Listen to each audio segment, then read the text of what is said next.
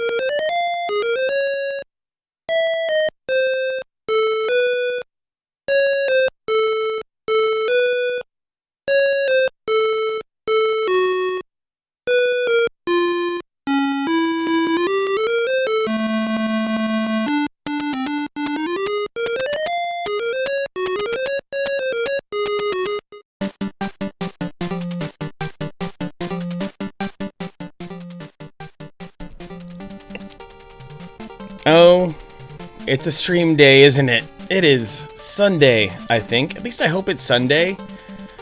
Maybe I'm lost in a time vortex, but I'm assuming it's Sunday. Let's go Majora's Mask. Oh baby, oh baby. Yeah, the Aram girl, just that feeling of when you're sitting there lurking, maybe you don't intend on chatting, but oh crap, there goes some of your emotes. People are using it independently of your presence. It's an amazing feeling. Hi everyone, how are you doing? Hope you're having a wonderful evening. I am your guy Manic Socratic, joined by my dear sweet and faithful moderators Gravebook and Navigator Bowman. You can also find Gravebook moderating the channel of one Drac Tactics, the horror king of Twitch, plays some of the most awesome spooky games, and Navigator also runs his own streams from time to time, taking a different angle with retro so you can get your fix with him as well. Quite a lively chat to start. Usually Sunday's a day of rest, but no, you people got in right on the bat. Famijack coming in hot as first, Girl Tricks nipping on his heels, Dubsenhauer right there in the same minute. And then Grumpy Tomato Channel flew in upon the notification, as did the nerdy Minish. Love you, itty bitty Ruby. And the Aram Girl, of course. Escape here as well, along with Yuga 2. Sunday, see the Manic of Socratic. You can buy your entire seat for 12 months, but you'll only need the edge. Henrich, good to see you. What's going on? You're rolling right along with my Terminator pun that I went for in my stream title today. And no rest for the wicked, right, Aram Girl? Am I right? Dang, Navigator, yeah, you are late. Stream has been live for 14 minutes and 35 seconds as of right now, so yes, it's a damn shame. How dare you? The audacity. Living your own life? Psh. Kid seats for free!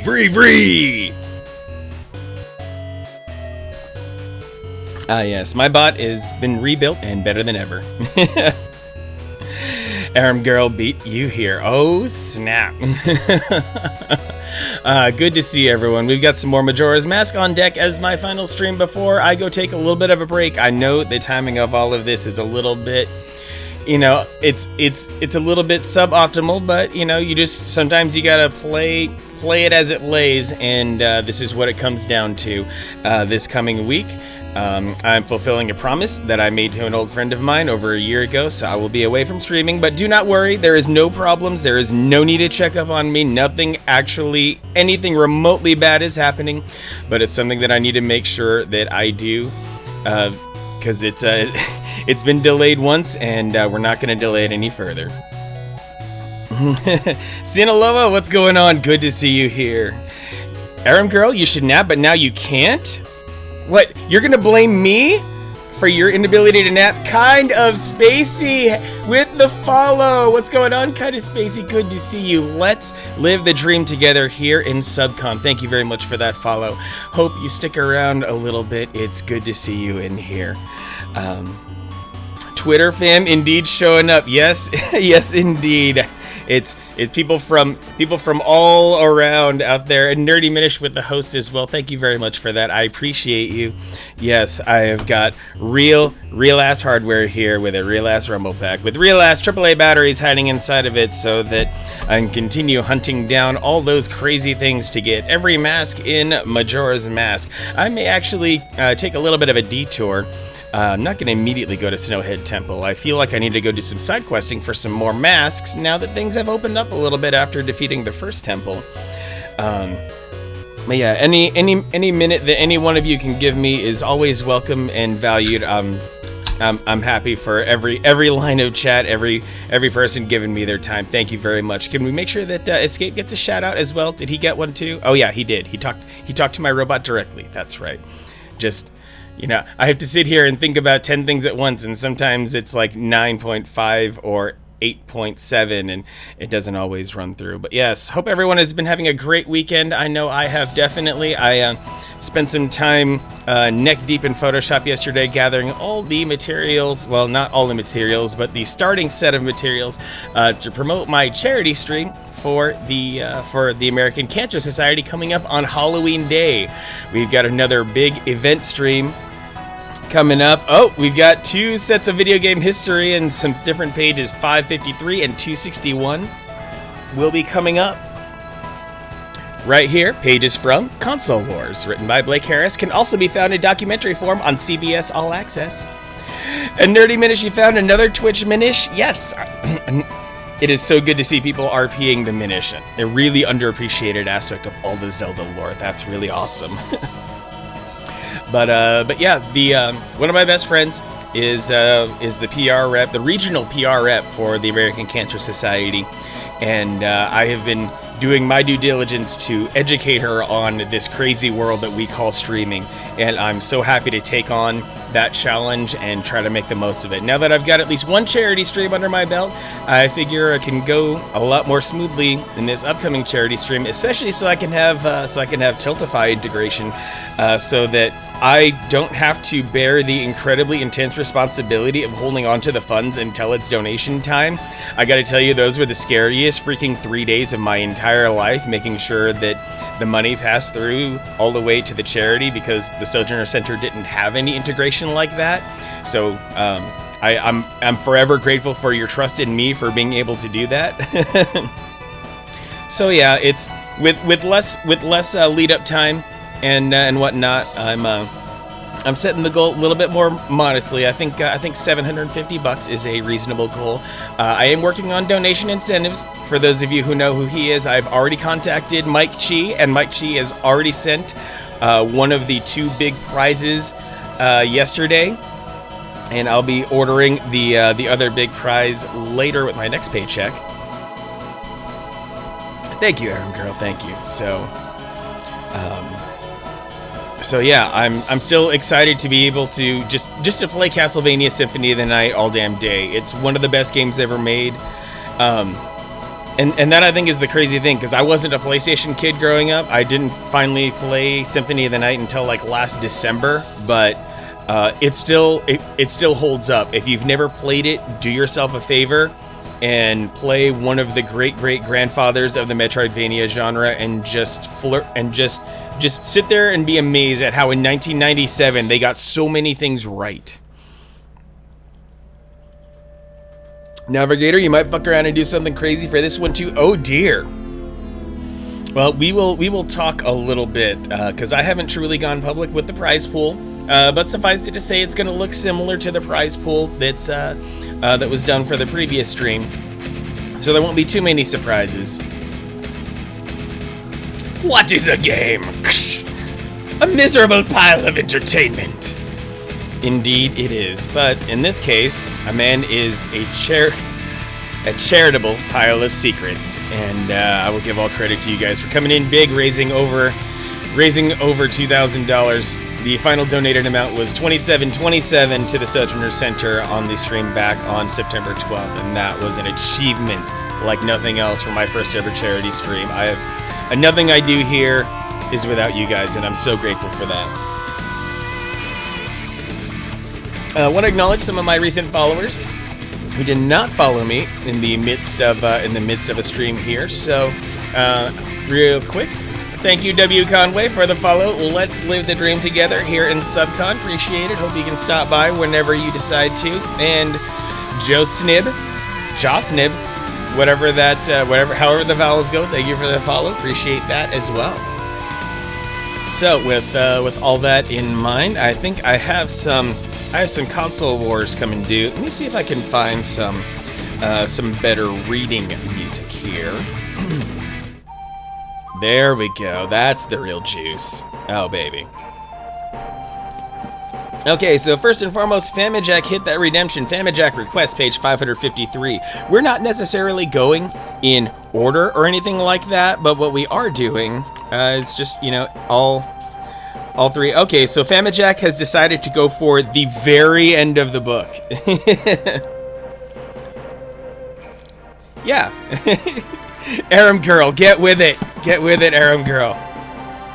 Get on the same page, pun intended, with everyone else. Yes. At least for the first few pages. After the shuffle kicks in, who knows? Who knows? Or maybe I'll turn off shuffle and I will do, and I'll do this. Crap. This crazy skin means I have no idea where the shuffle button is. Oh, there we go. Okay. Seriously, Aram girl, just do what you can. It's okay if you check out. It's okay if you want to go to sleep. But I think your week of vacation is over, so you have to make sure that you sleep at a good time. My capture card, Sinaloa, is the Elgato HD60S, the gentleman's piece of hardware, a modest, hardworking piece of hardware. I might get a backup. Device in the form of an Evermedia Live Gamer. Thing is, I'm capturing retro consoles. Anything more than 1080p capture is complete overkill. So that's how I rock it.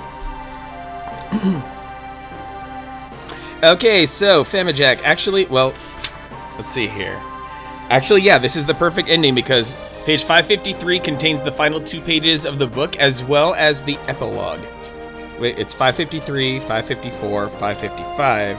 Yeah, which is the very end of the book, so... Irish Banshee, what's going on? Okay.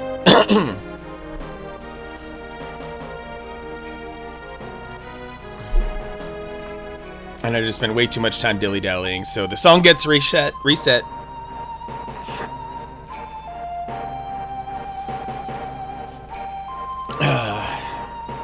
I know what you're asking, but it's hard for me to answer. She was aware that he wasn't allowed to talk about which way he was leaning, because Sega was a publicly traded company in Japan. Still, she had hoped that asking him in person might reveal some sort of answer.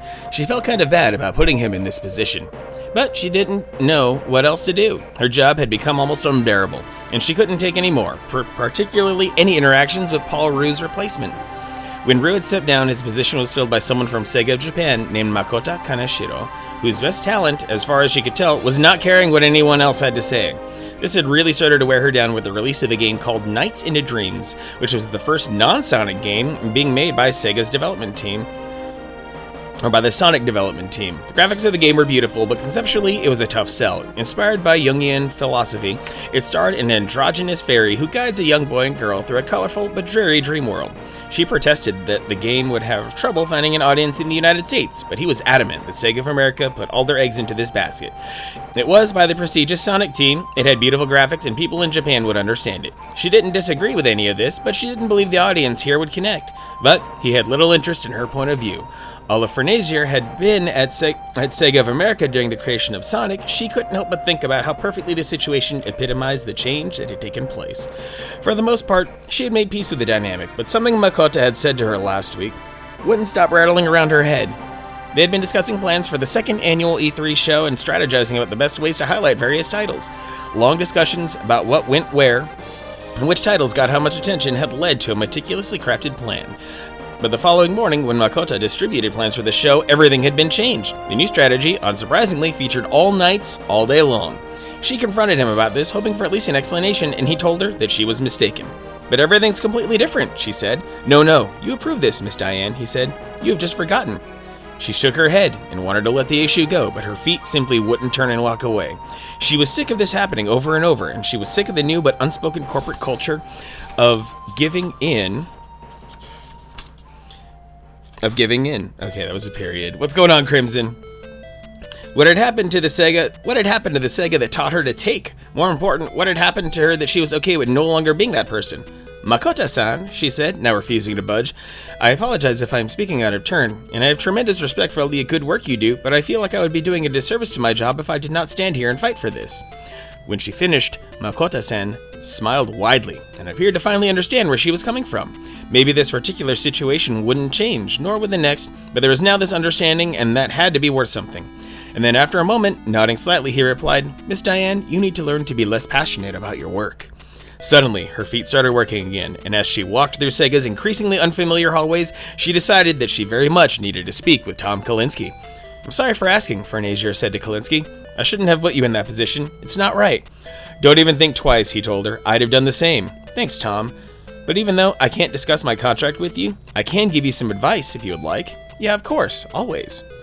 Good, he said. I would just recommend that you don't make your decision dependent on me. I don't mean to imply anything by that one way or another, but you need to do what's best for you. You owe that to yourself.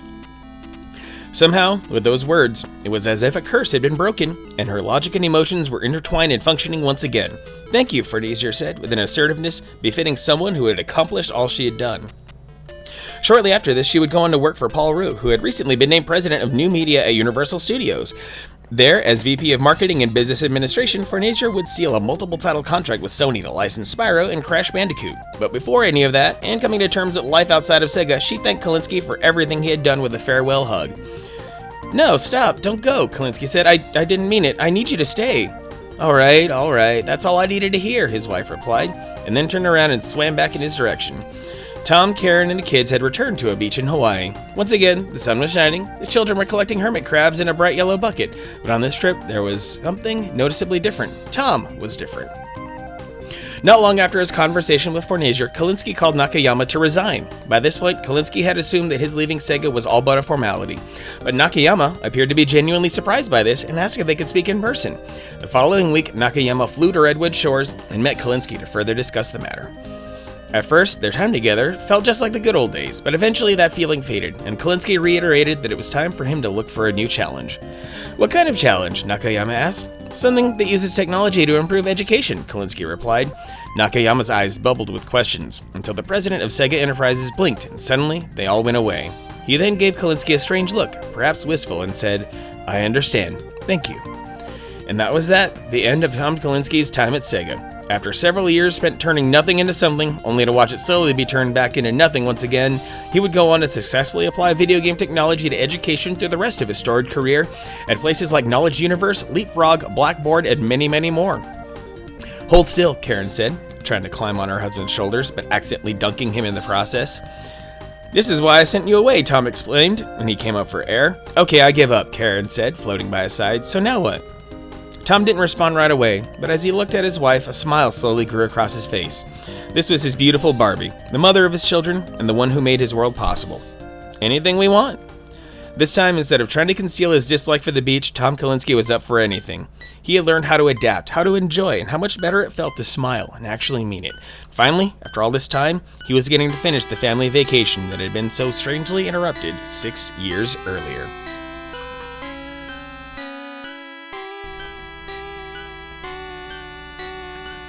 Yeah, say what you will about the game, the marketing was jank. Totally right on that, Famine Jack. I love Knights, I love every bit of it to this day, but that marketing was was not great. Glad you're digging. I'm glad the music is helping you out there, kind of spacey. Okay, next segment of the book here. Navigator asks for page 261. Let's flip back quite a bit. Because there was certainly a thread that involved the upper 260s, so we'll keep that going. This is the continuation of the Boca Raton story. Tom Kalinske gave Sega so much goodwill, and that clown just killed everything. Yeah, that tug of war with Sega of Japan being stubborn as hell. Completely. If there was no Sega of America, there would be no console wars. Completely. It seemed like if Sega had kept all contained in Japan, with Japan calling all the shots unilaterally worldwide, the world would look very different, completely.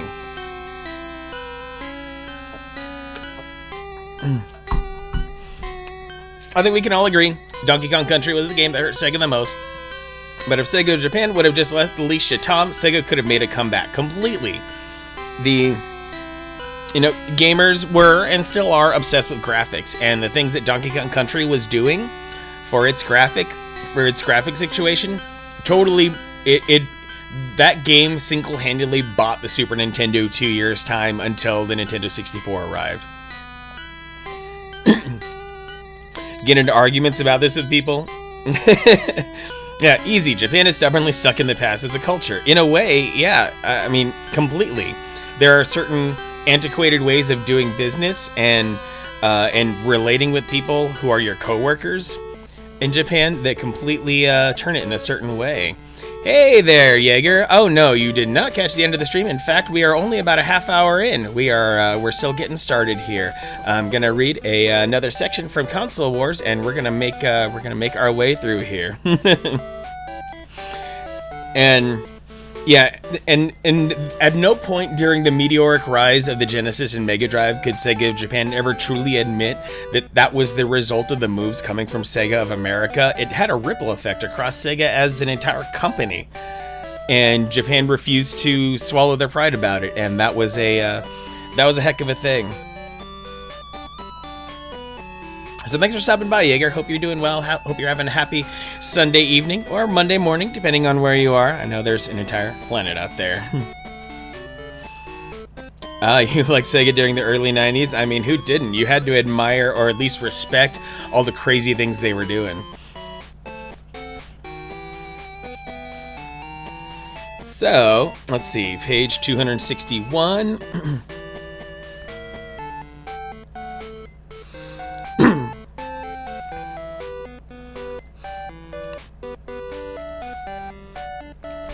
Well, Kalinsky said with a hint of amusement, it's certainly easier to be number one when you're the only game in town. I do not deny that fact, Nilsson said, but numbers don't lie. Good one, Kalinsky said. That's exactly the kind of propaganda I'm looking forward to hearing tomorrow. Tomorrow, like today, would include an itinerary of golf, tennis, and lounging by the pool. But unlike today, tomorrow would also include formal presentations by Kalinsky, General, Burns, Sales, Adair, Game Gear, and Nilsson, Genesis. Inside the Trojan horse that was Boca, this was the carefully coordinated Greek invasion. As Kalinsky thought more about that, he relaxed a little. A successful event in Boca hinged on tennis, golf, and persuasive speeches from himself and three of his most trusted employees. And like a pitcher going into the sixth inning without having given up a walk or a hit, he started to believe that he might really have a chance at pulling off a perfect game after all. Kalinsky put down the spoon and looked out into the bustling room. Actually, he said, how'd you feel about tapping into that propaganda right now? I see a room full of folks sitting on the fence who need to be pushed over once and for all. Shall we go help them make the right decision? Of course, Nilsson said, putting down the silverware. It's what I do best. Me too, Kalinsky said, surprised at how true the words felt coming off his lips. Me too, he said, again, before the two men moved into the crowd to do what they did best and prove to the world that Sega was no one-hit wonder. In 1992, hot advertising is going to be very, very important, Nilsson boomed from the edge of a 20-foot-long stage that had been constructed in the ballroom. In a matter of hours, the venue had transformed from a place designed to dole out tiny hors d'oeuvres into a place designed to bring in big orders. Nilsson spoke beside a wooden podium with a large projection screen behind him and hundreds of retailers jammed into the seats in front of him. So, we've searched high and low trying to find the perfect spokesperson for Sega Genesis. Kalinsky watched him from the front row, toggling his focus between Nilsson's words and John Sullivan's eyes. Sullivan, sitting beside him, was the buyer for Toys R Us. Ever since 1985, when the chain's founder, Charles Lazarus, and the executive vice president, Howard Moore, had taken the leap, become the first national chain to gamble on Nintendo, Toys R Us had developed a reputation as the community's tastemakers. That torch had been passed on to Sullivan, who was so dead set on having the largest quantity of the best games available that he often couldn't wait for product to be delivered to his stores. Instead, he would routinely send out a fleet of trucks to pick up the inventory as it entered the country, and then funnel it out to the 800 Toys R Us locations nationwide. Though Walmart, Kmart, and Target each had more stores, it could easily be argued that Toys R Us was the most important account of them all. The perfect spokesperson has to be knowledgeable about video games and also possess unimpeachable integrity, Nilsson said, as he readied the projection screen for the big reveal. Sullivan tilted his head towards Kalinsky. Could it be, he asked under his breath, someone even better than Sonic? Kalinsky nodded with confidence. Two someones, actually. Right now, Nilsson said, I'd like to introduce you to the first of our new spokespeople. As soon as he finished the sentence, a large photo of Nintendo's Howard Lincoln popped into the screen. Below the portrait of Sega's competitor was a statement that Lincoln had made about Sonic during the Tengen trial. They came up with a darn good game. They're going to be a very strong competitor. After a brief moment of are we allowed to laugh at this silence, everyone gave in and erupted in laughter. Before the chuckling could dissipate, Nilsson surfed forward on a wave of momentum. And to help promote our third-party licensees, I'd like you to meet our second new spokesperson. This time, a large photo of Nintendo's Minoru Arakawa popped up, with an equally incriminating quote of his praise for Electronic Arts' John Madden Football for the Sega Genesis. Kalinsky noticed Sullivan bending forward to try to contain a bout of belly laughter, and he couldn't help but think back to his baseball analogy from last evening. The perfect game was still in progress, but now he felt like he was headed into the night with only the bottom of the order standing in his way. Kalinsky had started off day two with an inspiring speech. He'd wanted to get everyone as excited about peeking into Sega's future as he'd been a couple of years ago when Nakayama took him to that R&D lab. When Kalinske felt like his words had done the trick, he passed the baton to Burns, who happily bombarded the audience with sales figures and forecasts. More than anyone else, he spoke their language, and there was no translator needed to see how much the retailers liked what he had to say. After Burns described how much there was to be made up, it was up to Adair and Nilsson to pull back the curtain and prove that this was possible. Adair spoke first, using Sega's colorful Game Gear as a metaphor to describe everything that Nintendo's black and white Game Boy could never be. And then finally, to close the deal, Nilsson took over. Nilsson announced that Sega was dropping the price of the Genesis to $129.95 and then disclosed Sega's war plan for 1992, which consisted of having the quote-unquote hottest games, the quote-unquote hottest promotions, and the quote-unquote hottest advertising backed up by Sega's largest advertising budget ever. Though Kalinske loved a good game as much as the next guy and took great pride in clever promotions, it was this last bit that excited Kalinske the most. Since bringing on Ed Volkwine, Sega's search for a new ad agency had been narrowed to 5 choices, including the frontrunner and his personal favorite, Weed & Kennedy, an Oregon-based firm that had become famous for their work with Nike during the past decade. While Kalinske would readily admit he missed Steve Race, there was a poetic justice to losing the man behind Reebok and gaining the men behind Nike. Kalinske was thrilled that Weed & Kennedy had joined the field of competitors, and he was looking forward to watching them win the account for next month, when each agency would formally pitch Sega. He knew that a company like Weed & Kennedy would help him finish Sega's reinvention, and he wanted the new national campaign to veer memorably outside the box. If Sega could do that, and also get the retailers on their side, there'd be no stopping them. But Kalinske knew he was getting ahead of himself. One step at a time, he reminded himself, wind up and pitch, catch and throw, finish the perfect game. After all said and done, Nilsson said with a folksy charm, what is it the kids want? Great games. It's that simple. And in 1992, we've got the must-have games that kids will be clamoring to buy in your stores. Kalinske nodded to Nilsson, who was controlling the room magnificently. Starting off our new titles for the second half of 1992 is David Robinson Basketball. Nilsson paused to play a tape featuring some of the gameplay and glided back into his speech. We're talking a full-on, full-court running game here, with 24 incredible moves that were digitized from videotapes of real basketball action. David Robinson Basketball includes all the elbow pumping, board crashing, ball stealing excitement the floor can dish out. Alright, thank you very much Femijack and Navigator Bowman for redeeming your channel points to read 3-page excerpts of Console Wars. Pick it up in whatever form you like, or even watch the documentary on CBS All Access. Thanks for doing that, guys.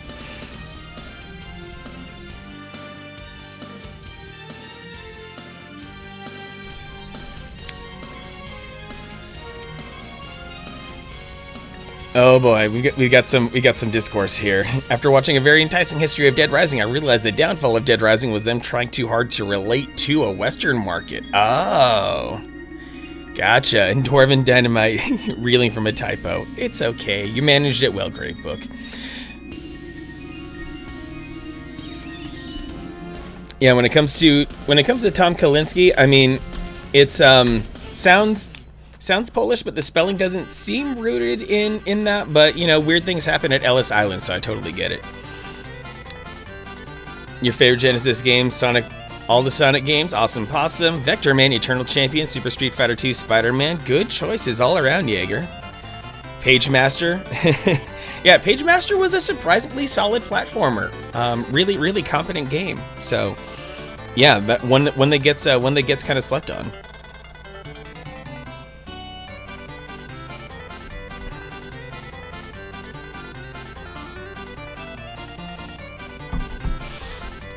But yeah, we've seen games of many stripes find success in unexpected places. That's really one of the cool parts of the video game industry, that you know, Japanese games can blow up huge all across the world, and Japanese games can do all the same. There are some talented European developers out there. You know, Rayman's a byproduct of French creativity. It takes all kinds, and I'm happy to see video games getting love regardless of platform, regardless of country of origin or cultural inspiration and all that.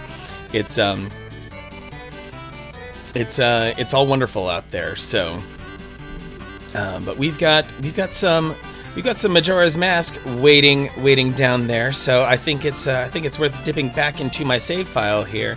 I'm really grateful for those owl statues, which end up being kind of the, I don't know, it's almost like a save state, really. So let's get the game audio live here. And oh boy, where's that magic button that I need here? Where's my... Okay, there's that. Perfect. All right, game volume. I'm gonna knock that slider up a little bit. Hopefully the game volume will be acceptably balanced between me and all that. So what's going on, Burrito of Destiny? How are you doing? Hope you're having a wonderful Sunday. Oh man, so let's fire this up. I was heading out in Snowhead and it's still the first day. All right, let's get this going.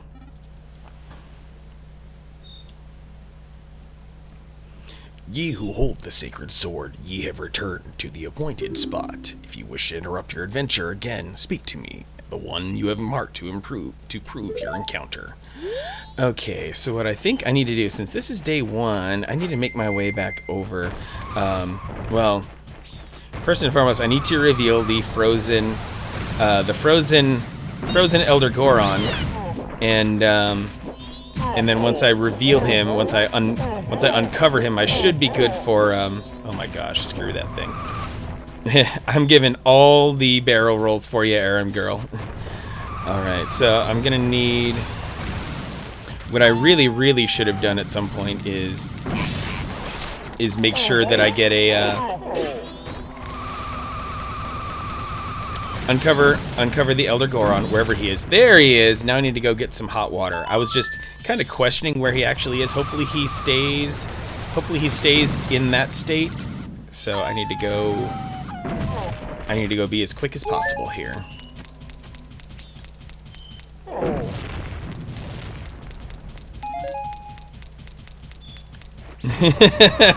Oh no. Well, according to the chat timestamps, Aram Girl was first on the do a barrel roll, so she wins the jinx. In the world of, oh my god. Yeah, thanks to the precision of computers, we don't have to worry at all about who did things at the same time because of the precision in all of that. So yeah. Aram Girl, do you need me to time out? Do you need me to time out Phoenix Zombie for 2 minutes, per the rules of Jinx?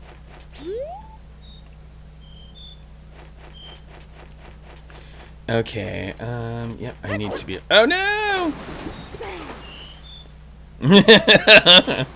It's not like an official rule, but I'm like, well, okay, since Jinx happened, since Jinx was called, I figure, well, what's the closest thing we can do to a real Jinx here within the framework of Twitch? Yeah, I can't believe it's taken this long, but I'm happy Microsoft finally made good inroads in Japan.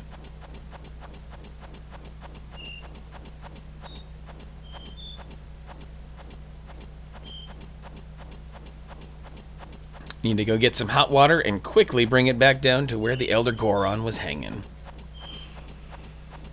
But I think once I learn the Goron song, I think I'm gonna warp back to the start of time. Oh no! I hit the dead end. Lame. If you've never finished the 3DS version, that's fine. I've definitely heard conflicting things about the 3DS version, so. Yeah, you do you on that. All I've ever read about the 3DS version makes me not want to play it based on how they changed up certain mechanics to make certain things more tedious. Usually you expect more quality of life improvements on remasters and stuff, but that wasn't quite the case on the 3DS version. Especially with the way they treated the way Zora Link works. Oh man, that was a doozy.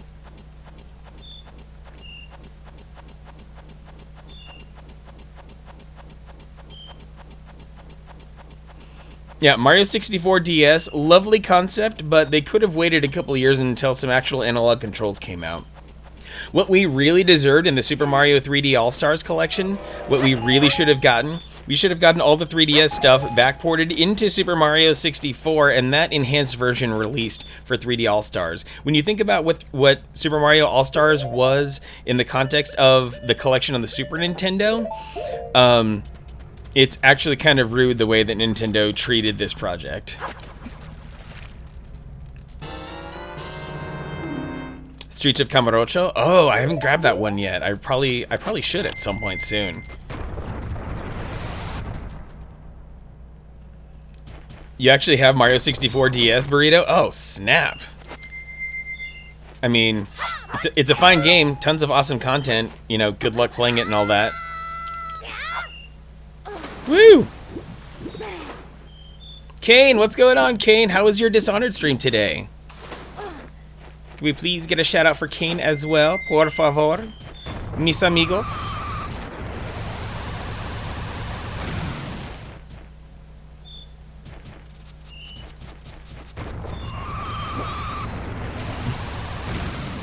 What hurt your brain, Navigator? Here we go. Now to drop that water. Drop it like it's hot. Nerdy Minish returns. Thanks for coming back, Nerdy Minish.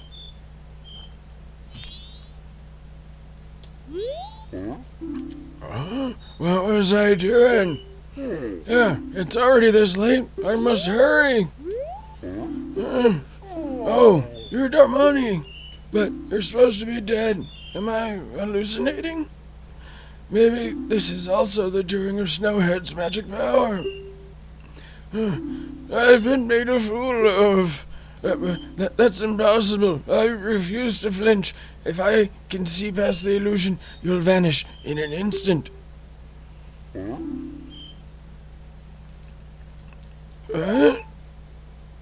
My son is crying because he misses me?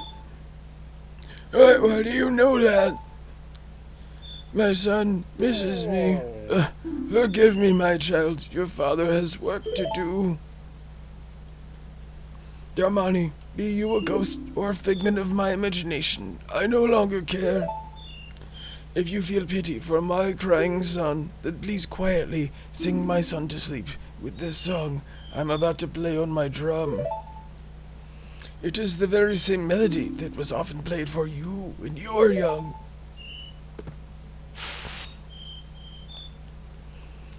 Yeah, Elder Goron somehow got very gifted with a lower lip there. Huh? Let me play it once more.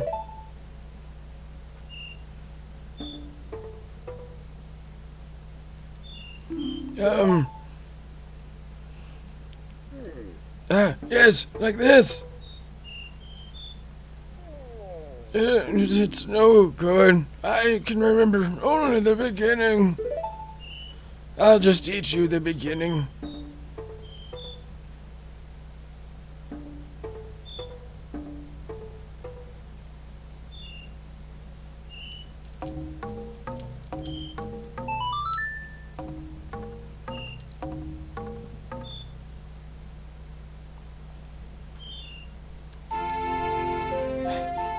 Such a big deal made out of 3 notes on this little cutscene.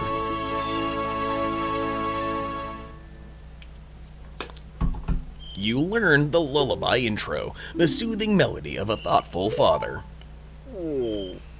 It's not that I forgot it. It's just so cold I can't play very well. At any rate, I'm counting on you. All right, to the child I go. Let me get the ocarina back on a button, and let's cruise all the way up. I really need to get me another bottle, and it's only after I unlock the Goron races that I can get myself another bottle. You think that I know what your favorite working design game is? I mean, could it possibly be Popful Mail? I'm just throwing a guess out there. I mean, I know Magic Knight Ray Earth kind of comes close, but Popful Mail? Popful Mail is a strong candidate.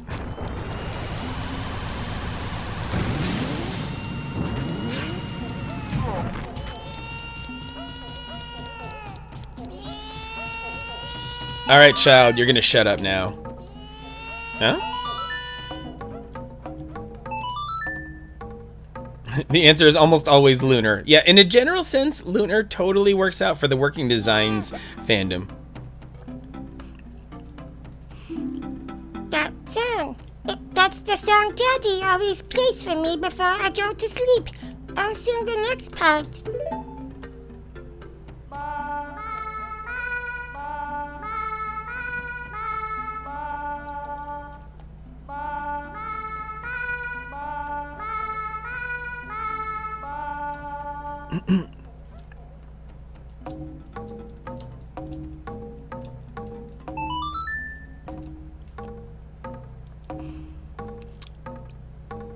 Used to be a mega diehard fan of them, but the debate recently has brought to my attention that either purposefully or due to programming errors, the difficulty of the localizations, the difficulty was jacked way up, or other changes made to the core gameplay. Ooh, snap. So they took creative liberties with a game that they probably should not have done.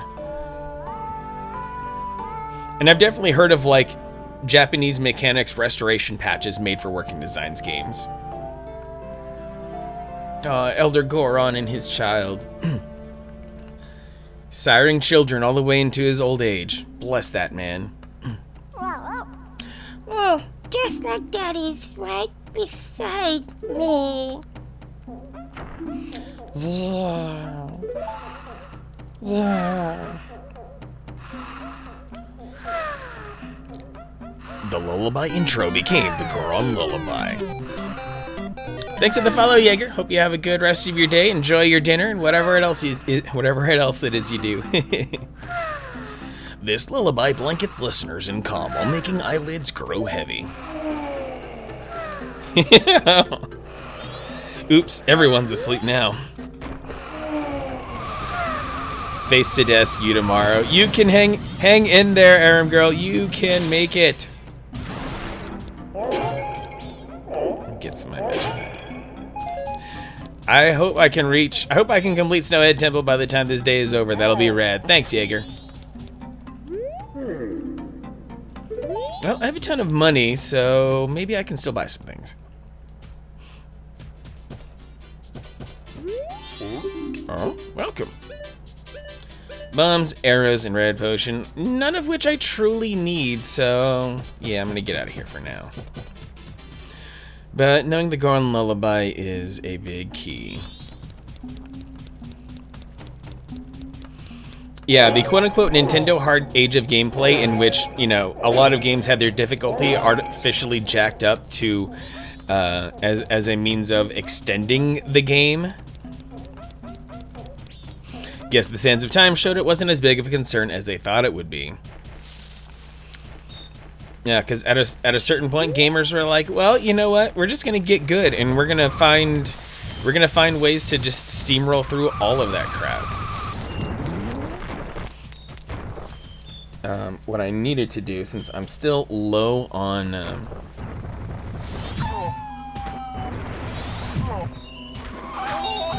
great. Got jacked in the back by a wolf.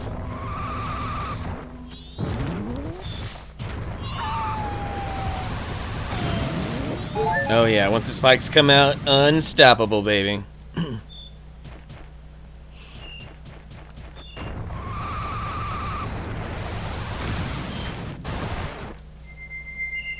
And also, especially in this age of so many freaking speedrunners as well, to be able people who tirelessly analyze the living crap out of games and make the most out of them. Still will defend their work to dying breath, no doubt. Because especially if you take their work, as I think one has to do with movies as well. If you as long as you make sure that you take in the work while also considering the era in which it existed, in which it was intended for, that I think maybe causes a lot of distaste for things that really shouldn't be there.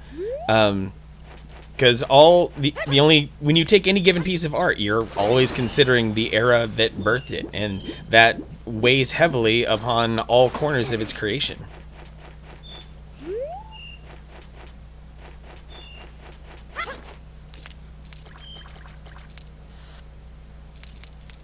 Can I get some better jumping off points here?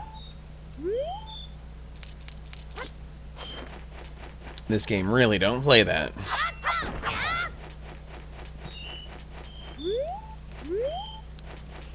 So Navigator, I did start studying a little bit. I pulled up a couple YouTube videos. I've started to consider what it might take for adjusting the potentiometer on my PlayStation laser. I gotta give some credit to these Taio Yuden discs though, in that they are absolutely good as heck because as long as they're burned on a slow speed, I hooked up my drive that can burn at 4x, and those slow discs actually like 95% of the time play perfectly, even the audio. But it would be nice to have a PlayStation that reacts, correctly at times.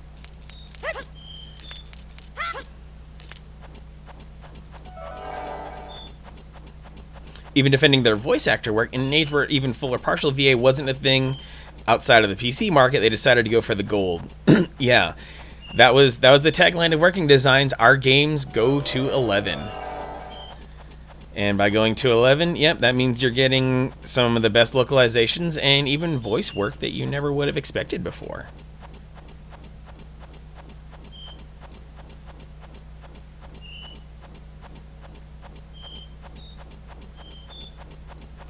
If you can afford it, cop an X Station for December delivery. Maybe.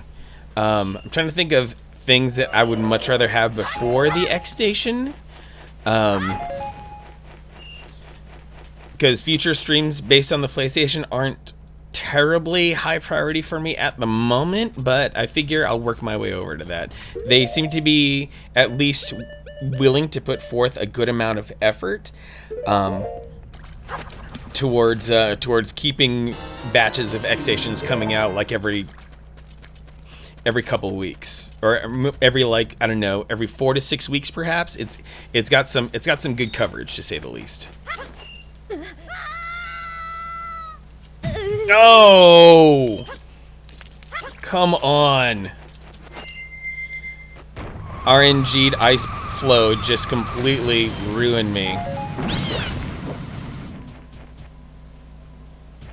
Yep, if you were an RPG fan in the day, then it was total flappy hands and whatnot whenever Working Designs dropped another RPG, because, yeah, it was really cool seeing basically a third-party exporter of JRPGs in the era when Square RPGs were not every single Square RPG was coming over here, so it was a big deal. Uh-oh, hope I'm on the mark. Am I close enough? Okay, good. Woo! That was scary. This is yet another hot spring. Just making sure I have this available. Plus, there are some good things in here too. Especially if I start blowing stuff up.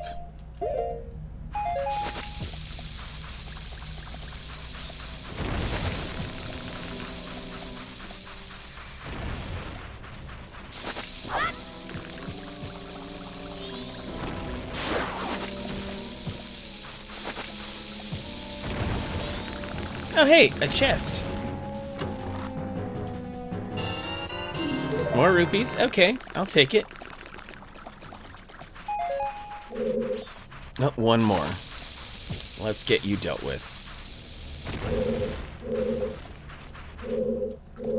Okay, room has been handled.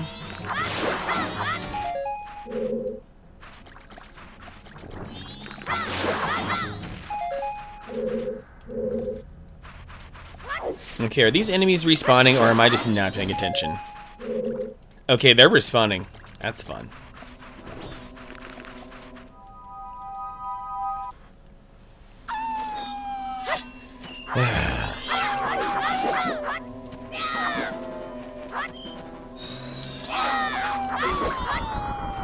Little stabby stab. So where did I want to go next?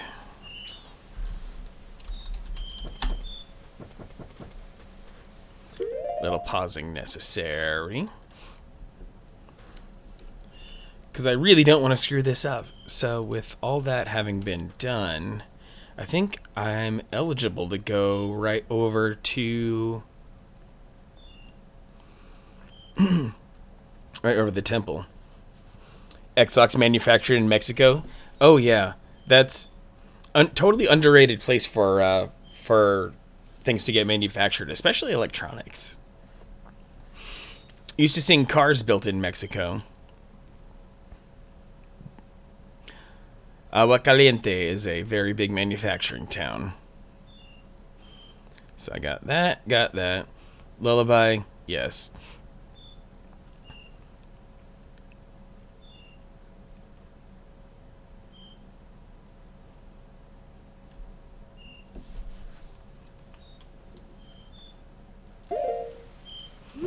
Okay, the kid being asleep, apparently...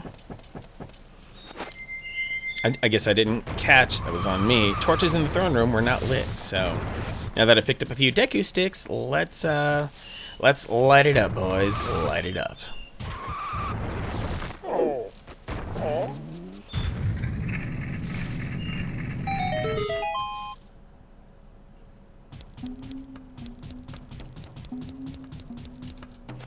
Though I probably should strive to have the bunny hood at this point. You know, I'm gonna try to just tough it out a little bit longer without that.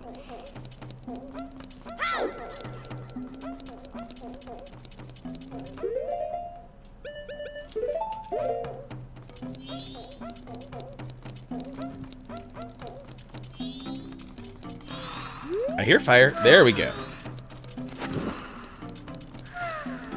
I really hope this isn't one of those bunny hood mandatory kind of things.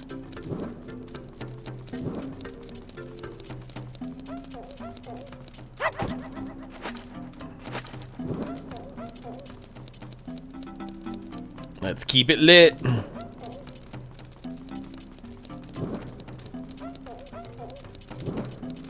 Though I probably blew it with that little pause I made. We'll see how it goes.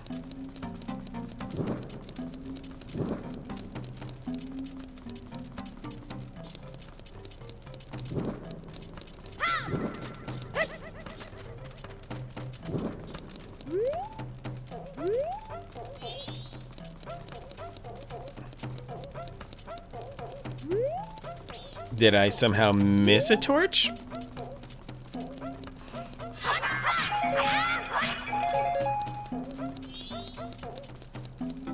Oh, there were probably a couple more at the very top of the room.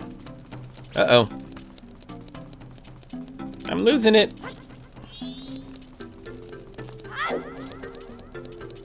Yeah, I bet there were a couple at the top of the room that I blew.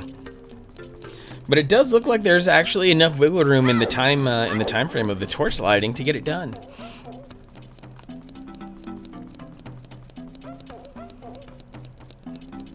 So there are these two right here. And then I don't see any more two up here on this landing.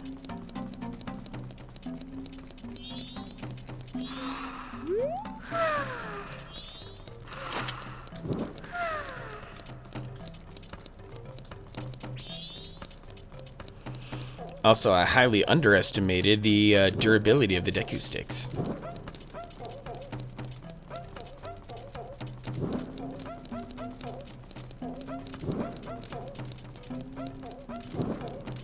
Gotta love that three-point anti-aliasing on the N64. The RGB really brings it out.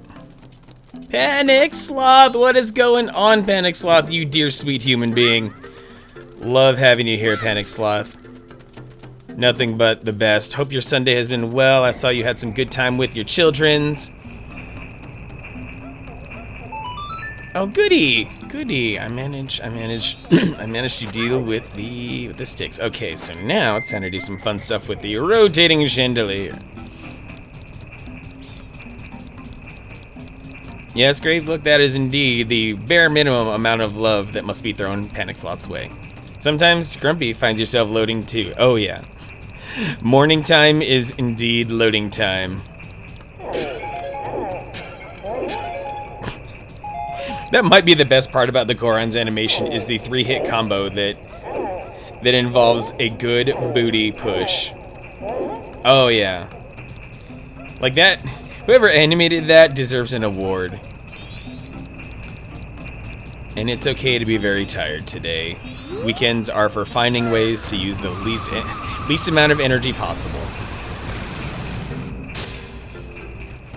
Oh, meat. I'm supposed to take that meat somewhere.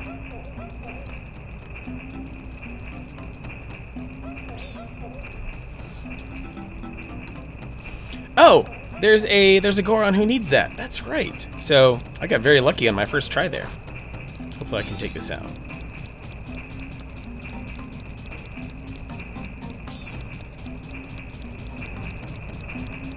Come with me, Rock Sirloin. Incredible amount of Twitch flair. See, if I weren't sitting here streaming, I would probably be doing the same. But my hands are a little busy. But yes, Twitch has pieces of flair, and that's fully okay. Where is that Shivering Goron? A ledge on the west side of the area.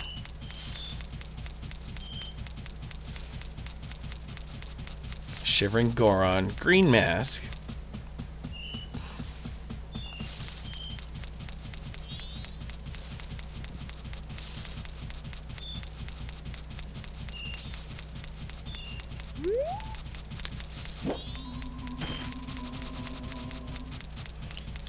Panic slot buffering. Oh no, hope you're not having too many internet issues.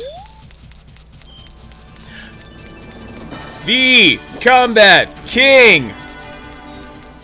What is going on, Combat King? Thank you for the host. Appreciate that very much. Even if it was just an auto host, it's all good. TKK in the house. What is going on, my Retro 11 brethren? Hope your weekend has been going well. Hope you've been catching up on Red Dead like you've been wanting to. Yes, the. He is the Combat King, otherwise known as the for short. So definitely give him some love. He is the he is my resident, the one person who I can and will always trust for arcade opinions and the best arcade games to play. I may have grown up in arcades, but TKK has a lot more arcade swagger than I ever will. So I will fully respect what he does.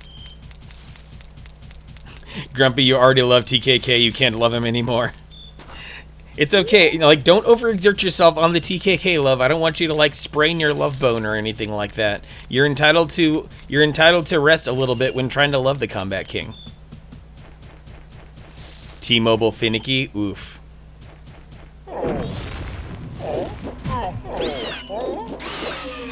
Uppercut. Oh. Apparently I got a big rupee reward because it's hard as heck to hit one of those things when you're in Goron form. But it's only here in Goron form. Can I... Where is that weirdo? Mountain Village ledge on the west side of the area.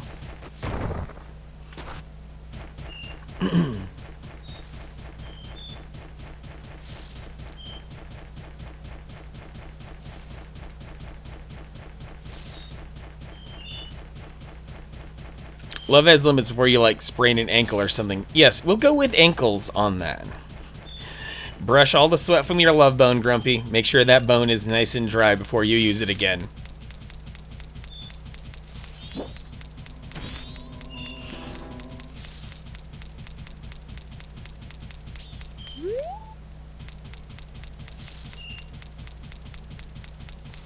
I was told there was a Shivering Goron somewhere. Not this one, but another Shivering Goron.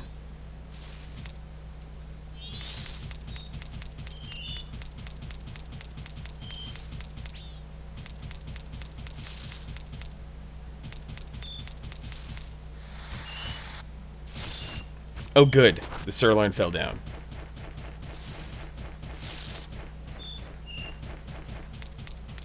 It's double entendre day in here. I'll double your entendre. Least favorite area of the game. Oh, I completely agree, Combat King. This and that gigantic shaft that you have to climb on your way up to, on your way up to the last dungeon. Oh man. Only thing worse than, yeah.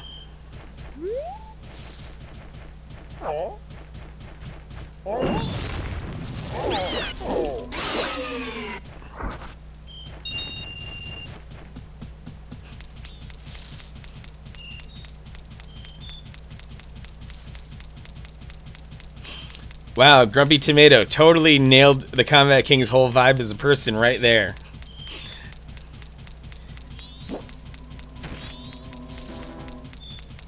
Sitting on a throne made out of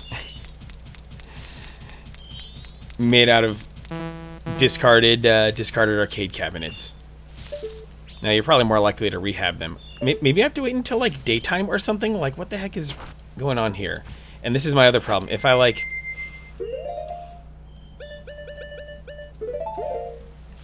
the rock sirloin had better stick around. if I warp to the morning. We tend to picture our favorite streamers at all times doing their Twitch thing 24/7. I mean, I assume Manic's chair also doubles as a toilet when needed because I never move. Yeah.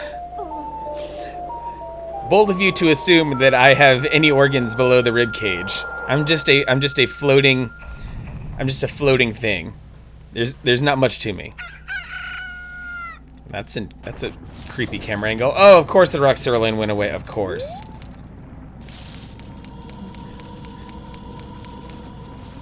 Oh, and now there are some giant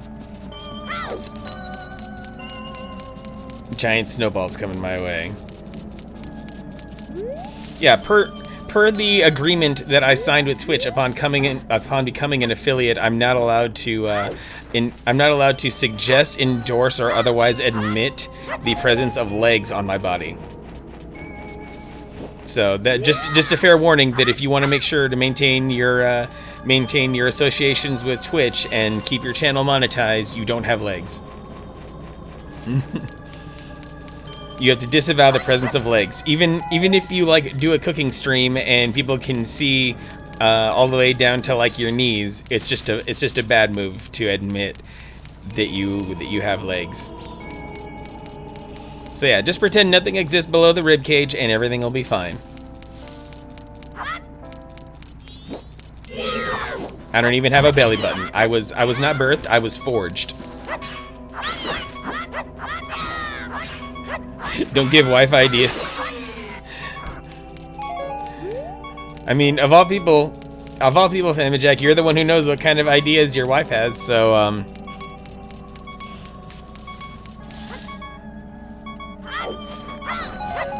the only idea here is that this is a pure stream and I'm a pure streamer, and there's nothing else going along with that. And they all involve an axe. Wouldn't Family Jack be so much more handsome without anything below the rib cage?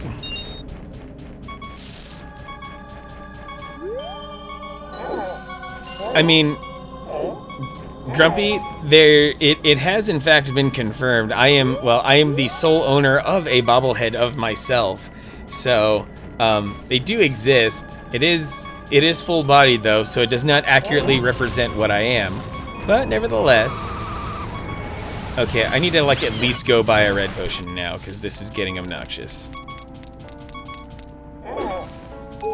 Oh, 1 heart, good. But seriously, that shivering Goron with the weird hat. Wait a second. That shivering Goron with the weird hat, I think, is in one of the other areas. Oh, I'm not smart at all. Why, yes, I do indeed have a bobblehead. I've actually heard good things about 50 Cent Bulletproof. Okay, now I guess I'm kind of forced into showing off the bobblehead. Let me dig it up because I know I would have posted at some point. If I go search here, let's see, Sister Dearest is how I usually refer to her. Sister Dearest, all tweets. Yes, here we go. This'll do. So let me come over here. Where is that browser window? I'm gonna flash this up real quick, so that y'all can see the. Just part of the weird things that are a part of my life. So I'll just flick this on and yeah. You guys, for those of you who know well enough, you now also can see my surname as well. And the window isn't quite large enough, so yeah, that'll have to do. So yeah, enjoy that visual, everyone. A bobblehead of me does indeed exist.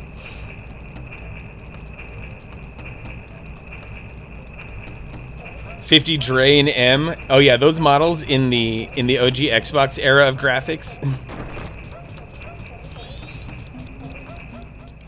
For the sake of your question and your question only, Grumpy, yes, we'll call it an anatomically correct model.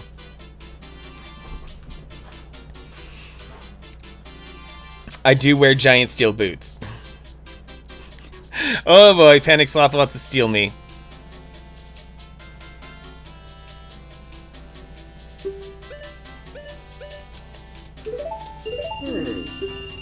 Might as well potion up. Is there supposed to be like an alternate entrance? No. Okay. Let me go find that. Let me go find the Danjuro Goron though. He's important to the cause. 'Cause that's another mask.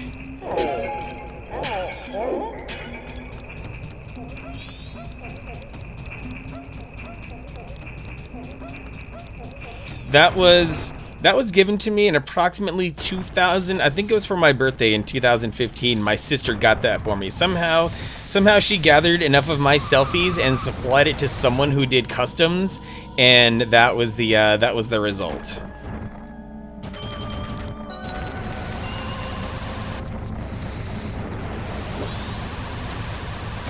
I have no idea what Panic Sloth and Grumpy. I have no idea what you two intend on doing with a bobblehead of me, but you know, slide into my DMs when you do it.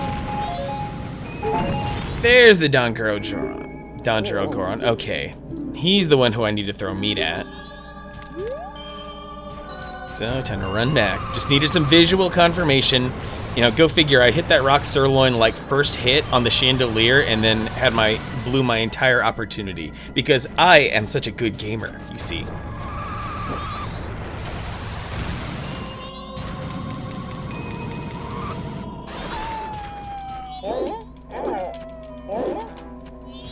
Wolfie did not want a taste of my butt right there.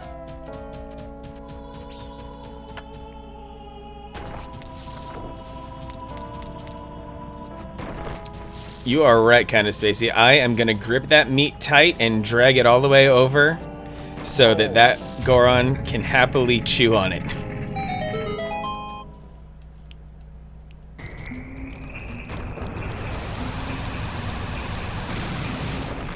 Okay, time to gather a little bit of magic.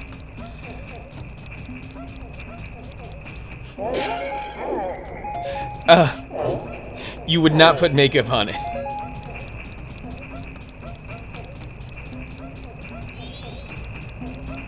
Thanks for declaring that, Grumpy. I just imagine there's like it's a pretty low tier meme. It's pretty uncommon, but it's like there are a lot of people asking me questions that are already answered about my "I'm not an axe murderer" t-shirt. Oh hey, a rock sirloin. Look at that. I mean, maybe it's like maybe the odds are better than Russian roulette about that chandelier. But anyway, I'm holding that thick, juicy meat, and I'm about to be meat delivery boy here, taking the long way around. 2 bottles of whiskey for the way, but I sure would like some sweet company. I'm Goron. I'm Goron. You're gonna miss me, Goron. You'd rock that shirt, lost 5,000 pounds, need a new wardrobe. Oh. I mean, it's a blessing and a curse to lose a bunch of weight and then have to buy some new clothes. I want to have that feeling again. It's a damn good feeling. Once upon a time, and now that I think about it, and what it all must have entailed, like, my first big weight loss venture about a decade ago, I was actually fitting into large t-shirts, which was mind-blowing to me at the time, but after fighting all that weight, I'm like, you know what, I'm just gonna be lazy for a bit, and then I was lazy for far too long, so back the extra large and 2XL shirts came. Yeah, but sometimes you just get fed up in the mirror with yourself, and you're like, ugh, gotta change. Need more clothes that weren't donated by ex's sister. Oh yeah, that's an attachment you don't want to maintain. Like Panic Sloth, your clothes are rocking like crazy, but at the same time, you know, you want to make sure that you feel your best in those. Random thought: would Gorons eat the rock hard food from Breath of the Wild? Ooh, that's a good question, Nerdy Minish. I wonder if there doesn't seem to be a scenario where you could give the Gorons any of your meals. But if there were, I would certainly like to try that. But it's also been like a good year and a half since I picked up Breath of the Wild, so some things are fuzzy. Oh, that's it. It's so good. I dream about it. Dodongo Cavern's finest quality rock sirloin. This is my absolute favorite. Blessed be this meal. Ooh, he's turning up. Oh, my energy's returned to me. I'm coming down now. Wait 1 moment. Oh, I wondered who it might be. Why, if it isn't Darmani, you are alive? Yes, I see. That is the reason why you knew my favorite food. Oh, I almost forgot. Please accept this as a token of my gratitude. You got Donjuro's mask. It looks just like Donjuro, conductor of the Frog Choir. It was crafted so well, no one would even think twice if you were to direct the Frog Choir. I hope that spring will come soon and I can hear the frog's enthusiastic performance. Hope as I might, it's still cold. I'm going back to Goron Village. Keep it rolling. Okay, so what I think I'm gonna do now that I've finally gotten myself a mask, I'm now hungry for more. So I'm gonna roll my way back to Clocktown. Woo, buddy! I'm gonna roll my way back to Clocktown and deposit my rupees into the bank and start getting some more stuff done. Woo! Practice for the Goron races later.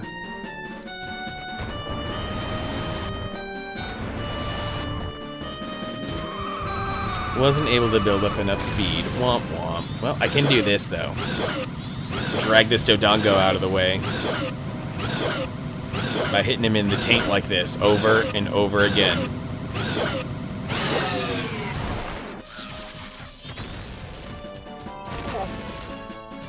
Oh, big money, right before I'm making a deposit. That's very welcome. Not suggesting anything, but sometimes fire is calming. To say the least, yes. I've had a front row seat to fire being used as a cleansing agent for bad relationships, and yeah, it's worth investigating.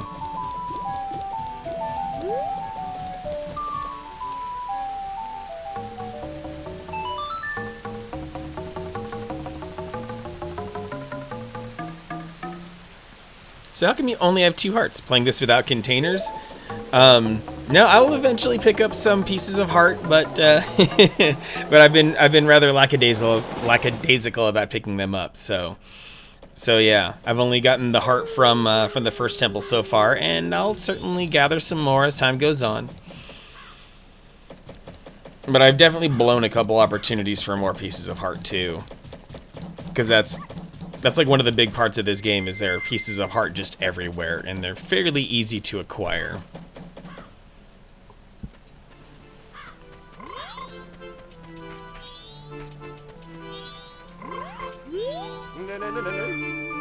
La la la, they said I was much too loud when I practiced in my room, but they got mad. Sigh. Now I'm sad. I think I'll just think about the past to keep my mind off the bad. Ah yes, I'll do that. Dear guest, long ago, I was in an animal troop with dogs and donkeys and such. Why could a man join? That's 'cause a man is an animal too, my boy. They were all great. There was one thing I didn't like about it. Why was the dog the leader? Is it 'cause something was wrong with me, sir? Oh, the dog was an amazing leader. Always had a stellar troop, no matter what animals he had to work with. That's why I stole it. The dog's mask. I stole it. I wanted it because it was the leader's mask. But I no longer need it. I give it to my guest. Weeks at a time. Yeah, Windmill Guy is...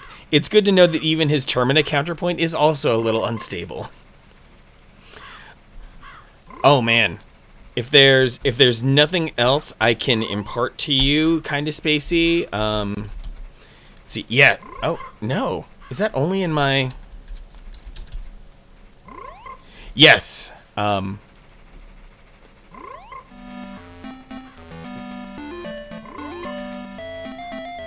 The version from Oracle of Seasons is just as catchy as its N64 counterpart.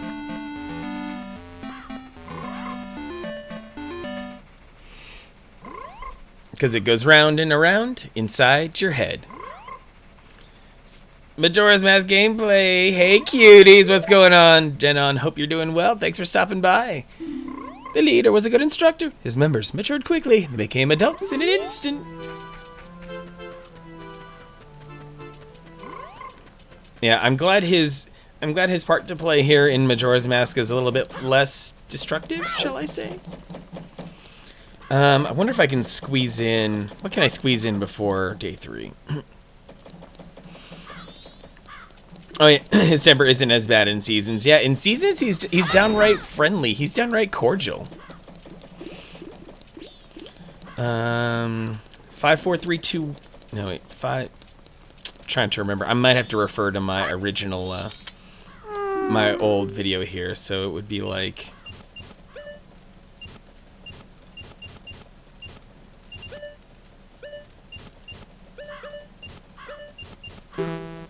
Not quite. Okay, that's fine. I happen to have local recordings of all my streams available, so I can remember what the freak this code is. So if I go back to Majora number 1, for whenever it is that I did unlock that.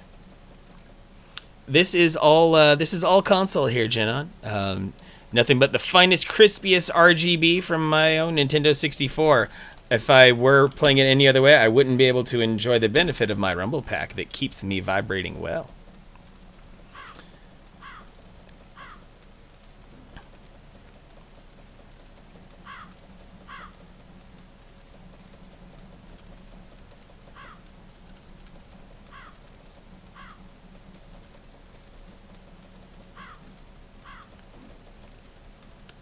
Let's see, where is that? This was pretty early game.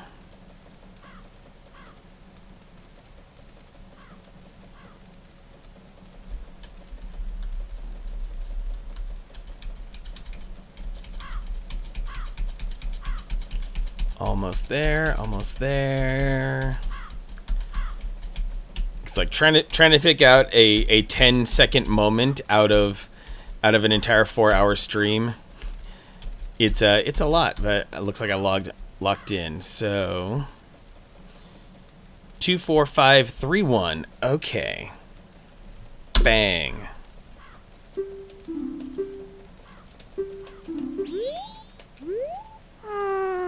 Most people emulate. You like the non-crispy graphics. Yeah, I know a lot of people emulate, but I'm here for as much as possible. I'm here for real hardware as much as humanly possible. 2, 4, 5, 3, 1. That's right. My screaming at me that I need the VID blur badly every time you turn on the N64. So crispy. I mean, as crispy as original hardware can get, which I gotta say is still like it's livable. Obviously, it's not perfect, but there are much worse video situations here. I just made sure to take the care to have an RGB Nintendo 64 on hand for times like these. All right, next time I have dinner, gonna try not to roll your ankle and oh, snap, Phoenix Zombie, your poor ankle. Oh yeah, Ultra HDMI Mark II. Yeah, Ultra HDMI video is gorgeous. Like, it manages to be a step up above what we're enjoying right here. But you know, this is the simplest RGB. This is Voltar's little kit, because I intentionally sought out an NS1 Nintendo 64 to make this like my first little project. No idea how you're still alive. Oh, way too many near-death moments. Yes, we know, old man. Yes, we know. Big mood, being clumsy, but hey, you're still alive here to hang out.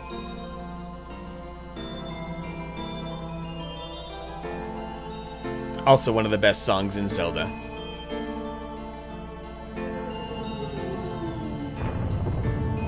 The boardy boards of D-Blur are annoying to do compared to Ultra HDMI. I look at the instructions on the boardy boards and the Tim Worthington boards, and I'm thinking I kind of put them on the same. I kind of put them on the same footing, the way that you have to solder to the VDC chip. But I think I think on Ultra HDMI you've got fewer solder points overall, which make it pretty livable. Soldering that ribbon cable for Ultra HDMI is not fun to say the least, but the extra things that you have to solder for the RGB boards are they just look nightmarish, and like only professionals should be touching that.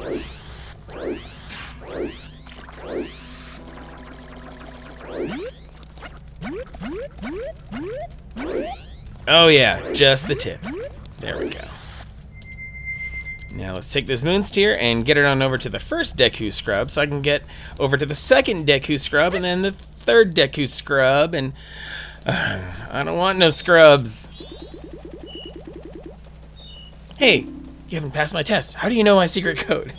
Nobody but bombers know that code, so why do you know it? Listen, guy, you're pretty good. You managed to figure out a code that only we know. Now that's something. I like you. What's your name, guy? Manic, huh? Alright, that Skull Kid broke our rules and is doing all kinds of stuff. I'm making Manic a new member of the Bombers instead. This is the Bomber's Notebook. It contains the words we live by. Read it over. And to think you were supposed to use... I mean, you technically can. But imagine trying to play this game unguided and then using the Bomber's Notebook as your only means of managing all the different NPCs you have to interact with throughout the game. It's crazy. You were taught the secret code. That was added to your notebook.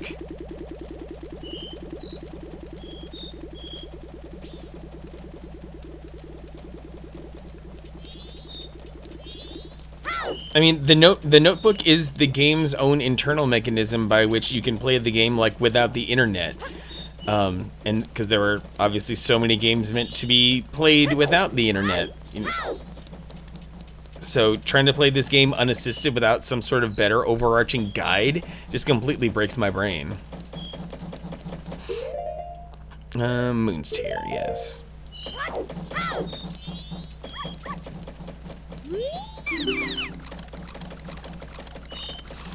But yeah, speedrunners eventually figure out how to 100% this game without referring to the notebook at all, which I think is a freaking video gaming miracle.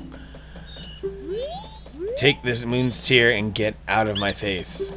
Yes. Title deed, indeed.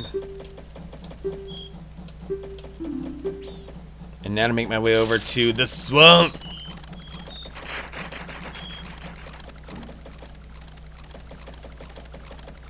Let's see, do I know the Song of Soaring yet? I would think that I do.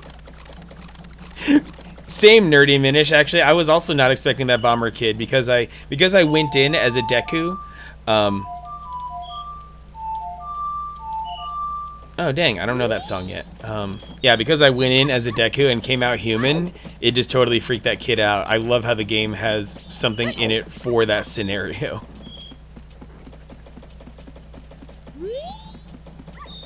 Oh, how have I never struck you before? Wow, that's embarrassing.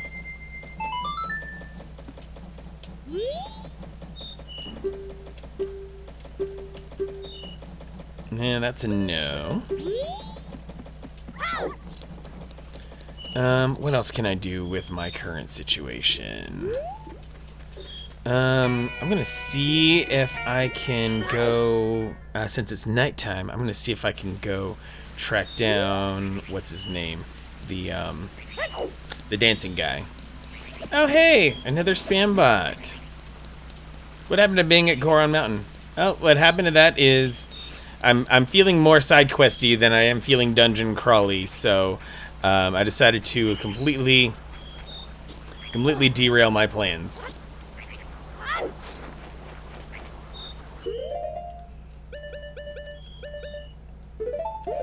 And I'd rather approach Goron Mountain with a full day ahead of me as well.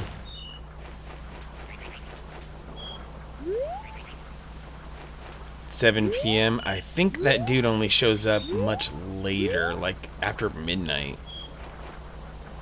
Because otherwise you'd see him dancing on top of one of these. I'd be helpful to get the bunny ears. Yeah, that's basically what I'm going for. I'm all about the side questing right now so I can work on the bunny ears. That's why I got the Bremen mask, so that I can eventually go over and get some of that and get the bunny ears. It's a quest that I think is actually relatively easy. It's but it is just tedious. The fact that there are masks that have certain prerequisites, that there are masks that have, you know, This mask is only available to you after you get another mask, kind of thing. It is pretty eerie. It is kind of weird how it's all intertwined, but that's the point of the game, is that everything's intertwined like crazy.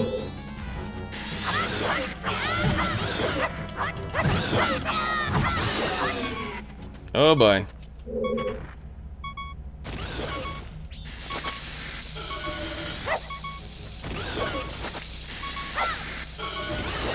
Woo! Killed them both, and I believe the prize here is a piece of heart. Believe? And this piece of heart will refill my health. Might even give me a 5th one.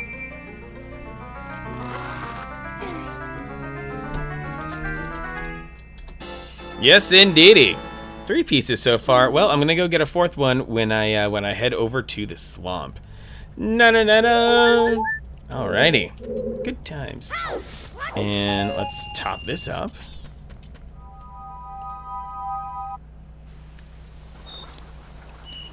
And let's get to the swamp faster by rolling out.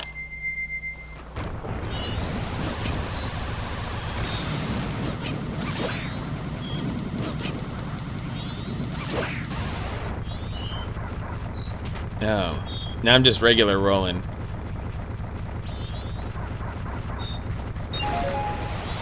There we go. Keep rolling. Keep rolling. Now I know y'all be loving this shit right here. LIMP. Biscuit is right here. I stole your Nintendo 64, Grumpy. Oh, dang.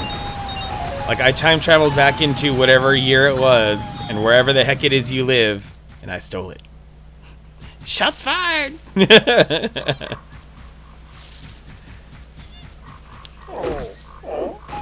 Oh, I'm gonna be magical here, Grumpy Tomato Channel. I will get inside your brain, and you're gonna like it. And also, you know, as a byproduct of the era in which I grew up, I cannot help but make a good Limp Bizkit joke. You might still like Limp Bizkit, you know. It's the first 3 albums were all you really need. Once you get to Gold Cobra, it's less than optimal. But yes, it is good hype music overall. Thanks for stopping. You're not from here, are you? I sell magic beans to Deku Scrubs, but I'd really like to leave my hometown. I'm hoping to find some success in a lovely place. But to open a business in another place, you need to go through the proper channels first. Do you know what I mean? Oh, that's a town land title deed. I wish you'd let me have that. I'll give you this land in return. Deal? Yes, Yugi2, that song is always relevant too. Introducing the chocolate starfish and the hot dog flavored water.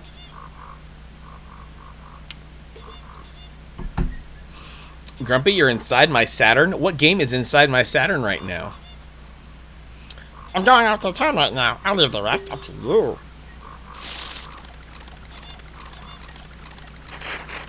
Somebody please tell women's jeans that 32-inch inseam isn't long.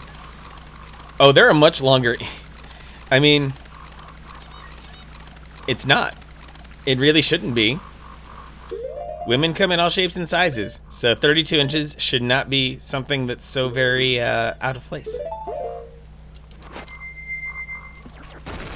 Now it's time to finally get another heart container. Whee!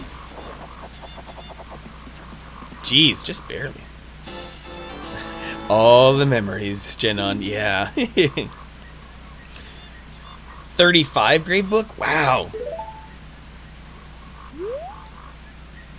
Oh no! Fights out!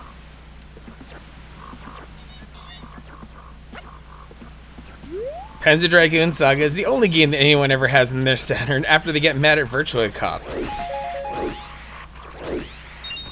Now, see Grumpy? This is where I will always stay a couple steps ahead of your game. Because anyone who knows me well enough, who knows my Saturn fandom in a certain way, knows that there's only one game that will perpetually reside inside my Saturn, and that is none other than Mr. Bones. Yeah, Bug lived in my Saturn for a while too back in the day until I got Mr. Bones. Is Goron mass time again so that I can go do that title deed stuff? A Funko Land copy. Yes!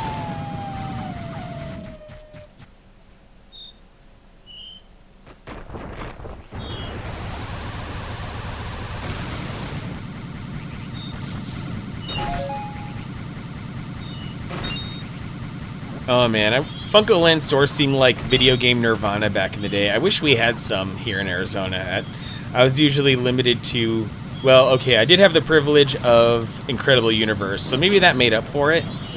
But there was still something that sounded wonderful about Funko Land after reading about it in Electronic Gaming Monthly and seeing their little catalog. Oh yeah, Grumpy. If there's anyone who's gonna rub it in, it's gonna be me, and all the rubbing that I do. Relax fit or doesn't fit. I'm with you, Yuga too. I like my jeans to be a little bit on the looser side as well.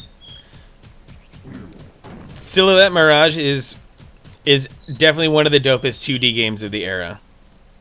And I did play a little bit of it during my PlayStation Medley, but I reached a certain part where the game suggested that I should be able to do something, and I really could not figure out at all how to get past a certain point. So I just went total lame-o and moved on to the next game. But that PlayStation Medley was a riot. I had a good time with it.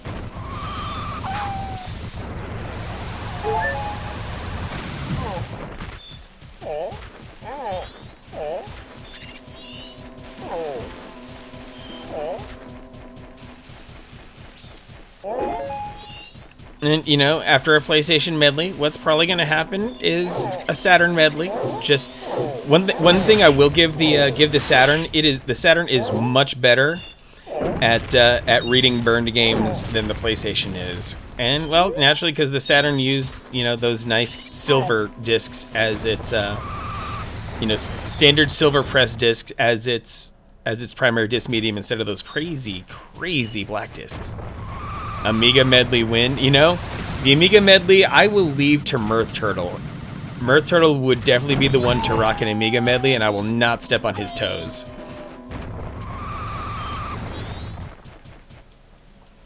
But I do love how when I booted up a couple of games, Robert Headley got his brain completely broken from the Unirom on the PlayStation because it looked like an Amiga or a Commodore or something like that. And before Asuka won 20%.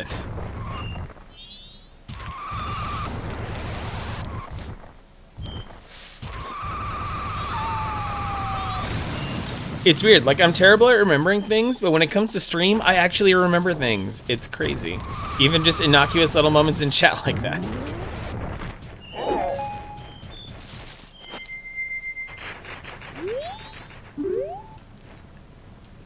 Just like I remember once upon a time when I was streaming Wind Waker, and I was really flexing my GCHD at the time, some well-meaning viewer popped in and was wondering why I wasn't playing the game in widescreen, as if I was playing on an emulator.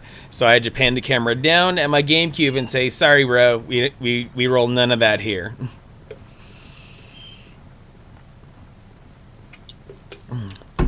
Streaming enables parts of our brains that are otherwise unused. I read that in my book on LSD from 1967. You know, streaming is like being a little bit high. You're not wrong. Oh yeah, kind of spacey. Wind Waker, that was a long time ago. That kicked off my Zelda streaming streak back in February when you know we were all living on a completely different planet and a completely different timeline. Thanks for stopping by. I'm doing business with a focus on a Goron clientele. I'm sorry, but I can't do business with you if you're not a Goron. It's a regulation of the Business Scrub Association. It can't be helped. It hurts. I know. Alright, I'm going to transform right in front of you. Thanks for stopping by. I'm doing business with a focus on Goron clientele, and that sale makes you a customer. Right now, I've got a special trade-in offer just for you. I'll give you my biggest bomb bag, regularly priced at 1,000 rupees. In return, you give me your big bomb bag and 200 rupees. If you don't have a big bomb bag, I have to sell it to you for 1,000 rupees. What? Oh, I'm still on the regular bomb bag, not on the upgraded one. Ugh, lame.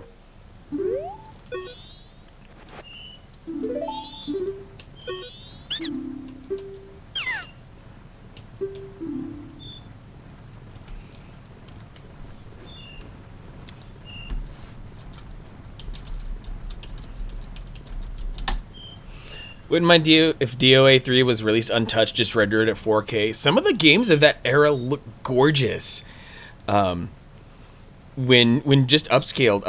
Soul Calibur 2 looks freaking incredible. I think it even supported 720p on the OG Xbox. Oh, I need the first bomb bag upgrade.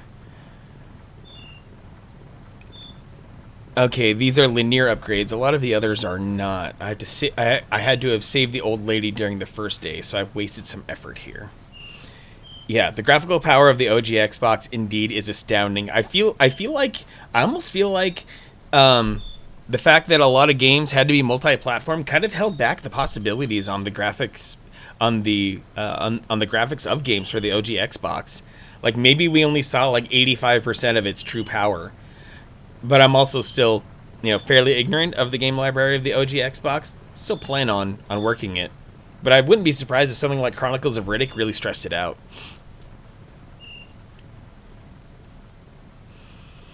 Oh, they put Half-Life 2 on the OG Xbox? I don't remember that. Wow. I remember the first Half-Life, they fully completed a port of it onto the Dreamcast and then canceled it at the last minute. And yeah, coercing the OG Xbox to run Doom 3 was also a freaking miracle. They did scale it down, but the fact that they made it overall like functional was still impressive.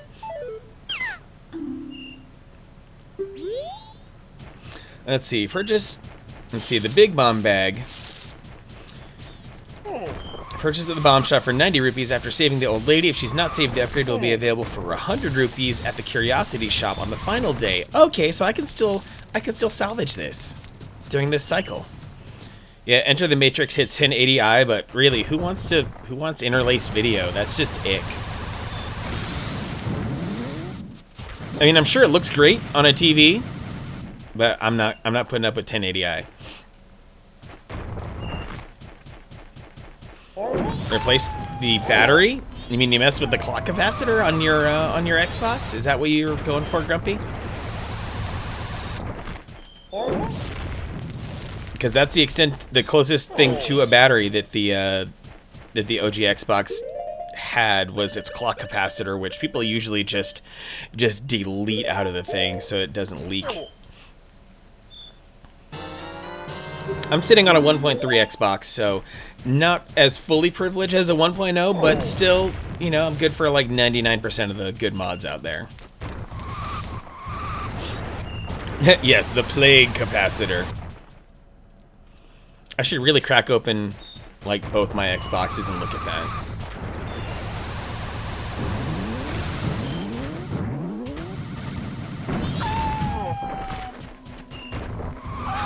Changing the CMOS battery in your PS2 fat. You have to unplug it and touch the PSU. Oh! I didn't know PlayStation 2s had a CMOS battery. Grumpy's being rather shocking today.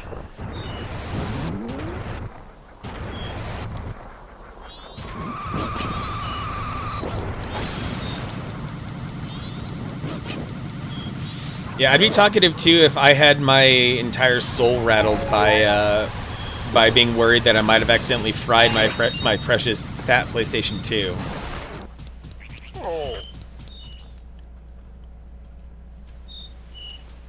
I need to go this way.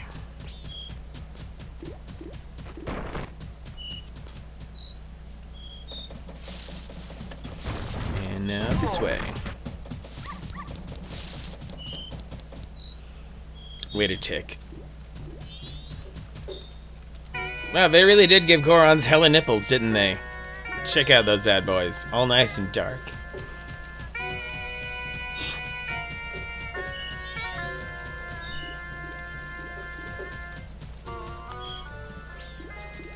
Weird that you kind of miss pop-out disk drives. No, you're not weird at all, you get to. In fact, slot loading disk drives skeeve the hell out of me. So I'm all about the tray life. I worry about like all the times that Wii's and Wii U's have eaten discs, and I'm glad that I have a super slim PS3 so that I don't happen to have a, so that if the drive mechanism breaks, it doesn't take the disc with it. Grumpy is the actual professional at Magic Touch to get slot loading drives to eject. Oh, I know you all know the secret push to get those drives to eject. Oh, I mean, a lot of those drives have a nice little pinhole.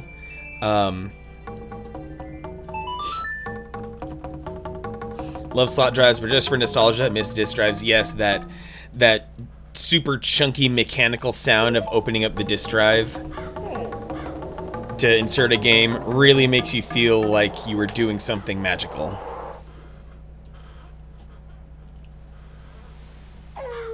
Night of the final day. 12 hours remain. I think the Curiosity Shop only opens until 10 p.m. though. Let's see here. Yep, so now I have to undo. Wait.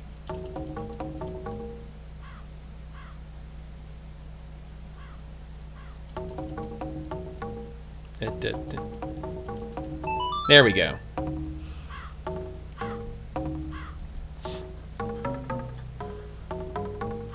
Oh wait, no.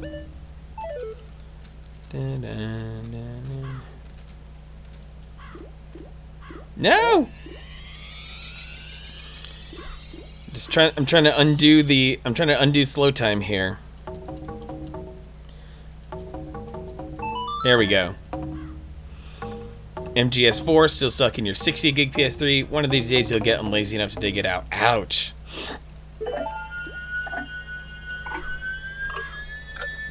It's nice having that proper backwards compatibility.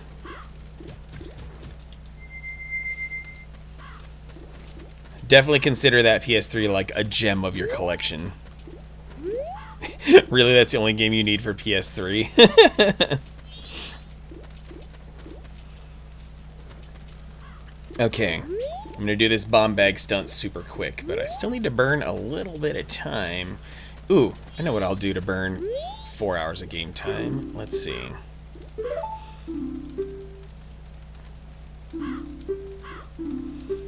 What I think I'm gonna try to do, I'm gonna dump all my rupees. I'm gonna go kill that buzzard out in the field,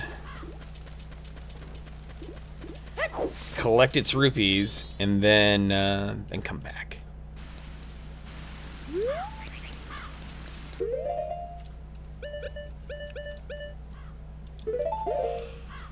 It's your most neglected Metal Gear, at the same time your second favorite. Hey, you know what? Sometimes you have a good memory of a game and you just want to preserve that good memory of a game by never playing it again.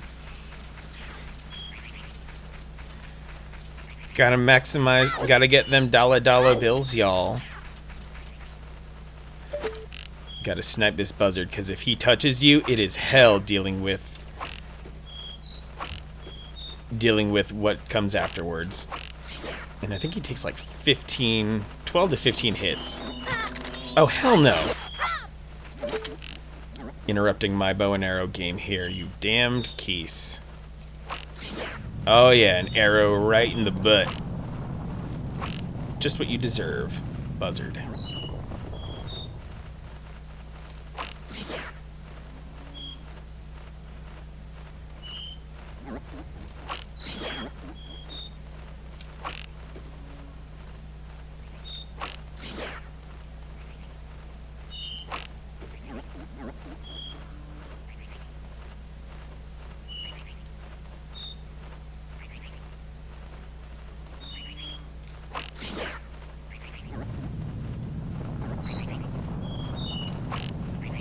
Oh yeah, Yuga 2, your backlog is like legendary.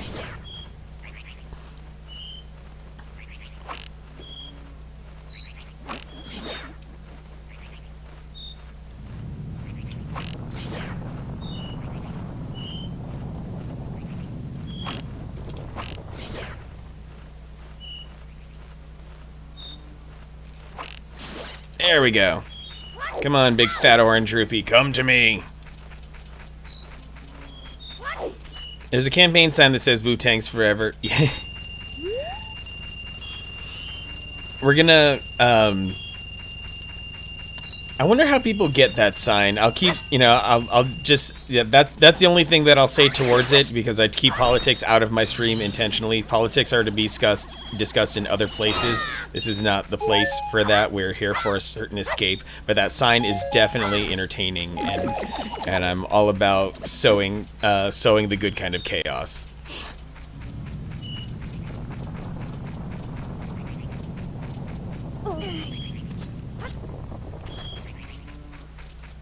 Famous purple stuffed worm in the flapjaw space when the tuning fork eats a tomato on Harikari Rock. I'm sure to someone that makes sense.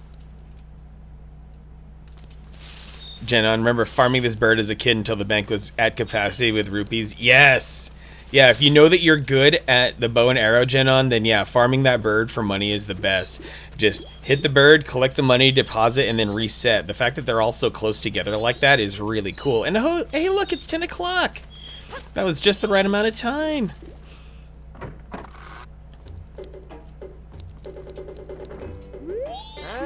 Come in. You gotta look around. I'm doing a special sale. Check it out. Tonight's special bargain was just stolen. Came in seconds ago. This is really hot. Kid you not. Actually, something sold over at the bomb shop, but a thief sold it to me. It's a bomb bag. Check it out. Buy it. Check the bargain. This is just between us, but this is actually the bomb shop's. I'll pay your extortion prices. You got a big bomb bag. Now you can carry up to 30 bombs. Oh, I don't have nothing else to sell. Kid you not. So, can I buy something? No. Thanks. Take care, buddy. Curiosity shop added in the notebook. Okay, so now I get to roll over here because I so wisely made a deposit a little bit earlier. I'm gonna slow down time again so I can make sure that I make it all the way back to Goron City, and make my deal with that Deku scrub. Get another piece of heart, and then reset to the first day. And then I can use the Bremen mask to get the bunny ears. Yeah, Navigator, you got a freaking steal on that pre-modded OG Xbox. A launch model, pre-modded, with the component cables. You robbed them blind. Like actual genuine Microsoft component cables. So good. Yes, of course I haven't evacuated. I got shit to do. Withdrawing 100 rupees is part of it.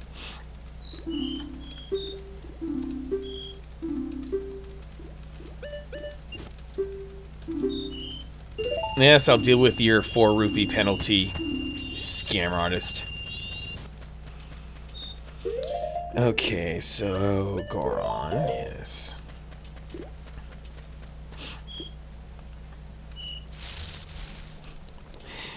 You heard it here, folks. Straight from Grumpy's mouth. If you want to complete MGS2 correctly, you need diazepam.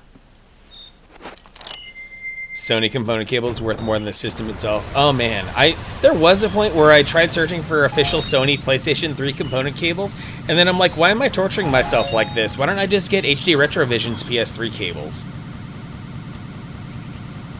Like, I don't know why I was so obsessed with chasing that dragon for a while, but it was not the right move, to say the least. Yeah, big thank you to Video Games New York, and yeah.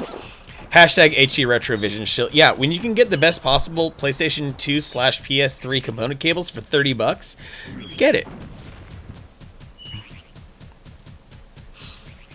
Since you've been off Adderall, haven't had any anxiety for 5 to 6 years. Oh wow, so Adderall did what it was supposed to do with you, Yuga2, it sounds like.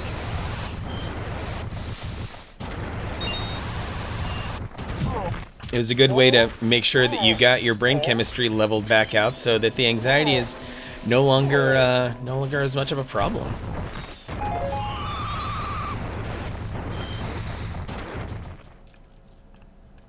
Yeah, those official Sony component cables look burly as heck, and I would love to own a set. And they just look cool, too.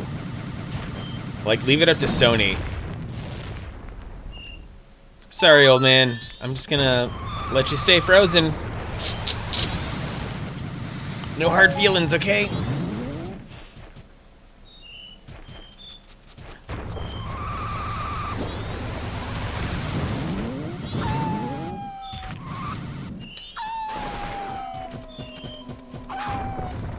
Business scrub. Business scrub.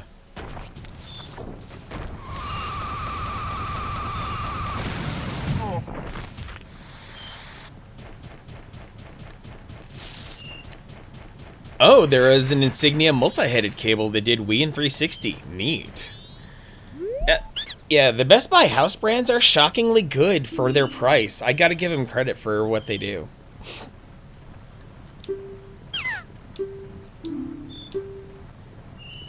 Let's do it. Biggest bomb bag, baby. I'm upgraded on bombs, even though they're not really a huge portion of the game. Oh wait, so which scrub is the one who wants these?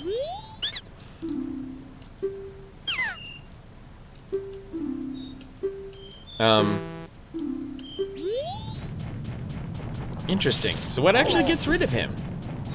It doesn't make much sense. Anyway.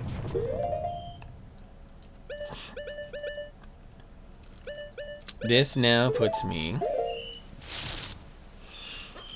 Yuga 2, didn't get it a lot, but since Adderall had me sleeping 3 hours a night, was working 12-hour days, 60 to 84 hours a week, burning the candle at both ends was a severe understatement, mostly irritable and negative almost constantly. Oh, totally. No, we love for grumpy. Womp, womp.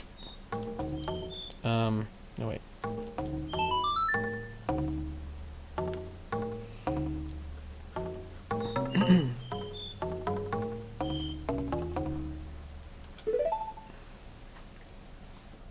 Actually, I think I need to have accomplished some more things in the Goron City, but that's okay. Panic Sloth, Memories of the Wii. Top 3 favorite Wii games, Panic Sloth. Hit us.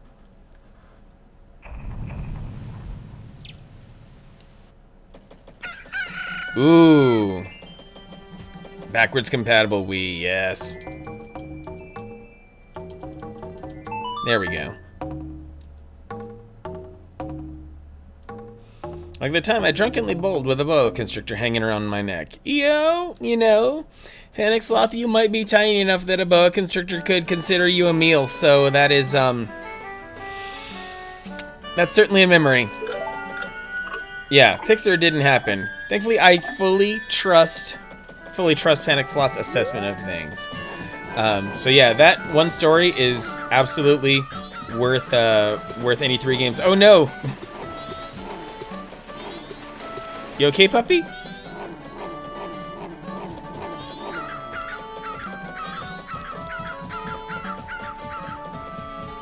And yeah, Tatsunoko, Navigator, will always ride hard for that game.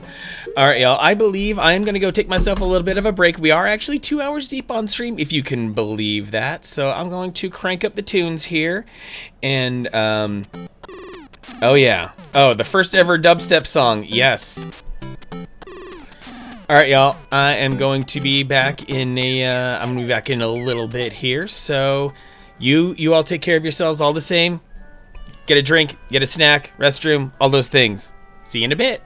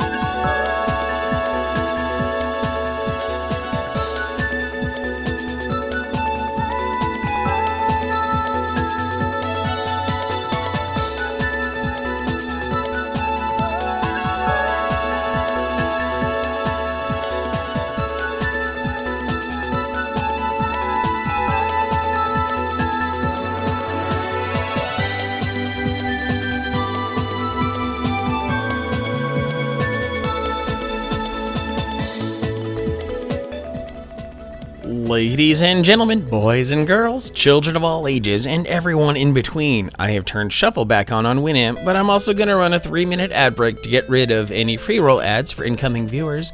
Your patience, as always, is appreciated, and we will resume right after these messages.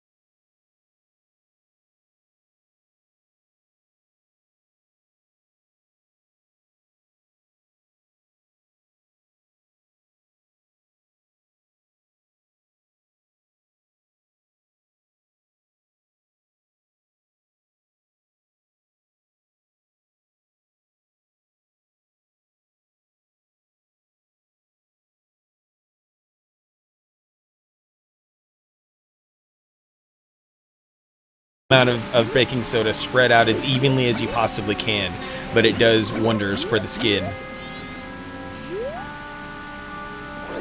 Jalapeno cheese brats, seasoned potatoes. Oh, baby.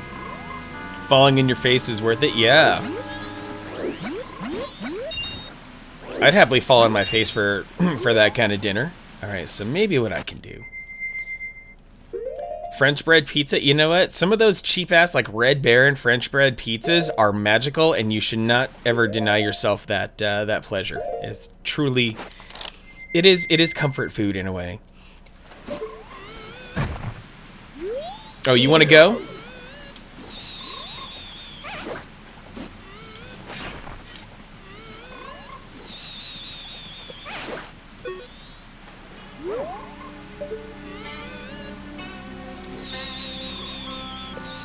Oh, great. I think I have to get in a boat now. Oh, no! I got the bad suck.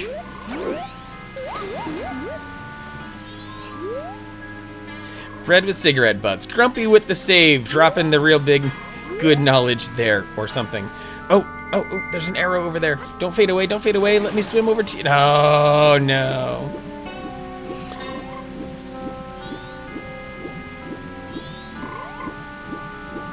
Sweet tooth growling. I've never heard of a sweet tooth described that way, but I'm into it. I'm into it. Yeah, French bread, the bread that's excessively good at absorbing butter. I feel like that seems to be its entire motivation for existing. To be able to hold its structure while containing absolutely brutal amounts of butter so that it can be super delicious. Then you throw other things like, you know, some onion powder, garlic powder, paprika on top of it too, and it just becomes the perfect delicacy.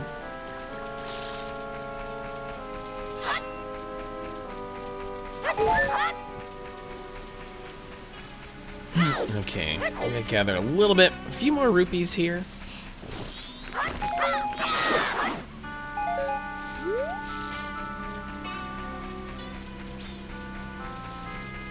I mean, it is high school Grumpy, so I'm gonna lean towards the porcelain doll part because certainly there are a lot of, I guess, shall we say, antiquated things that that remain in society.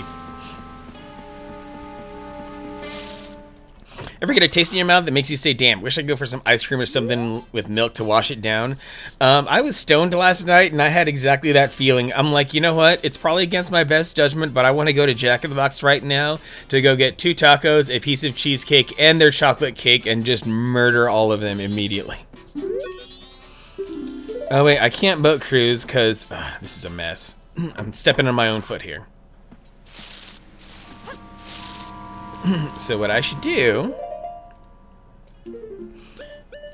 is go on up and go get some stuff here.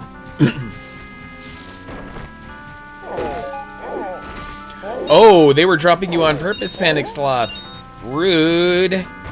Like, that's super vindictive. Like, that's go figure. Leave it up to cheerleading to where getting revenge against someone you hate, you can just quote unquote accidentally drop them.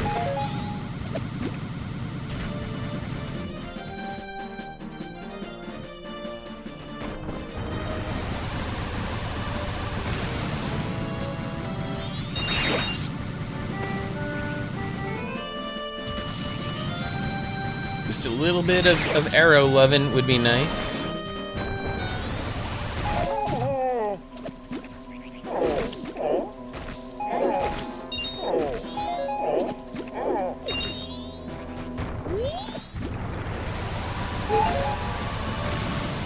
Bombs are good, but arrows would be better. Work with me, game. Work with me.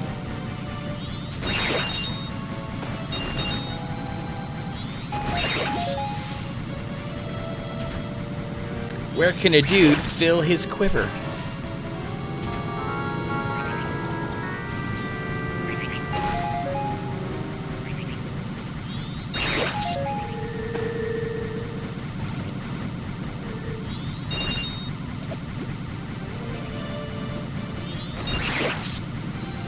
Still have 0 on 0 for arrows, even though I've mowed down so many of these bushes. Rude.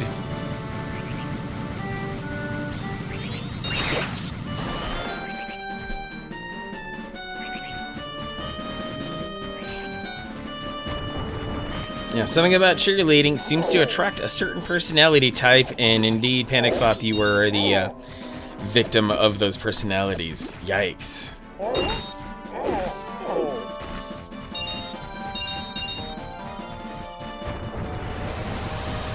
Oh wait, I haven't opened this chest yet? Okay, rupees, that's good. Apparently raw cow milk doesn't affect the lactose intolerant, it has to do with the enzymes in it.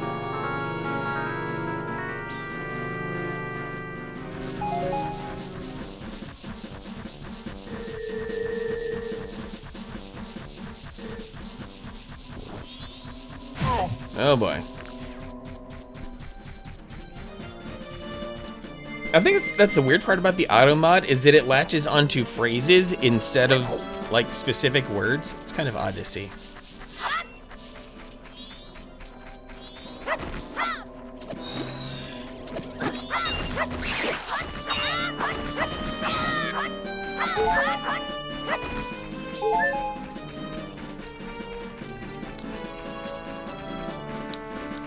Hey there, Renalita.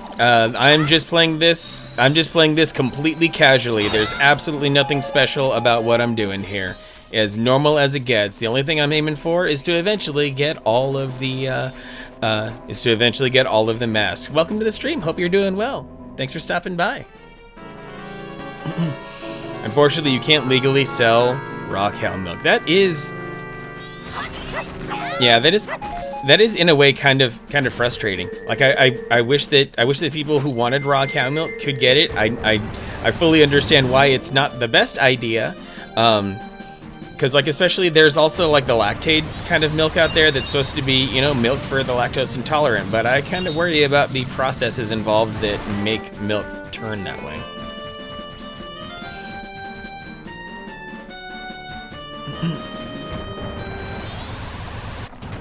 Yep, in my high school experience, the football players and the cheerleaders definitely asserted a place near the top of the pecking order. But you know, all I did was, after a certain point, I'm like, you know, there's no possible way I'm ever gonna make headway with these people if they're gonna be fully intent on using all their energy to not understand me and all of my fine arts weirdness. So yeah, I'm just stayed in the corner of the school where all the fine arts happen, and that's all good. Your English is great, Renelido. Thanks for thank you for trying. I appreciate it very much. You're doing very well.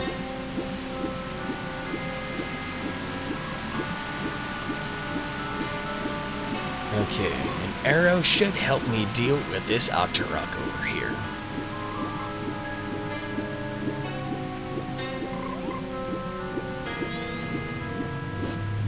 Yes, very much American.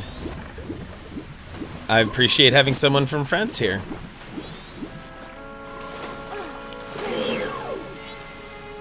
Maybe I'll step back a little bit to a better spot for the arrow.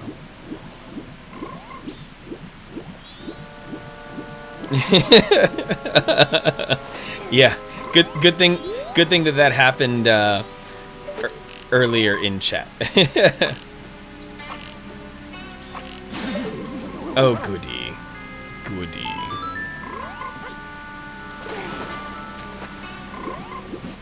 As far as I'm concerned, Grumpy, you never said any of that stuff.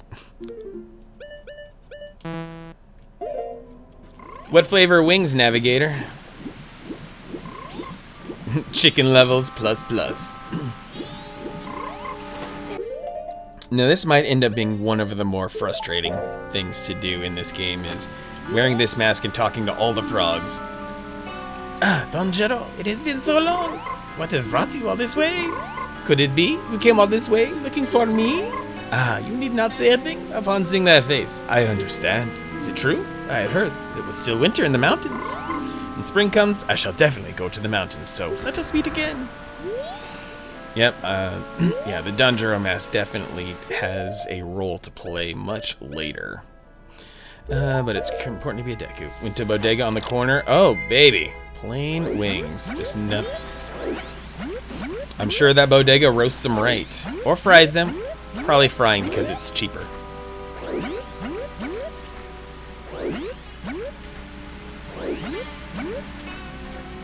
Oh, the water's only poisonous.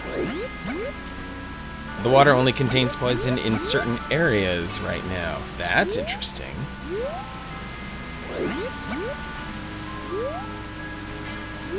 But I have to come over here.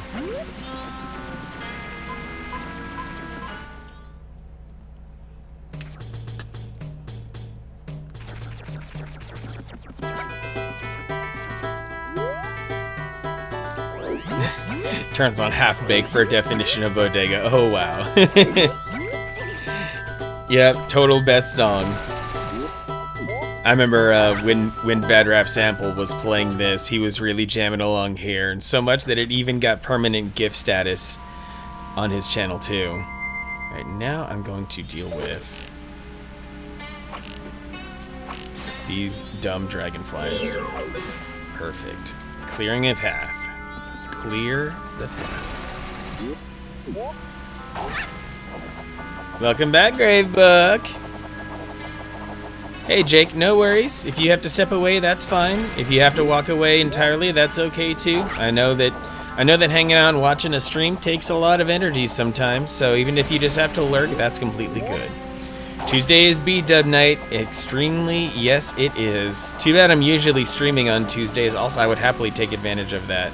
The time frame between work and streaming usually keeps me from being able to capitalize on Buffalo Wild Wings and their extremely good wing situation. Wait, I think the Song of Soaring comes from this tablet here, actually.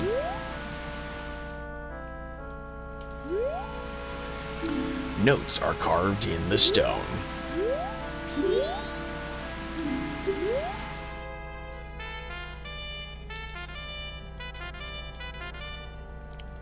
Panic Sloth hit a dab, realized, forgot to get more pine sol when you're at the store. Uh-oh. Any particular special brand of root beer you're into, Jake, or are you just into the Barks and A&W? Maybe I have to be human for this.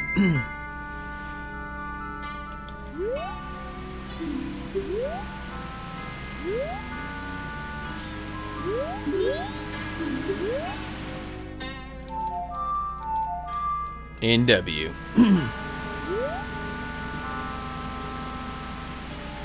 Dongleware Selections Phoenix. That's a real set of software. And unfortunately, Navigator, I live a little too far away from a Buffalo Wild Wings to reasonably get delivery.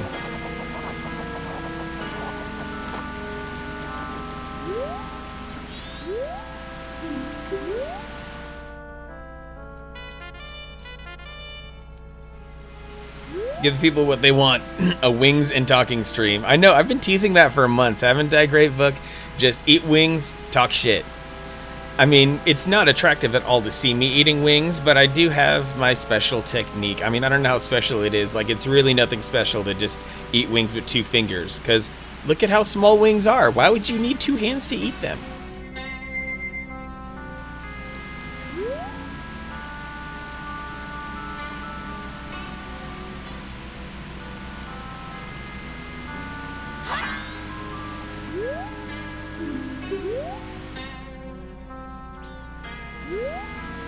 Does the game not want to let me learn this song? This is dumb. This is not right. Indeed, Jake, wings are one of the most blessed foods of them all. Like, am I supposed to hit some prerequisites before this stone will teach me the song? I feel like I'm being robbed here.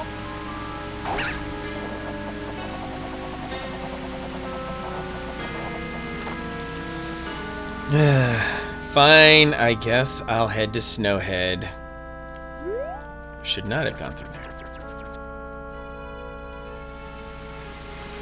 I think what I really should have done when I was on break, I should have poured myself a glass of wine. I've got some chilling in the refrigerator. That would have been delightful to help amp up the mood. I haven't already learned the Song of Soaring, unfortunately. That's the thing, is that the Song of Soaring would greatly help me. Time, healing, and... Oh, what the heck? Oh, it's down, left, up. Oh my god, I am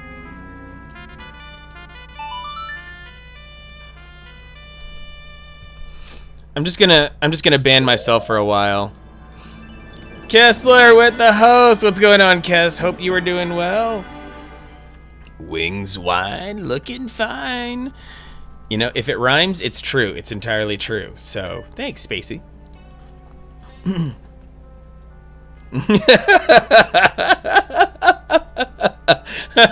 It doesn't count if I ban myself.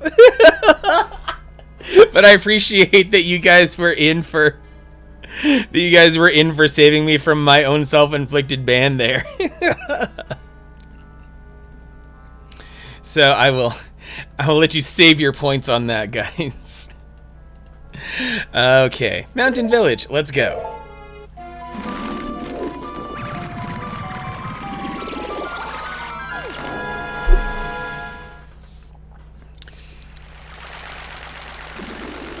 Really, any possible good looks are being hidden by the fact that I'm a tiny corner in the screen. So any imperfections that go along here are very well hidden by me just being a tiny fraction of the stream. and that's why you know, when I flip to other viewing modes, I don't take up a lot of space. I let optics and technology do the work of filtering me. It's like I'm streaming from a Snapchat filter at all times.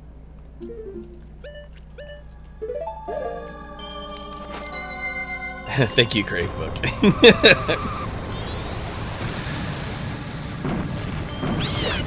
Okay, so what I should actually have been doing. Streamer life, that bump to 6,000 is gonna be tough. Gotta pop them. Yeah, I'm gonna have to get Biore strips and everything.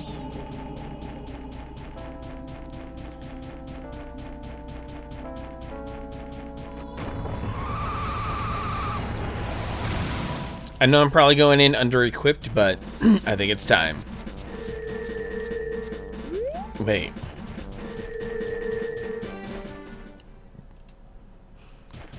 What part of that made you a little bit sick, Jake? Stuck here for a year. Oh yeah, Zelda Dungeon is like everyone's best friend. There are so many good Zelda websites out there. Zelda Dungeon's probably my favorite. But there are quite a few others too. Mountain Smithy ahead! I will deal with the Smithy later.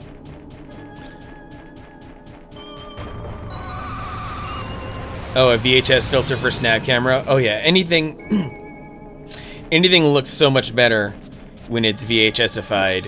When you're dealing with a beautiful 480 interlaced video signal.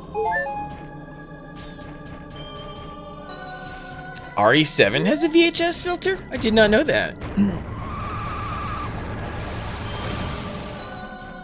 But yeah, I think this particular sequence dealing with Snowhead might be one of the more confusing parts of this entire game, so I don't blame you one bit.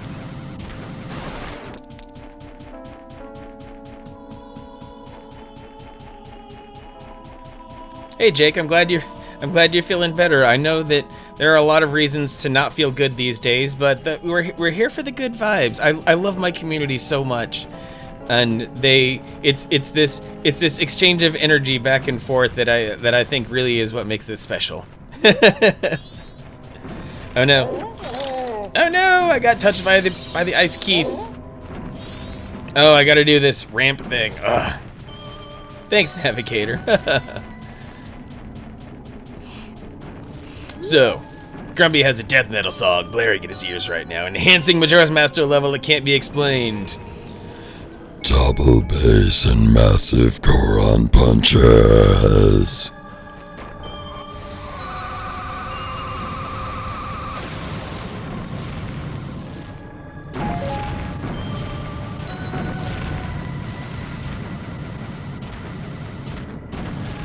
Oh no, I missed the ramp. April 10th. Wow, what an adventure. Yeah.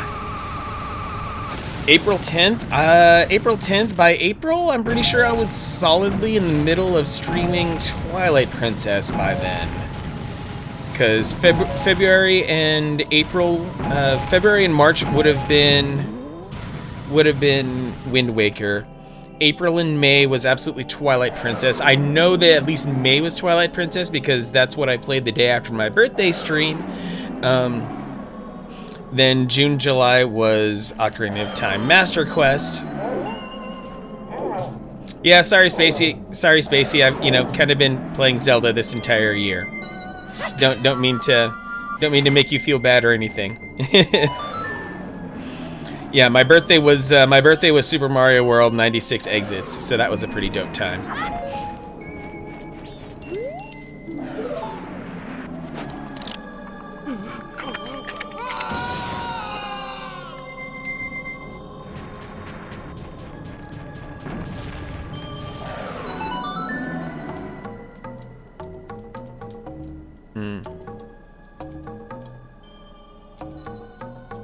There we go. That was when I went on Twitter and pimped my retro tink and Mike Chi retweeted me. Yeah, he's basically the reason that we know each other.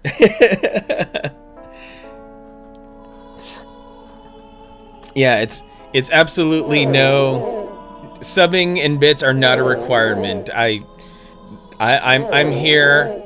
I'm here doing this because of how much I believe in retro gaming and how retro gaming can be brought into the future. That your old retro consoles do not have to collect dust and these games do not have to be forgotten. There is still value, there is still beauty in enjoying all of the tales that were told in the games that we used to play a long time ago. If nothing else, because of how these games were our companions, they were our friends during some of the best and worst times of our lives, and no matter what the conditions were that you came to love a game, that's entirely good. I'm here for whatever that may have been. Sometimes the worst parts of your life happened, and a certain game was the only cushion that kept you from completely losing it. But sometimes you were having the time of your life, and these games were there to help ride along as in the virtual passenger seat while you were enjoying your days. Whatever it was, I'm glad you're here enjoying some of the retro.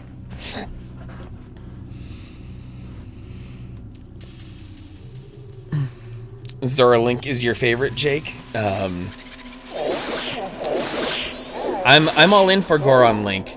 Goron Link is I'd have to say I just at least in terms of a passing resemblance. So I identify greatly with the Goron Link. Dr. Chorus, what is going on, homie? Hope you're doing well. Thanks for popping in. Dr. Chorus is an old homie. Panic Sloth, April's when you got separated. Ah, that's right. We wouldn't be here without these old games. Yes, we wouldn't be enjoying the games that we're enjoying to this day without whatever's going on in these old games. These games are the building blocks for everything that we enjoy today. And you know what, Spacey? It's completely okay. You may feel like you jumped on Twitch too late, but as far as I'm concerned, you're here right on time. Don't even sweat it. Because there's always more Zelda to be played, even though I have played a ton of Zelda. Like, I've even played Minish Cap. Like, I really have gone hard on the Zelda this year. But I really gotta say, something about Majora's Mask is, it's maybe, I'm only 3 streams in on Majora's Mask, and it might be the best streaming Zelda experience I've had so far.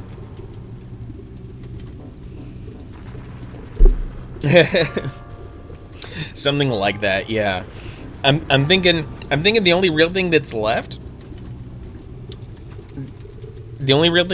to do this year, after I'm done with the Majora's Mask, I might have to finish off 2020 with Link to the Past. It's only right. I've got the actual cart for my Super Nintendo, so might as well. Play all the Mega Man games again? Oh yeah, heck yeah, Dr. Chorus. Especially with how there's so many good, affordable Mega Man collections these days. You should absolutely rock that. A Majora's Mask 2? Well, I think the story of Termina has been very well told in this game, but some of the vibes that we're getting so far when it comes to the things that we're seeing in the trailers for Breath of the Wild 2, we might have a very dark and melancholy Zelda game all over again. Thanks for the host, Happy Chino. Hope you are doing well.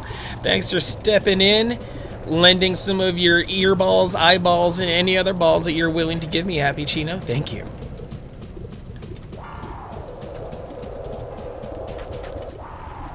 Oh, Missing Link is only 5 hours long? That's a good idea, Phoenix Zombie. Because I think I have Missing Link on my EverDrive right now. So it would totally, I could totally make that work.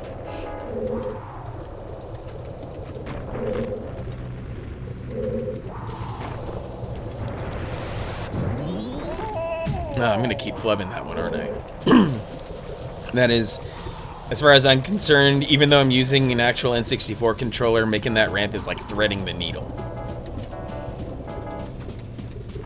This is a retro stream, Jake. I do not play new games. But I appreciate the energy and being willing to think about that. There are plenty of other people who are doing much better on playing Among Us. I have not played a single minute of Among Us. I have not played a single Phasmophobia. I've never played Fall Guys.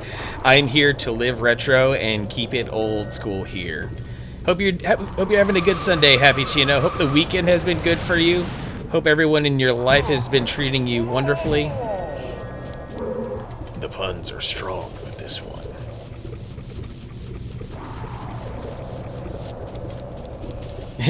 Yeah, Snowhead is completely brutal. This might be... I actually don't know whether this dungeon or the Zora dungeon is worse. I really gotta hand it to him, because this... It's all filthy to me.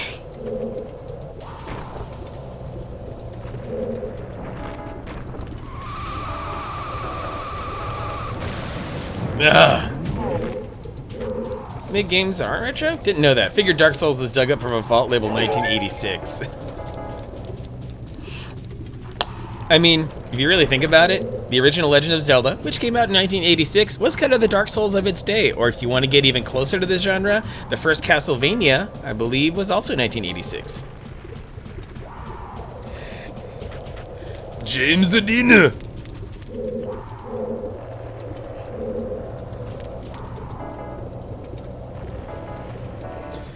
Once upon a time, in a whole other life, back when I was your age, Jake, I was a saxophone player. Rocked it all the way from 5th grade until graduating high school. Curl and roll. Curse this wobbly left thumb of mine. OG Metroid was the first Dark Souls game. Ooh, that's a good one too. Weren't there some solid like dungeon crawling Atari 2600 games as well? Couldn't Adventure on the 2600 have been a Dark Souls game? If you go for the true completion, as far as I'm concerned, you know, making those 2 passes is the only completion. Because like the game sends you back to the very beginning, so it's like, well, you thought you beat the game, but no, you were only there halfway.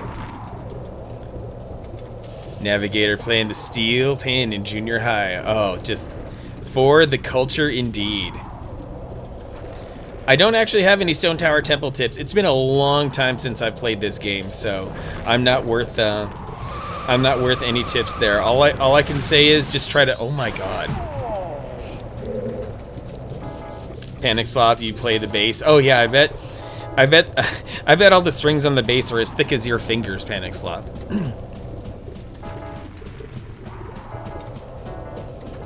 When it comes to the Stone Tower Temple, my philosophy towards it is play it slowly, play it carefully, and be just very methodical about how you go through all of the rooms, and maybe you'll be fine.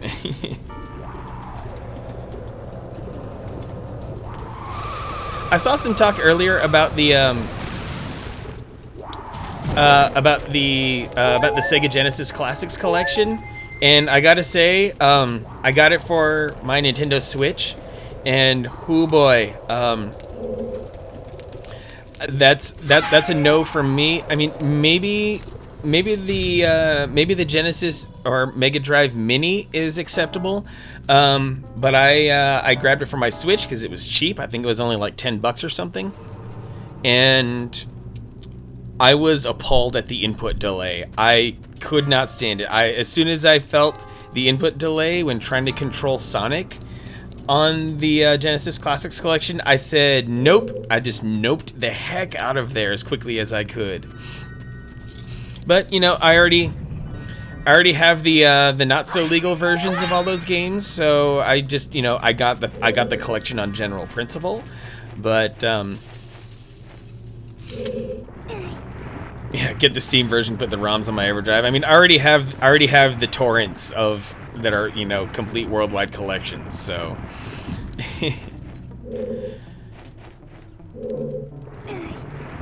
so many base players in here. You want to know pain? Play it on @games. Oh yeah, play it through composite video plugged directly into an HD TV and have a ball with it.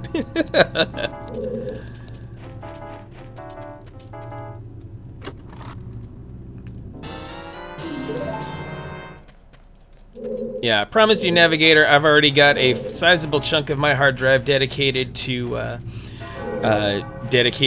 full ROM sets, so I'm not even worried about Steam versions or anything like that. I have all the collections I could possibly need. Even then, the thought of like loading up 500 games on an EverDrive is not my bag either. Like straight up, just let me throw on like a good 40 or 50 games that I actually want to play on an EverDrive, and that'll be good enough for me.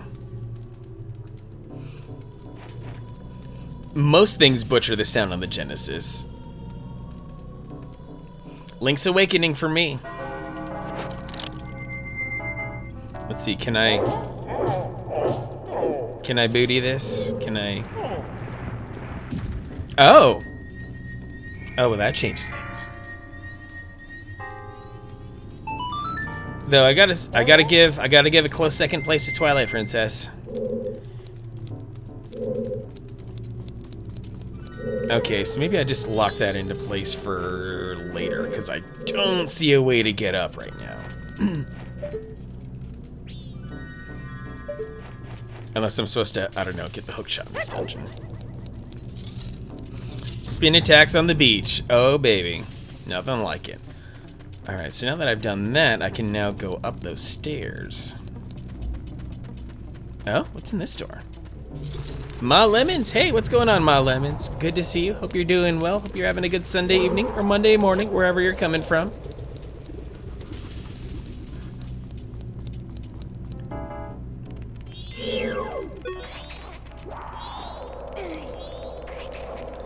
Oh boy, this enemy. He's no fun. Oh, fairies. Seriously, Grumpy, something about, like, obviously every streamer is entirely different, Grumpy, but something about Majora's Mask, I swear this is the cheat code to Twitch. Just about 10 p.m. for you, Ma Lemons. Ah, you are East Coast. Got it, because it's coming up on 7 o'clock for me. Yeah, Link to the Past is the #1 Zelda for many. Let's see, let's bust open these crates and see what treasures await. Aside from money. Is it just money? Like, money's nice, but I would like something... I want something else to get me through this semi-charmed kind of life. Baby, baby.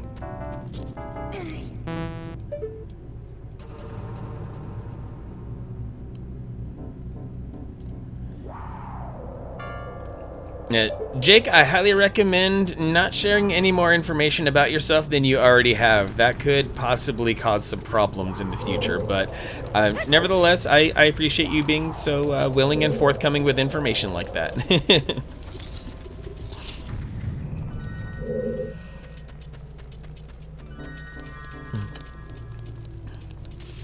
East Coast? You mean least coast? No offense. West Coast, Best Coast. We don't have to stay up past our bedtimes to watch sports, and that's truly, truly the best advantage to living on the West. Oh, the 90s East Coast, West Coast memes. Or Beast Coast. Mirth Turtle, you do stay up past your bedtime for too much. Mirth Turtle, aren't you in the Atlantic time zone? You're even 1 hour removed from the regular Eastern time zone. I know Navigator will throw hands for defending the coasts. Yeah, that very small slice of land here in North America, the Atlantic time zone. Oh man. So it's even later for Mirth Turtle. But I'm glad you go out there for some good outdoor adventures.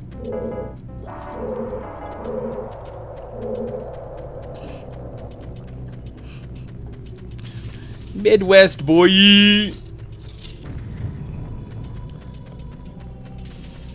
And oh, this little elevator might be helpful. Ooh, is my bottle open? Yes, it is. Fairy, come to me, fairy. Only on the East Coast can you get a chopped cheese, yes. Ideally from the original bodega that birthed it. Don't try to get a chopped cheese from anywhere else or you might cry. Back from the store, what'd you pick up? You get two?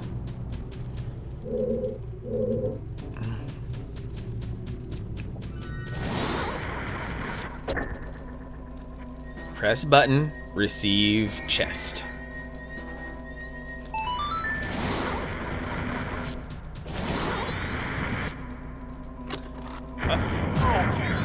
Oh, all that for another fairy. Okay, 2 down, 13 to go. Ice cream and natural Lunchables. Oh man, I love adult charcuterie.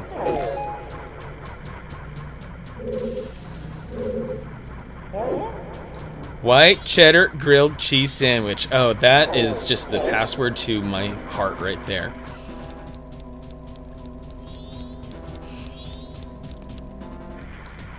Rudo or Zelda? I'm really not either. I don't have any real like thoughts or feelings about either one of them. Okay, that was a bad idea. Dr. Course, gotta head out. Pleasure being here. Have a good night. Hey, always good to have you here, Dr. Course. Even for a few minutes, it's all good. Every little bit always helps. Actually, ooh, why don't I just do this? I don't know why I didn't think about this. Uh-oh. We have some suspect ham. Usually you can exploit the torches. Yes! I don't know if that's a sequence break, but that's okay. I'm gonna charge through it. Oh, it's the front entrance.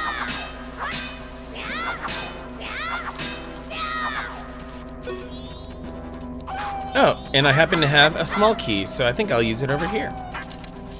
This may be irresponsible of me, but that's okay. Oh dear. All these wolfos.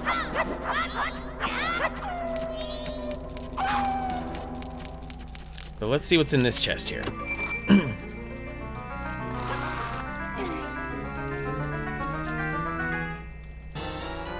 The compass? That's not gonna help me solve this room. Or maybe it will. Maybe it will. I'll just use my huge bomb bag to get at this cracked wall.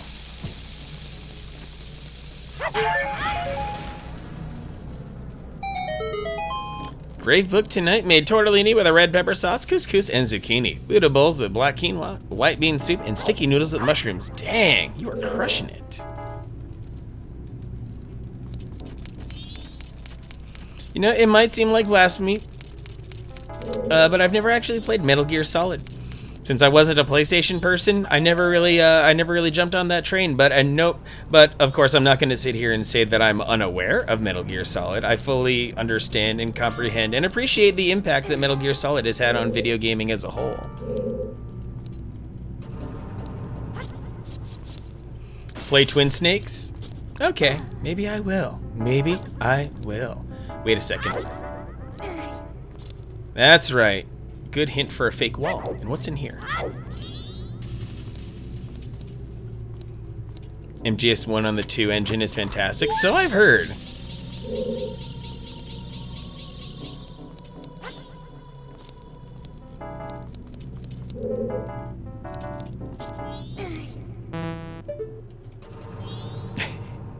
Innocent child.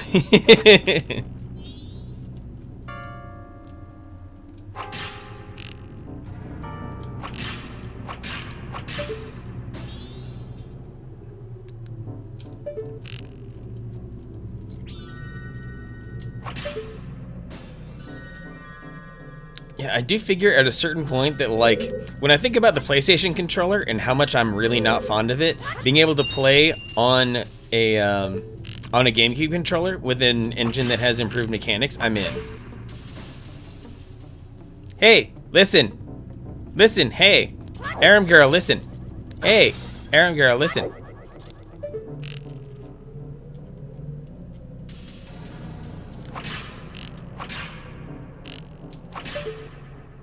Aram girl was lurking, but now she's back and better than ever. Any given Dark Souls game is still too new to be on my stream, so maybe the first one, which I believe is Demon's Souls, that would be what I would play.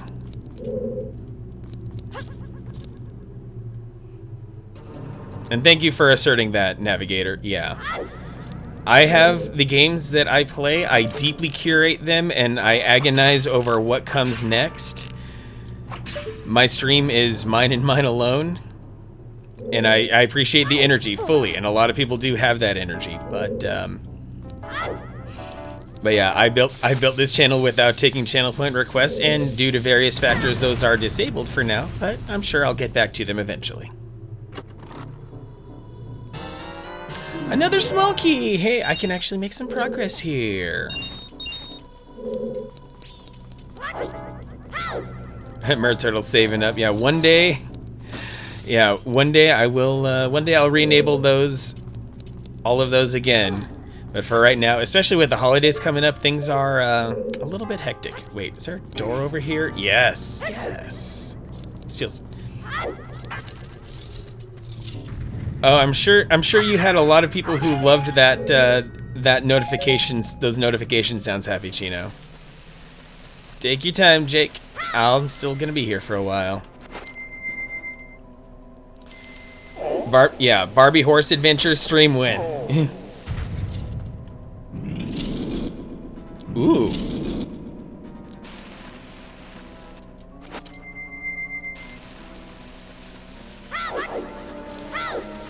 Look at those hops. Link has got it going on.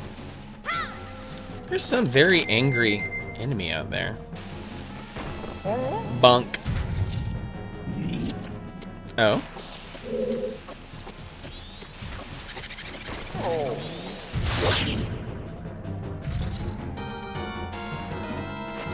And now I have to fight my way back up there, I guess.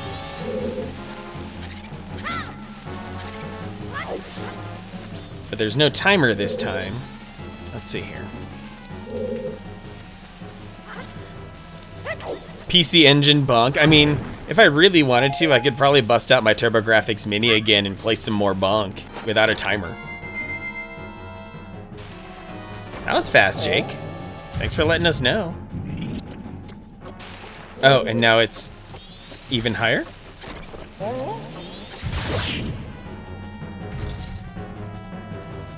So what actually is happening there? I'm not understanding. I'm just trading. Oh, I get it now. I think I get it now. The codec. AZ79, what is going on, sweet cheeks? Hope you're doing well. We have another Canadian in the house. Uh-oh, advertisement. It's okay. I will do my best to wait 30 seconds and then respond appropriately. Okay, so maybe there we go. Ooh, AZ blew away that ad quickly. Okay, so like, what is that? What is that piston supposed to help me do? Hope you're doing well, AZ. Hope your weekend was delightful. Hope you and your family are healthy and well. That you're still kicking booty at your job. Always good to have you here. Okay, I feel like I really shouldn't be in this room unless I have something, unless I have some sort of ability to make my own fire. Early winter? Oh, it's already snowing for you over there in your province?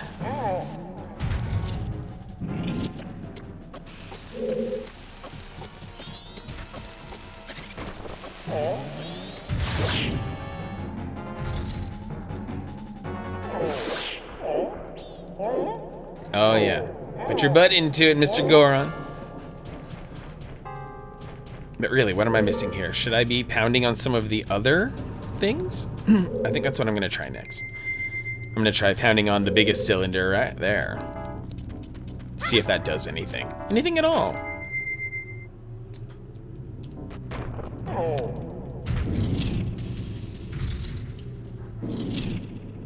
Oh! Well, that makes things interesting. Oh! Oh! Oh! Oh!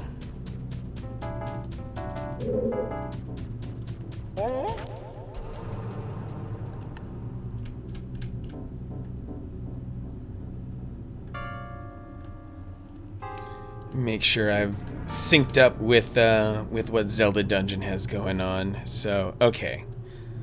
Looks like I am in the, looks like I'm where I need to be, but I just need to be a little bit more elaborate with this. And now I understand the timer a little bit better. And if I come over here, then there's a very specific sequence of pounding that awaits me. Taking a scooter to the ankle, Jake? Oh no, I biffed it, I biffed it.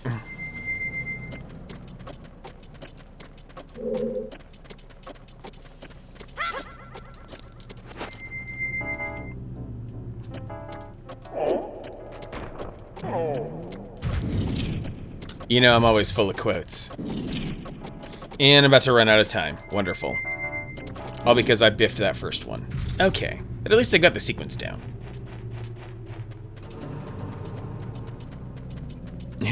If anyone can take something that said dirty, it's Chino. Yeah. Oh yes. No matter how dirty, no matter how girthy, Chino will take it.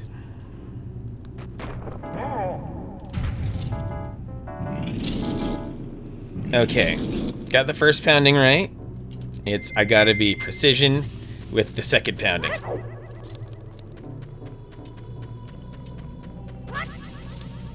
PBG? I'm not familiar with that acronym. So, pound. Good.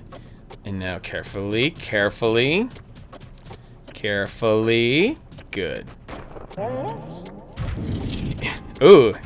Happy Chino's a giver, not a taker. That's so generous of you.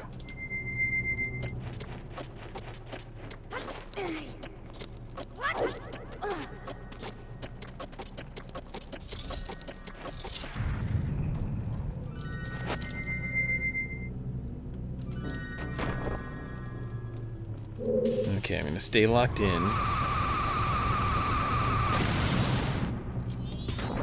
Ooh, that was scary. Okay. Since I still don't have the power of fire yet, I'm gonna rock down this way. And go to this door, which is previously inaccessible to me.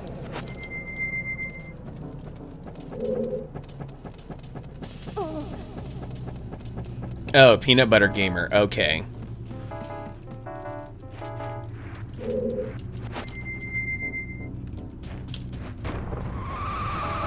My YouTube people are more like My Life in Gaming, Modern Vintage Gamer, a little bit of Linus Tech Tips, Mr. Mario, and ETA Prime. Those guys support retro quite well. Oh, hey! Yeah, MVG, he's the best. I almost feel like if I got myself down to some good stubble and worked on my accent, I could reasonably transform into Modern Vintage Gamer myself. Mad Little Pixel, he sometimes gets on my nerves a little bit, I don't know what it is about him. Like, I know he's generally inoffensive and he's pretty on point with his reviews, but something about Mad Little Pixel just he doesn't always feel right to me. Have to join the Insignia Discord to be MVG though. I feel like there's an inside joke there that I'm not getting.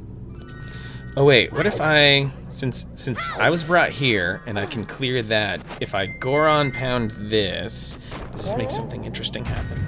Nope.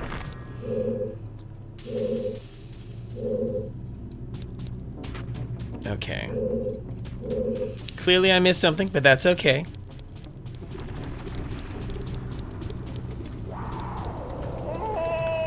Kind of sarcastic, yeah. Insignia is the group for people resurrecting Xbox Live. I should be there. I don't know. I like it would be cool just to have information, but I don't think I could contribute in any meaningful way.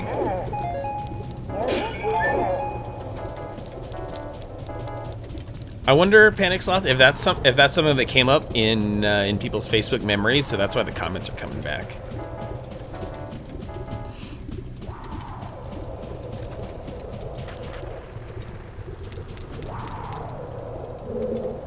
Oh wait, I can just go in here and then go through this red door again, maybe, and start clawing my way back up. Or I can also, let's see, let me size a few more things up here. I'm trying to see if I can leverage. You don't even have to worry about that, Jake. No need to donate or anything like that. Just kick back and enjoy it. You're all good there.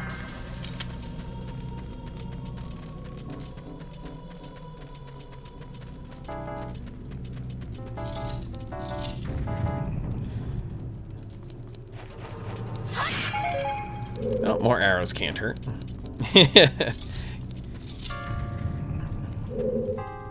Okay, I do need to head upwards though. Pokemaniac has fallen. Pokemaniaco 112. Thanks for the follow. Let's live the dream in Subcon here together. Appreciate you very much.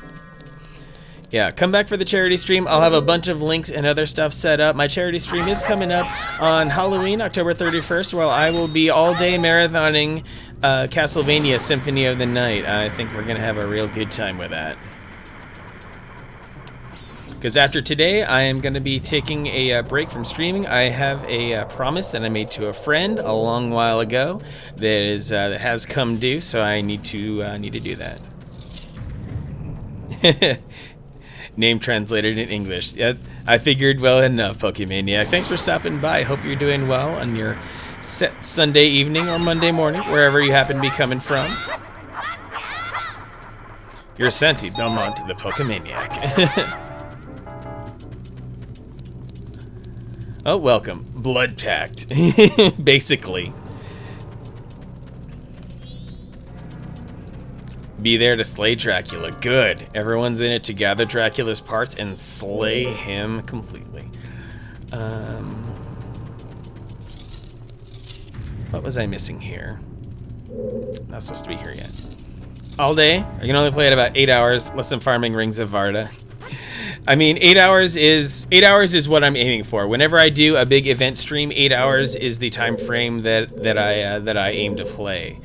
Because honestly, anything more than that is freaking barbaric, and I do not support the idea of things like 24-hour streams whatsoever.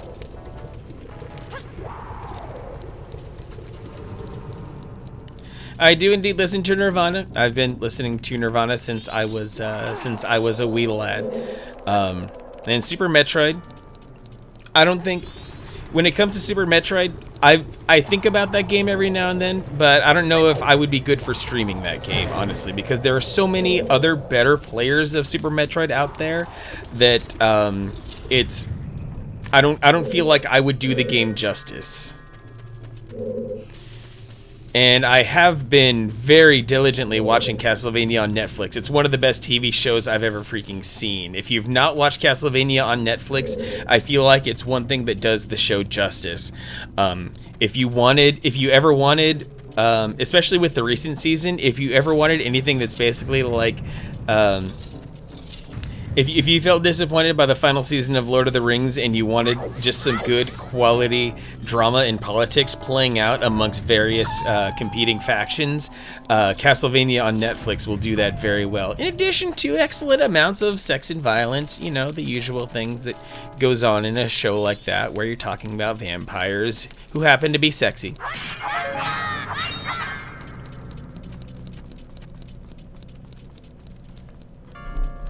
Think you can do it in 8 hours? Yeah. I'm thinking the same, Phoenix Zombie. I feel like with how much I learned of the game long ago, that that I should be able to somewhat comfortably get at or close to the 196% good ending within a stream. Panic Sloth, all vampires are sexy. I mean, lots of folks are into neck stuff, so vampires are totally gonna scratch the itch or whatever else. BGR, what's going on? It's been a while. Good to see you, bro. The audio engineer, the wide-eyed wonder himself. Good to have you here, BGR. Hope you're well. Oh, and I gotta do all this again.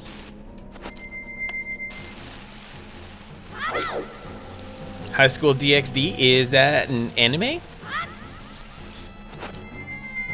Happy Chino, great idea for a parody of like every vampire, anything ever, where being sexy precludes people from being vampires, so only the most unfortunate looking people can ever be vampires. Oh man. Yeah, you might just want to call it like Ugly Vampire Society or something. That seems pretty dope.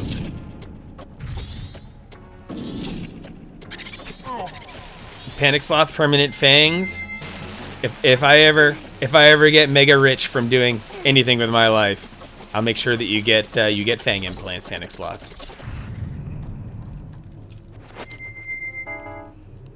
Indeed, BGR. Yep, this is how the flow of time goes. The Majora's Mask is still rocking. No! Oh, I am so full of hatred right now, you guys. Just don't inject ink into your eyes. I've heard bad things about that.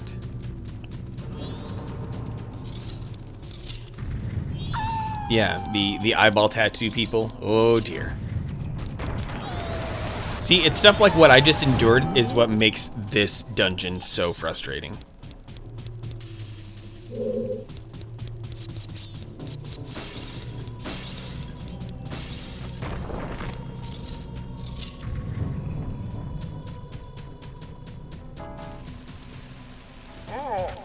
I think fangs are important, Panic Sloth, because as a small, you need to be able to have some extra defense mechanisms, and being able to puncture any would-be attackers would be a high priority feature to have.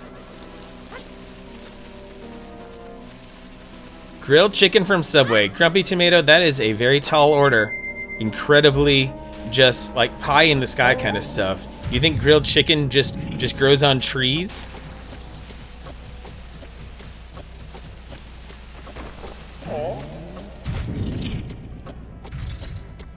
I'm imagining Gravebook and Panic Sloth like sitting in dentist chairs next to each other, holding hands while getting their fang implants installed. Just like getting your fangs at exactly the same time with each other. Yeah, the grilled chicken tree. I've the mystical grilled chicken trees of legend.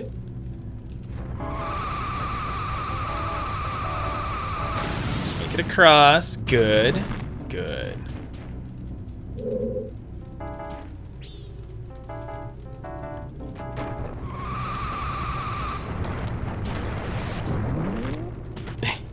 Gravebook and Panic Sloth. The ultimate pairing. The small and the not so small. Panic Sloth has the male counterpart to the chicken tree, but no one likes to discuss it with you. Oh dear. What is the creative phrase that is the opposite of chicken tree? Activating Goron race car. Oh wow. Jake going in with some points to pull out one of my emotes. Pulled out manic hype. Yeah. I figured you were going somewhere with cock on that, but I just wanted it spelled out because it would be way more funny that way.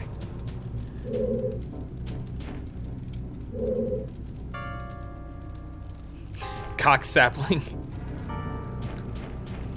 Okay, make sure I get myself straight here so I can wind back.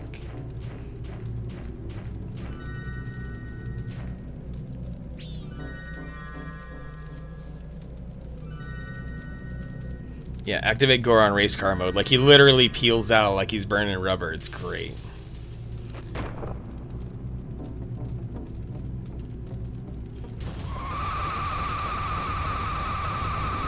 Grumpy, you seem to be standing at attention at the content of chat tonight. Oh hey, mid-boss room, finally! Get to go shoot some arrows at this filthy Wizro. Gosh, one of the ugliest iterations of them all.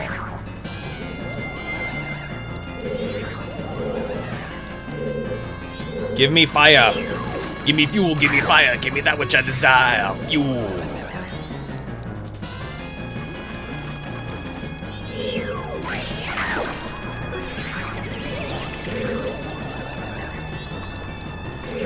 And there's like 2 phases of this fight too, which are ultra annoying.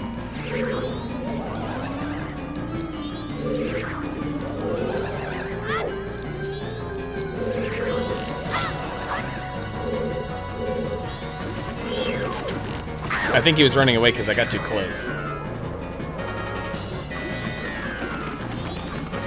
I'm not a beatboxer, Jake. I just do a bunch of silly voices.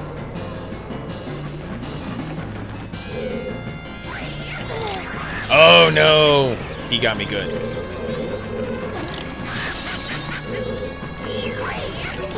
Oh no! Curse these icy spots. There we go. There's another hit. The fairy will be your guide. Always trust in your fairy. Are we done? Are we done? Yes, we're done.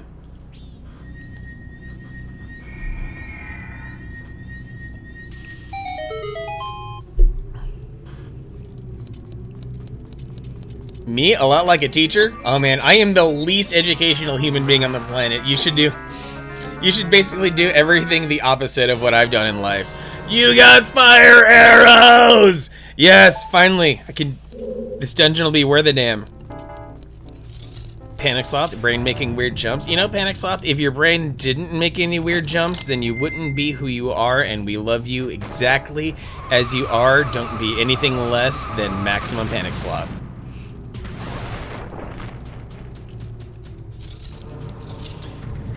Gravebook in panic. I mean, you two create a certain special kind of tension with each other. It's undeniable, and that's okay. Yeah, let's go. Crimson's hyped.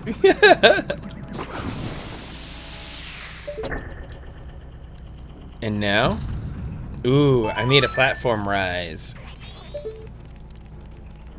A platform that technically doesn't help me unless it's, well, it'll boost me later if I fall down.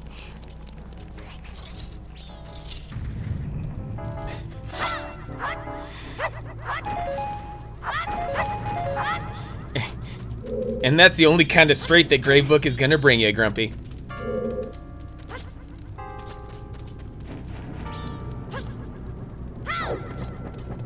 Not the only thing you made rise. Okay, so now I can take this heat and go up some stairs. I mean, there are probably a few other things that I should have done, but I'm gonna take what I can get. Auntie in labor. Oh my. Oh my.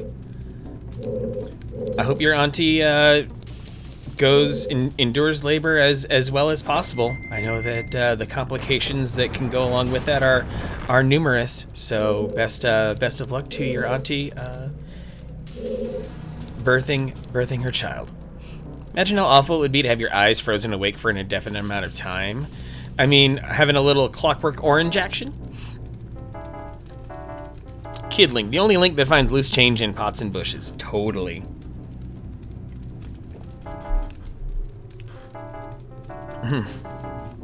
Okay, so maybe I don't need to go up here yet. I do well to,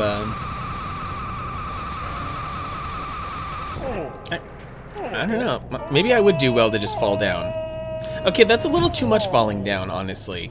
Not a good amount of falling down. That is, I should have fallen down a little bit more gracefully than that.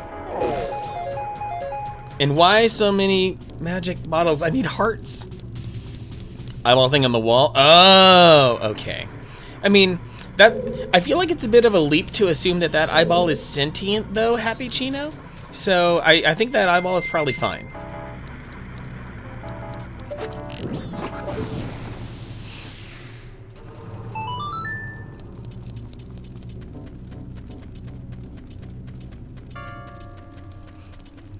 Let's go through this newly uncovered door. And, well, it's time for a roast, y'all. Ooh, yes. That was an ill-advised jump. I should not have done that, but I made it, so it's okay. Happy Chino, you like to personify things. Oh, I'm with you on that. Like, anytime I have to like give up a piece of electronics, it's like, so long, old friend. You served me well in this journey. Like when like when my computer broke down, and I was eventually put in a position where I had to move everything into a new case. I'm like, well, I used this old case for like a decade, so it's really tragic to part with it.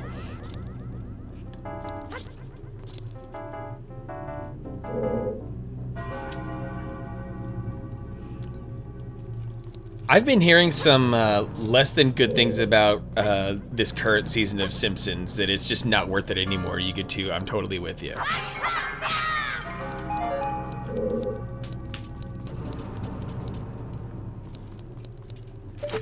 Now, what about these torches? Can I sniper them quickly enough? Dawn of the second day. Good. 2 out of 3. And now can we get 3 out of 3? No.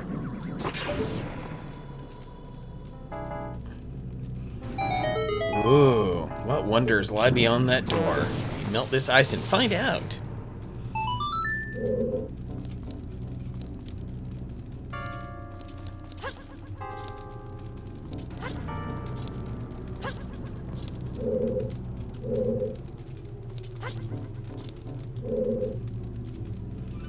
Built your parts list for your PC? Oh heck yeah, Crimson! You're gonna get down and dirty on some PC streaming soon? Do we get to see your beautiful face again? And your lovely flowing locks? Oh my! That is a huge piston there. Waiting for AMD's video card reveal for your final choice. I was talking with Navigator about that last night a little bit. We got to be able to see what kind of performance and value AMD is bringing to the table, because I believe their announcement is not far off. So we got to be able to see some good official benchmarks from the latest slate of AMD before really settling in. But honestly, the current set of NVIDIA things, you really can't go wrong. All but your face. Ah, but your face is so good. 3070 on the 27th.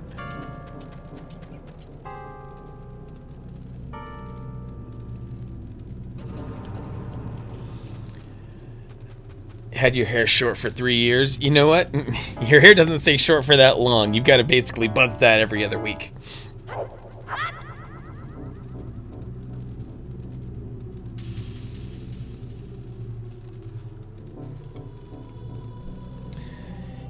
Random thought, PC parts industry should regularly give me large quantities of money to spend on upgrading, because every time I do upgrade, it pushes computers forward by leaps and bounds right after I make a brand new computer.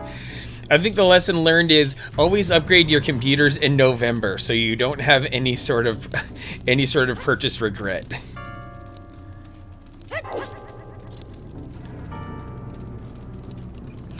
BGR, you're part of the Fast Hair Club.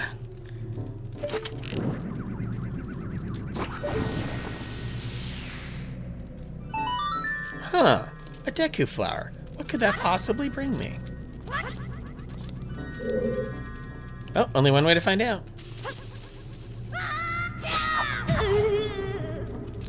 Jake, you get Mega Blades simply by hanging out here in the stream. That's all there is to it.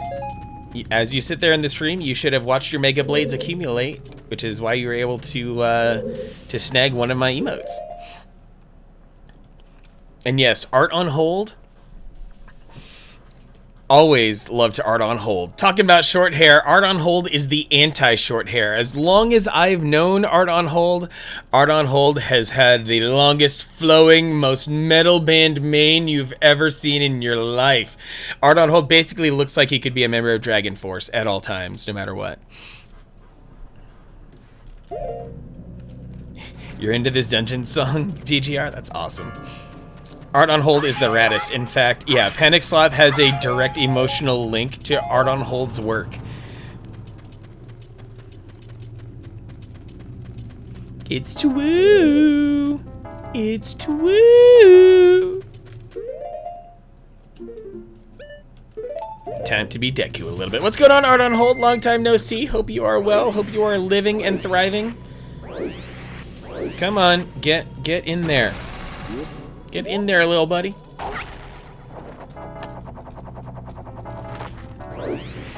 Actually, the system requirements for Cyberpunk are not that high, so it's really not that necessary. Like, the recommended system requirements for Cyberpunk are surprisingly, like, livable and affordable and stuff. So don't even sweat Cyberpunk that much.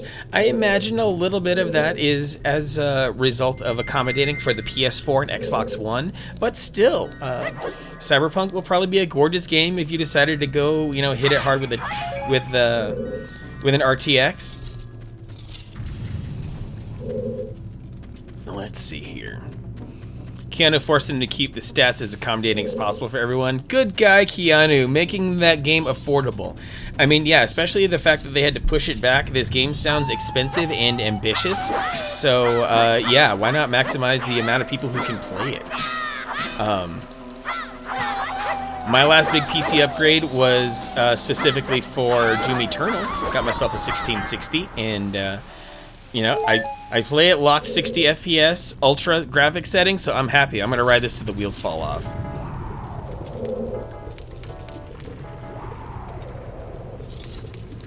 Series X Smart Delivery? Ooh, explain that if you don't mind. Jake, hair down to the middle of your spine. Now that is absolutely some bassist vibes right there. Keep it going. Oh yeah, Wolfie. Oh, I set you on fire, Wolfie, and you still come at me? Like, how dumb is this wolf, honestly? This wolf was holding 3 hearts, and he gave them all to me.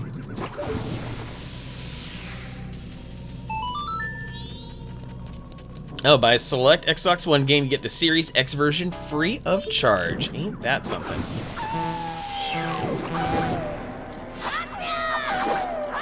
I'll set a wolf on fire. I don't give a damn. I go figure. I go from a game with a good white wolf to a game with bad white wolves.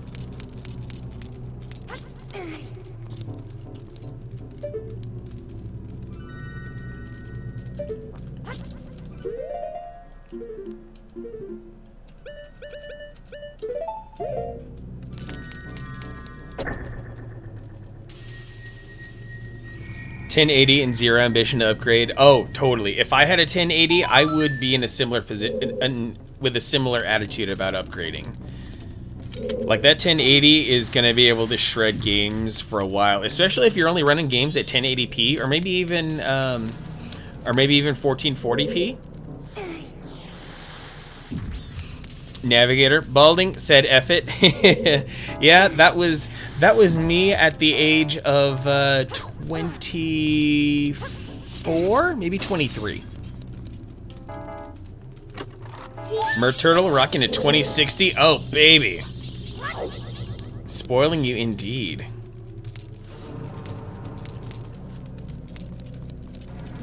Let's see, I have to sling this back the other direction. Yeah, Navigator is very aesthetically pleasing, especially if you check out one of his streams.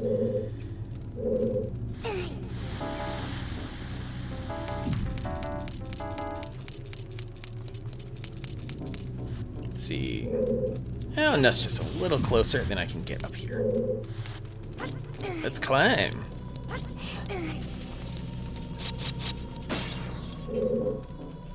Huh, I wonder. No? Okay. You know, I'm not gonna worry about that crate yet. Man, maybe I think I pulled the shaped look exceedingly well. I was very blessed to have a head shaped well enough for this look. So yeah, the it's fully. I'd have to say, no. All thanks to my mother's side of the family, as for why my balding started fairly early. I'm not gonna go all the way back up. I blew that jump. So let's try this again. Follow the bouncing ball.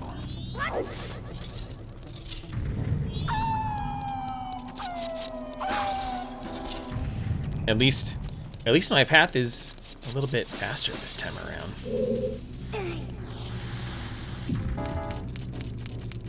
I was a little bit too energetic when it came to that jump, so now it's time to hit this again. So I can go see what's in that chest. I bet it's another freaking fairy over there, though. I'm gonna like waste all this effort on just a single fairy. Which, you know, they're good to have, but they're not my primary focus in this dungeon yet. But, you know, I earned this chest fair and square. Yep. All that just for a drop of blood. Gotta have some good joystick modulation to keep those jumps in line. What can I use to crush that?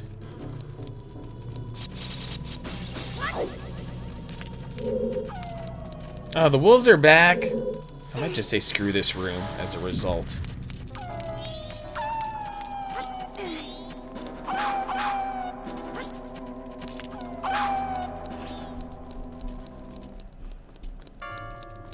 Found a Panic Sloth, a stray little green fairy, a little forest imp. Panic Sloth's absolute favorite color on the planet. Panic Sloth's entire lifestyle revolves around the color green. That's what it comes down to.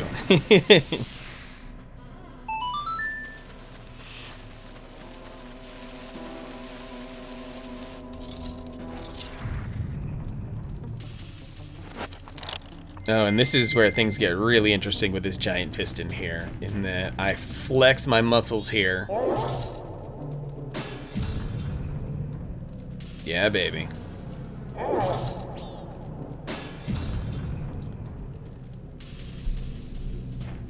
Aw. Grumpy, you want to be IRL friends with Panic Sloth too? I mean, everyone does. I don't blame you one bit.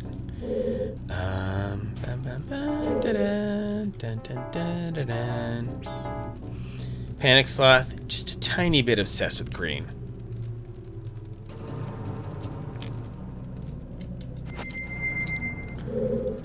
Let's see.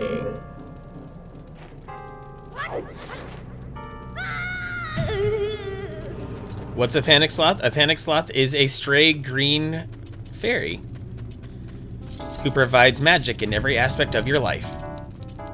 That's what they are.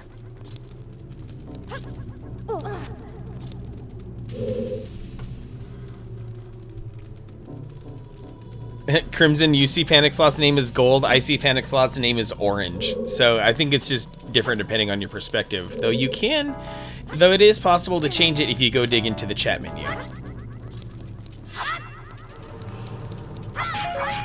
There's no situation where Panic Sloth won't find a way to panic.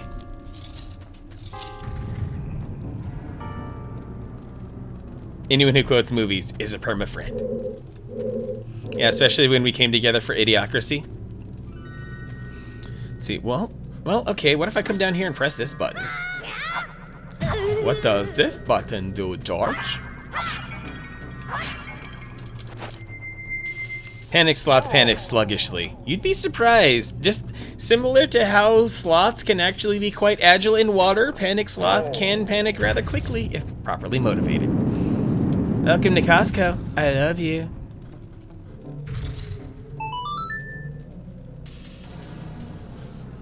Yugatu is now dark green.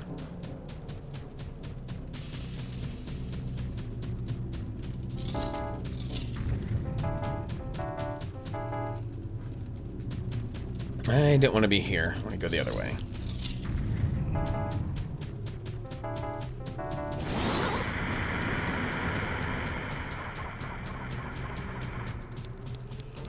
Go up some stairs.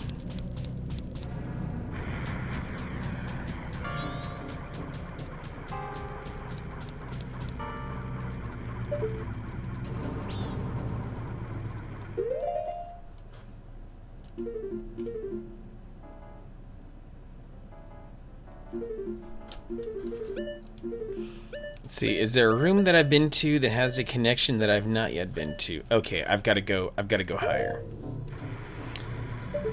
System of a Down and Corn were my lifeblood back in high school. Toxicity is a classic. Follow the Leader is a classic. I also liked Issues.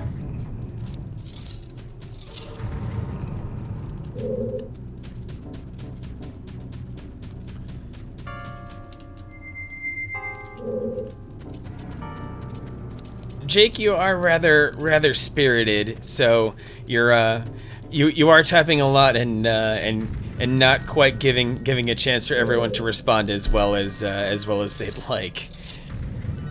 Grumpy, you had a Corn GeoCities website? Oh yes. Were you part of a web ring?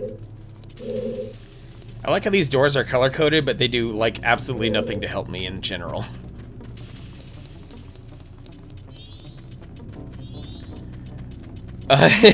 Yeah, if you bring up metal around Art on Hold, prepare to have your earballs, well, prepare to have a lot of opinions thrown your way. I'll say it like that. Oh wait, with my fire arrows, I can do stuff in this room.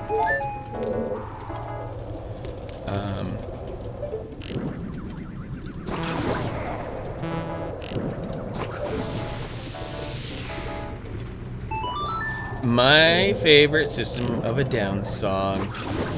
There is really something about aerials that gets me real soulful. Just makes me start to feel a thing or two.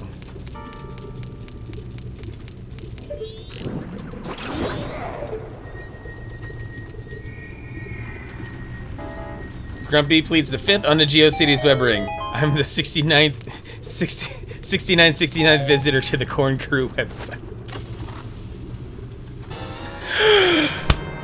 A small key! I haven't seen one of these things in forever! And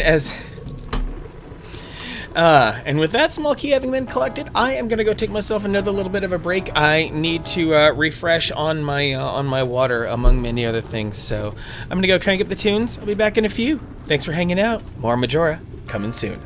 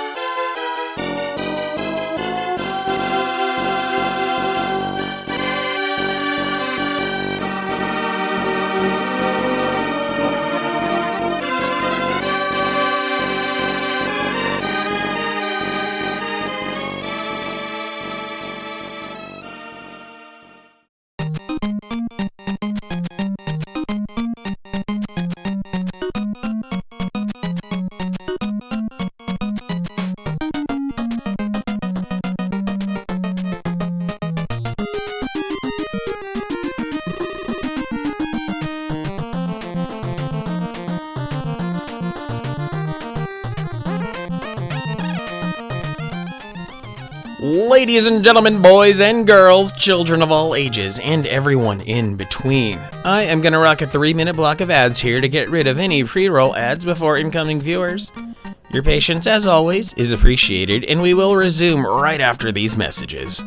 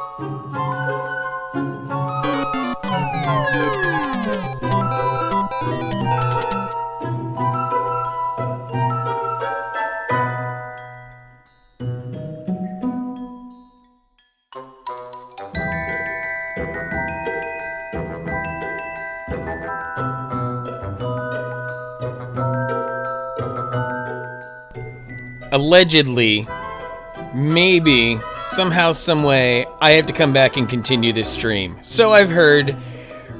Rumor says it. I don't know if it's true, but I'm still live. There's some music playing. Maybe something should be done about that. Mohaskedium, thank you very much for the follow. Appreciate that. Welcome to Subcon, where we all get to live the dream. And just as my dear sweet moderator Gravebook has asserted, I'm back with some wine. Some very nice Sauvignon Blanc. I will be drinking it quite sloppily, and that's okay. I'm not classy at all. I'm not even a wine person. Oh dear. Gravebook already wants 2 minutes of growl voice.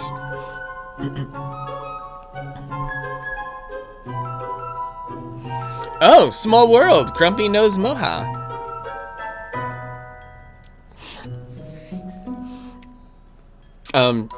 Jake, I promise you that a good amount of us have been listening to that song many times over. Most everyone you're interacting with here, Jake, is a good 15 to 20 years older than you.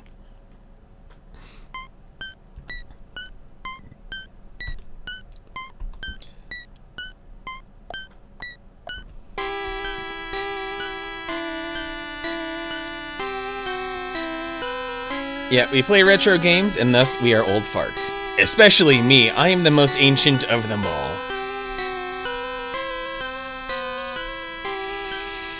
But now it is time to summon the will of the ancients by speaking in their tongues and letting them know that they are free to run about these lands. Awaken, awaken, take the land which must be taken. Awaken, awaken, devour the world's smite forsaken. Rise up from your 1,000 years of sleep.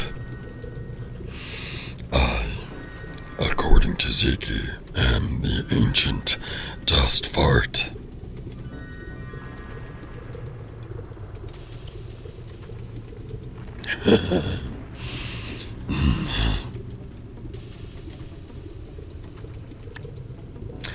But I shall keep rising. I expect you all to drink some Duncan Hill's coffee.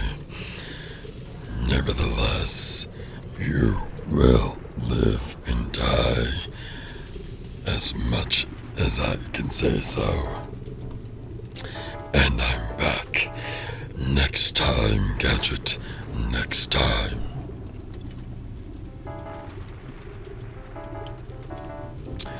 It's all been erased. Greyfuck brought me back from the depths of Hades. It's all good. What has been done is done, and we shall go forward together. Oh, yes. So, I don't know, Spacey, you've been following me on Twitter for quite a bit. Maybe you're learning some things. Yukitu does not vibe with Metalocalypse.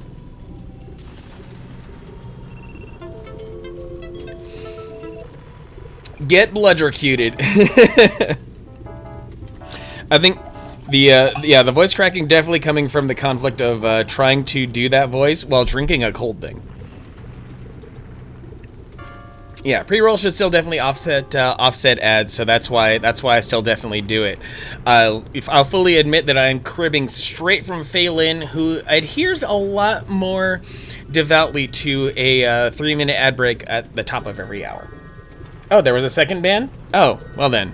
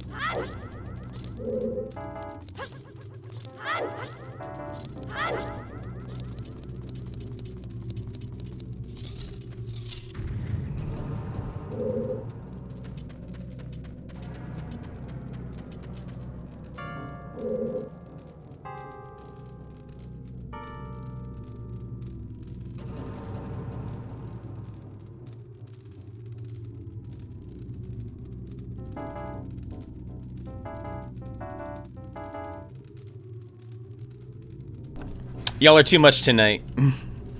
Did I miss anything? Make sure I have my window straight. Okay. Bang, bang, bang, bang.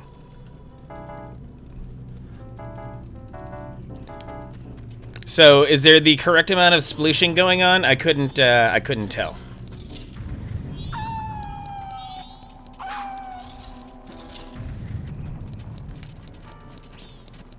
I saw some commentary about about my possible pants status, and I can promise you that that I'm Donald Duck in it.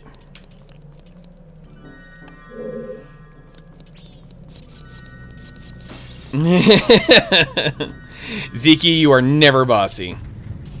Ever. Zeke, you always do exactly enough. And it's never too much. Have a good night, Jake. Thanks for stopping by. Appreciate the good energy. I'm glad I could provide you with some good entertainment and other good feelings. Hope you take care of yourself and everything goes well with your aunt.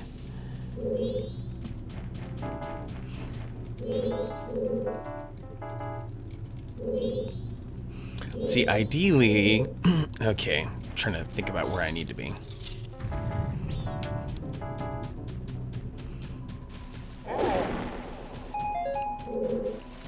I mean, absolutely no offense, but I think 2 mods is enough for the size of my channel. I'm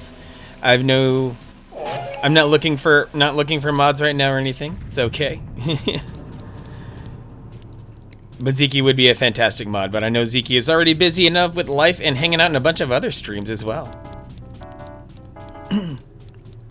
Mods only chat. What's going on, Zen? Hope you're doing well. Taking a small break from McQueeb streams, I see. Hope everything is good for you, Zen. I know some of the things you mentioned a little while back were pretty encouraging, so I feel like life is going your way.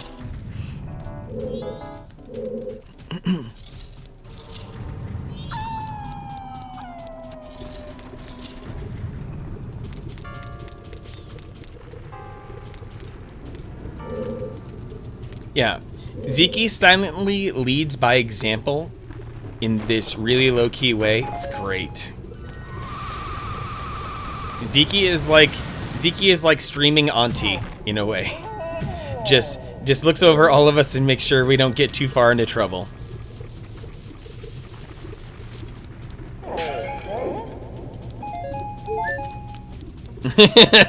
Is this area giving you some flashbacks, Bad Rap?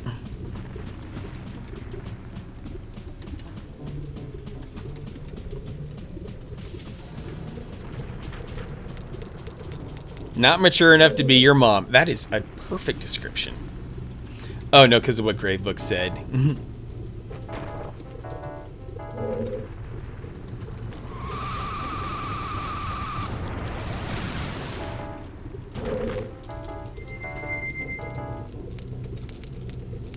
Up the stairs.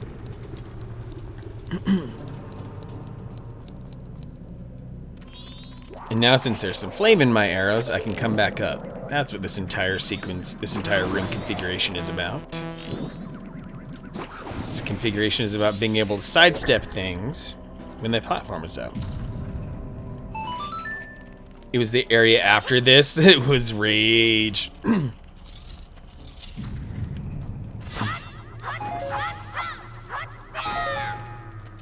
Yep. This playthrough isn't quite blind, but it's not quite fully educated either.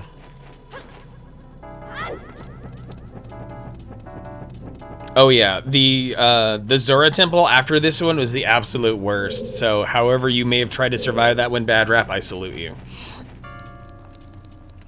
Panic Sloth, you do not put off mom energy. No offense, but you don't. You have this, well, you have this forest sprite spirit about you that makes you seem like something else entirely. God of War 3 Remastered has an update? Wow, of all games to get an update. Water Temple wasn't bad with the boss. Oh. Oh yeah, that fish. That fish was a pain. The outer areas you hate. Don't blame you one bit. Oh boy.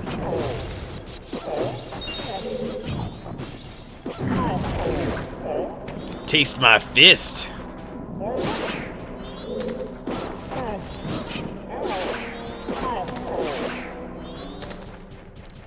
Suck on these Goron fists. I was loving Art on Hold. If you're still here, I was loving the injection of your injection into the metal discourse. PS4 games getting updates ahead of the PS5. Oh, so Sony probably is doing better about their backwards compatibility.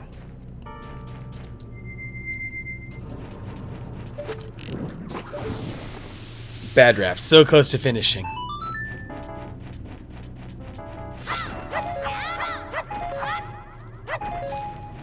This wine is delicious, by the way. Oh, man. Oh, nope, didn't mean to do that.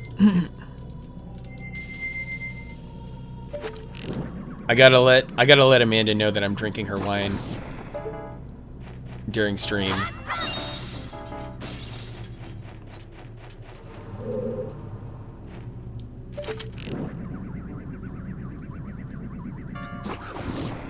Okay. It's got to be a fake wall, but I don't know how to get there yet. That's what they said. Oh, snap. I love what you did there, Panic Sloth. Literally pains me until you type. You are like you must physically eject that phrase from your soul, or else you will have problems.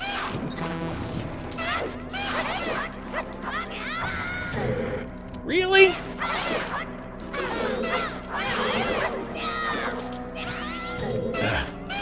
Ooh, a fairy. Another green fairy. Another Panic Sloth over here. My 7th Panic Sloth in this dungeon. That's real nice of your mom, Jake. Oh, 7 and 8th on the fairies. Wonderful. There's a door. And there's not a door. And what's above me? Panic Sloth craves the release of That's What They Said.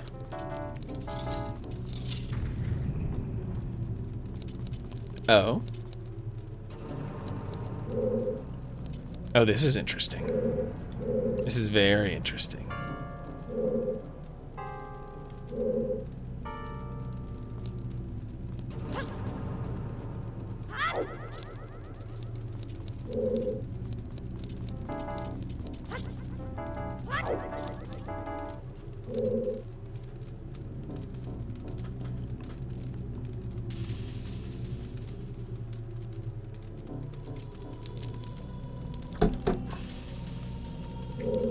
Okay. Oh, I need to go over here and punch out another block. Then I can progress. Whew, that was scary. And thank you for that as well, Grave.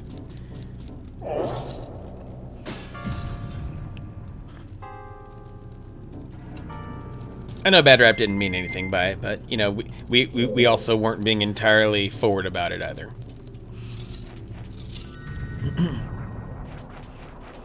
Okay, so let me quickly bust through here and make it back up. Yeah, it depends on the wine, and it depends on your personal tastes. A lot of alcoholic beverages are not going to taste good to people. You just have to figure out, you know, many years later on, what works best for you. Like, especially when it comes to stuff like beer, which is just as much variety in all of its flavors. You just have to be willing to keep trying things and find out what works best for you. Because, I mean, there's a reason that wine, beer, and liquor continue to be popular things that sell a lot, because they are delicious to certain people. But yeah, as a young drinker, Mike's Hard might be a good introduction for whenever it is that you get there. Some Mike's Hard, some White Claws, and Smirnoff Ices were a big portion of my younger drinking days. Can we talk about chocolate milk, though? I think we can, because the more fat that is involved in your chocolate milk, the better the chocolate milk experience. So that is certainly the right way to treat chocolate milk, is that you should never ever try to hold back on the sugar or the fat content, or else your chocolate milk experience will not be as satisfying. Do not get Yoo-hoo. Yoo-hoo is not a suitable replacement for chocolate milk. You get the real thing whenever possible. Or yes, chocolate soy milk, chocolate almond milk, those things can work well also.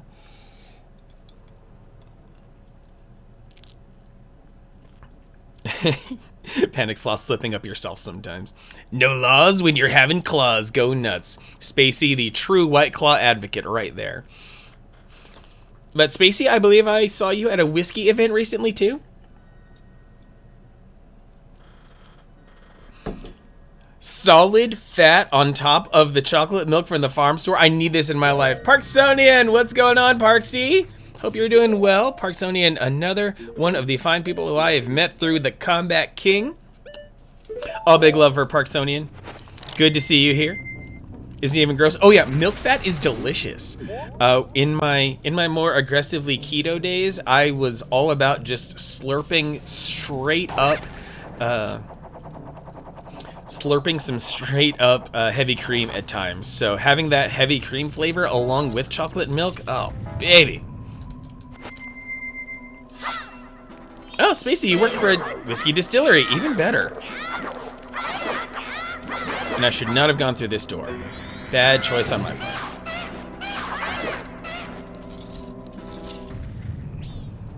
I mean, heavy cream basically is straight up milk fat, so yeah, that's that is how it goes, Bad Rat.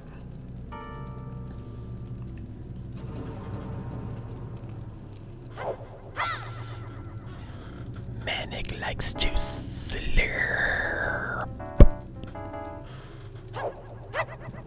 Oh, Jake, you're Portuguese. There is occasionally a someone in one of my nearby communities who lives in Portugal. If you ever see Wolf-in-Law pop in a chat, you can definitely exchange some Portuguese with him. Heavy cream sounded better. Oh yeah, getting creamy always sounds like the more attractive option.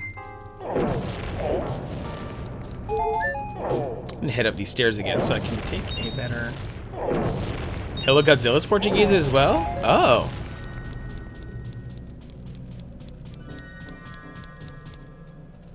Phoenix! It's like I summoned you! What's going on, Phoenix?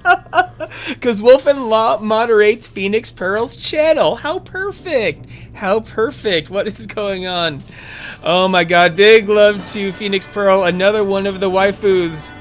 Oh my goodness, happy to have you here. Because my dude Jake Got Baked talked about being Portuguese, and then I'm like, well, sometimes Wolf-in-Law shows up in here, and then you showed up, Phoenix Pearl, so that was just perfect. Are we gonna see Neens or Burry or Mythalia show up as well?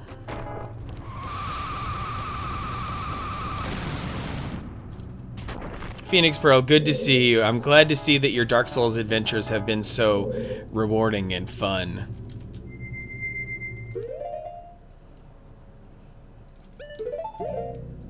Yep, Genon as well, for sure.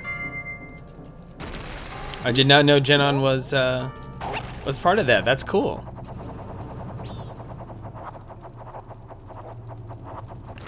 It's a party in here, you guys. So glad you're here.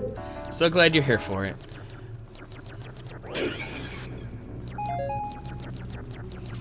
Phoenix Pearl just woke up as opposed to being sleep deprived. Oh my gosh, it's very early for you though. Wouldn't it be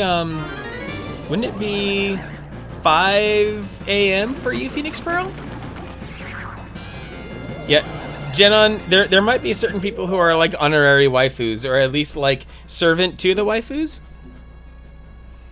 Uwu gang.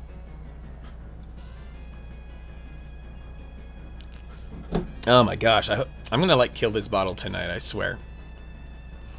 I don't know, the waifus have to accept you, Phoenix Zombie. That's one of the hard parts about all this.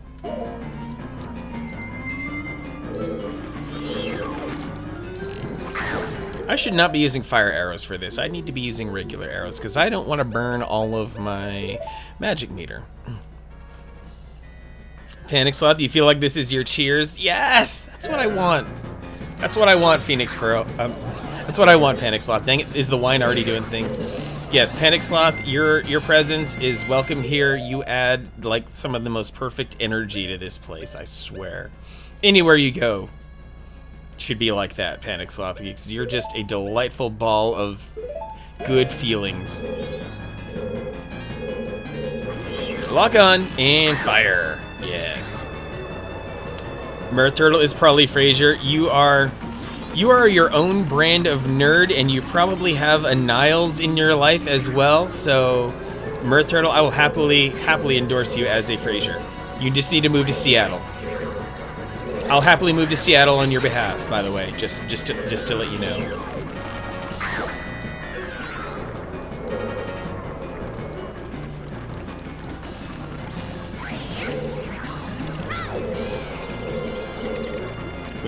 There we go. There's the real one.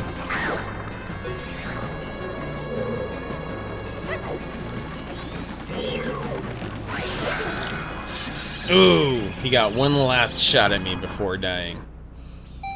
What reward do I get here? What? The reward is I get an open door. That's my reward. The game might as well spit in my face. Oh boy. It's the night of the second day. East Coast gang gang!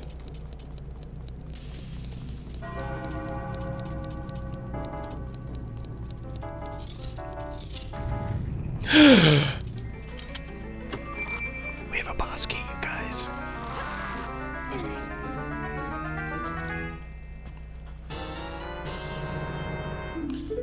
Now that I have a boss key, I'm gonna head directly to the boss. I don't care whatever else is in this dungeon. I'm getting out of here. That bell gave you flashbacks. Seriously, bad rap. I give you credit for how much effort you put into this, because going into this game blind is going into this game blind is the worst. So blind. Oh, I can just exit out this door.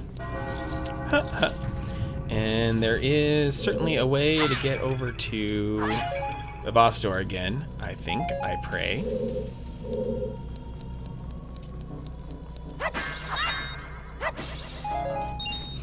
I'm happy to see the waifu gang expanding. That is very much a heartwarming thing. Phoenix Pearl dreams way worse than taxes. Oh dear. I want to know what dream is worse than taxes. Cuz dreams you can at least, tell yourself, oh, that doesn't mean anything. It's okay. And you'll forget about the dream when you're halfway through your second cup of coffee in the morning. But taxes, you have to face down taxes. A dream will evaporate, as we all saw when playing Link's Awakening. But taxes are Freddy Krueger. They will find a way to kill you even in your dreams. Woke up annoyed, Phoenix Pearl. Gravebook had a dream about Drac Tactics. His wife, our friend Zach, ate ramen and wandered around Tokyo together. That is the best possible dream, Gravebook. I like having dreams about people who you've never met in real life is freaking magical.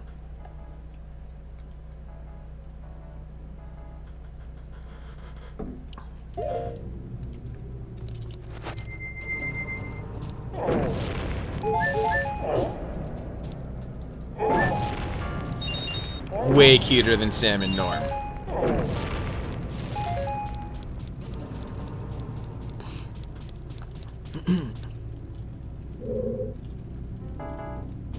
Okay. Oh no, I hit the loading zone. Dang it. Dang it.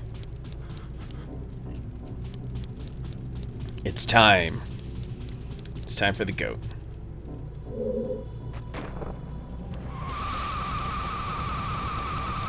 That's actually something I would like to fix someday. If I ever get filthy rich and famous enough, I don't know.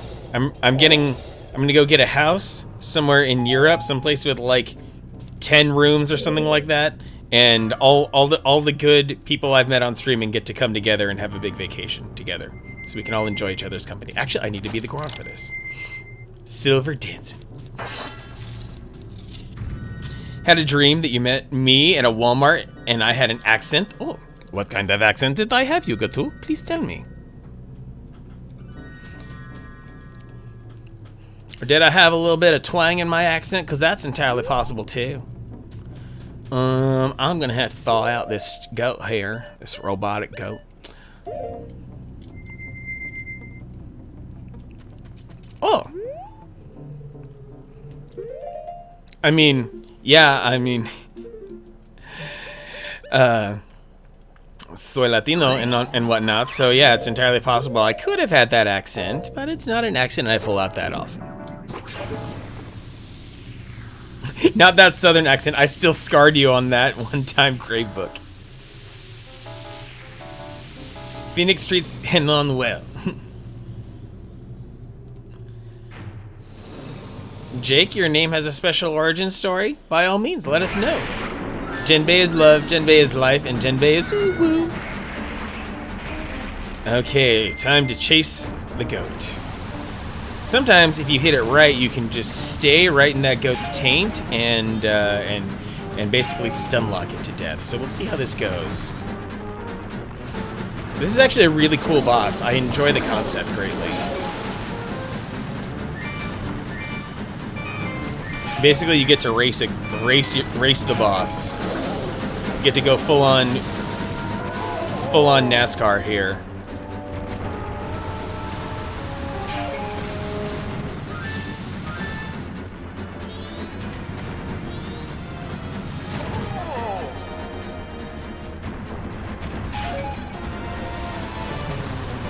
El jefe de los cabros.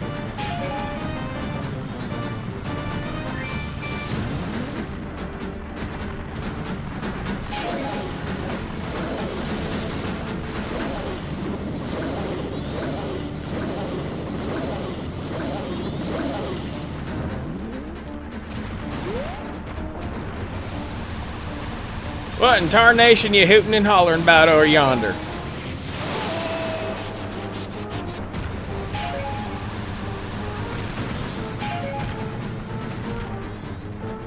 Mexican Independence Day, Phoenix Zombie? Good for you. If you've been, whenever you did a shot of tequila on your birthdays in the past, then you were technically honoring the legacy. Jake, burn your hand boiling water is making a Twitch account. So you literally boiled yourself into a username.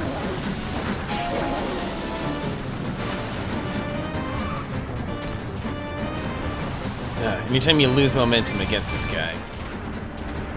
Zeke, share a birthday with Neil Patrick Harris. My birthday is shared celebrity-wise with Candace Bergen, aka Murphy Brown, for all of you fellow old folk, as well as Billy Joel.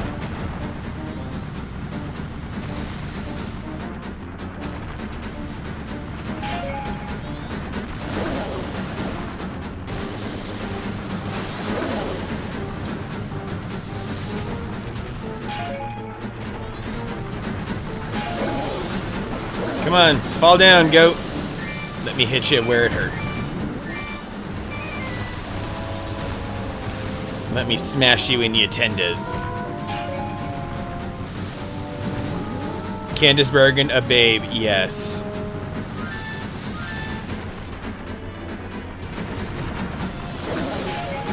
And her homegirl, Christine Baranski, oh my god, total goddess to this day.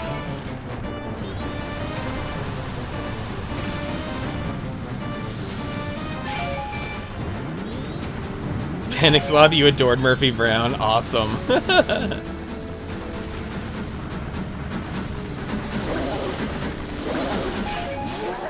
Oh. I expected him to trip again. That was actually a pretty fast fight.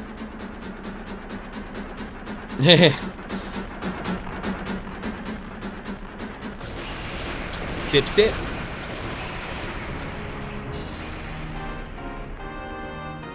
Anyone listen to the Meat Puppets? Sorry, not much of a Meat Puppets person. Couldn't tell you the first thing about him.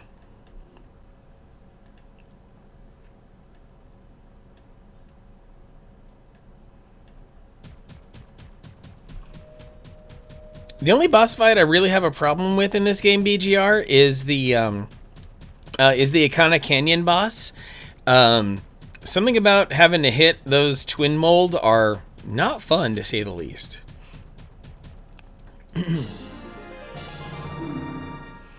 Oh, baby. My heart has grown. You've seized Goat's remains. You've just freed the innocent spirit that this dark mask had kept imprisoned within the body of evil Goat. Diddy Kong Racing is badass, and I will defend it to my dying day. I got that game as soon as possible upon its release back in the day, and it was so good. What exactly are all of you?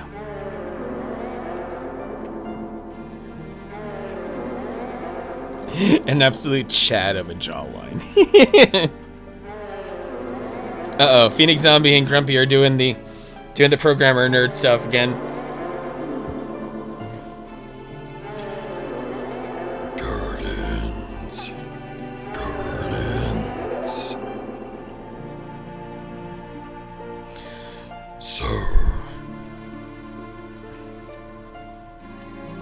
So you're protective gods? That's why you're in the temples, but why are the protective gods? No, wait, are you listening to me? Hey, wait.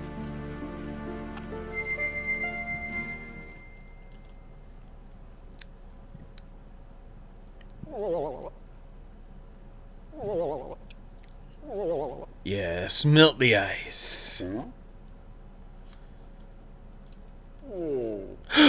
A passage is opened. I must explore it.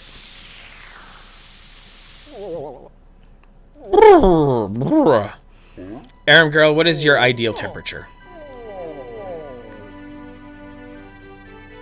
I realize you're a little bit biased from being in California, but you know, figured it's worth asking. Her ideal temp is brr. Our ideal temp is Brittany. 67-72 year round. Oh. Yep, so you're living the dream, Aram girl.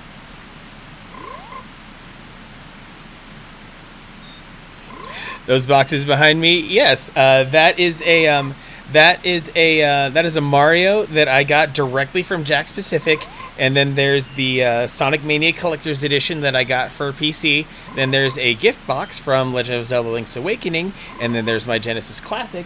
And perched atop it are a very special thing, the Twilight Princess Wolf Link amiibo with a seashell on top of it, and I forgot to turn on my Mega Man.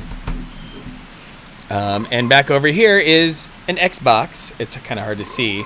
And then a TurboGrafx 16 Mini and the NES Classic. And this is Link's Awakening Link, the Switch remake, and then the Piranha Plant Puppet. Yeah, Frog is like, look at me, and, well, okay, I guess I can go look at the frog. Yeah, hard to see, but maybe a little bit easier to see if I go back to my just chatting mode, where the logos are a bit more visible, depending on the size of your screen and all that stuff. So at least I figured, Jenon, I should give you a little bit of a better look at what you were noticing back there.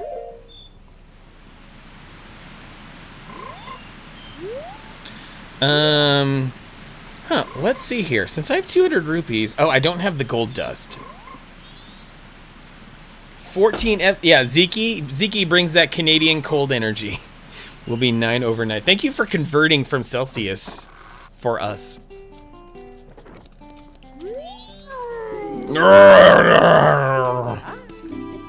Oh, a customer.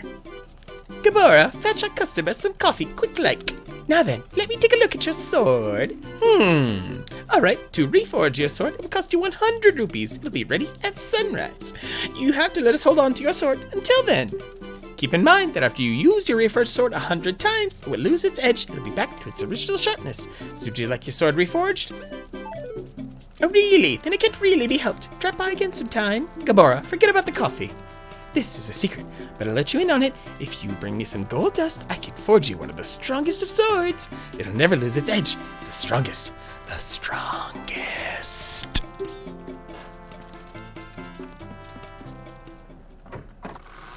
Yep, some good old Dustin Runnels gold dust.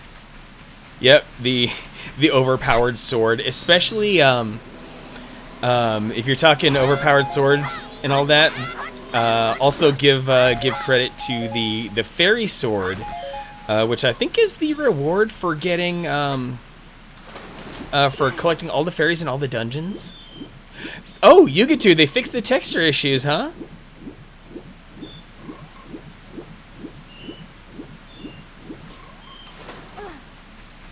What were the textures doing in God of War 3?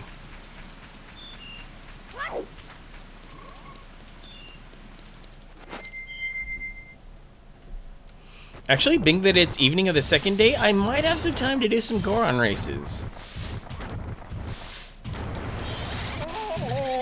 Oh no! The little soot monsters from Spirited Away.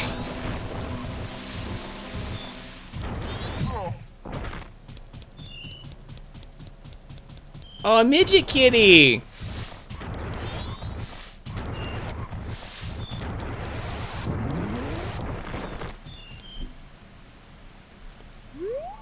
Yeah, bad rap. There's a lot in this game that's just not intuitive whatsoever. Have a good night, Jake Big. Thanks for hanging out tonight. Appreciate ya. Oh, you got down to 66 Grave Book. I'm envious. Oh, wait, is that? Okay, no, that's just the smelter. Okay. Seriously, Grave Book, you have the perfect temperature going on right now.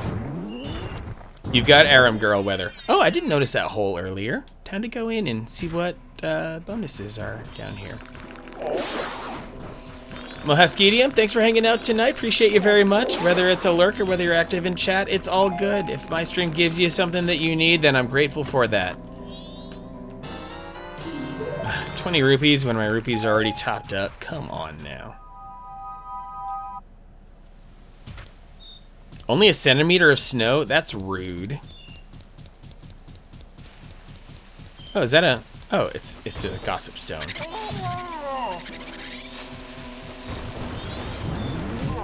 Phoenix Zombie is already down to freezing. Oh boy, yeah. Phoenix Zombie, the region of the country that you live in, is it's a little bit brutal to say the least. All right, so I'm gonna quickly try to figure out what I can do here. Oh, I can do the freaking the giant Goron bomb thing. But what I actually need to do, let me see if the Goron races are. Yeah, I need to do the giant bomb thing. That is of utmost importance. Uh-oh. Uh-oh. I'll just say Phoenix Zombie is Canada adjacent. I know that it may be necessary. I will not volunteer any more than that.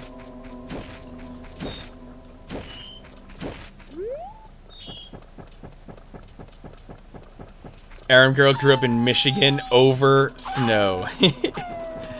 Totally understand. You don't have to shovel sunshine no matter how hot it gets. Oh, the wolves changed color. New Jersey, freezing this morning. Oh, snap. I'm actually kind of worried that some places are going to get hit with, like, the worst blizzard ever. So, good luck to all of you in the cold places this winter, in the snow places this winter, because, oh, it's going to be a lot. And I know this is roughly the place where the big barrel is. Christmas without snow is weird. Well, I have been nothing but a desert rat my entire life, save for the few years that I spent in Seattle. And it was only in my final week of living in Seattle that I got some real good snow, and I felt like that was almost a parting gift in a way. Since you had a hurricane, willing to bet Houston's gonna get snow this year. Yeah, everything is fine. Everything's all good. We're fine. It's fine. We're fine. It's fine. Everything is fine.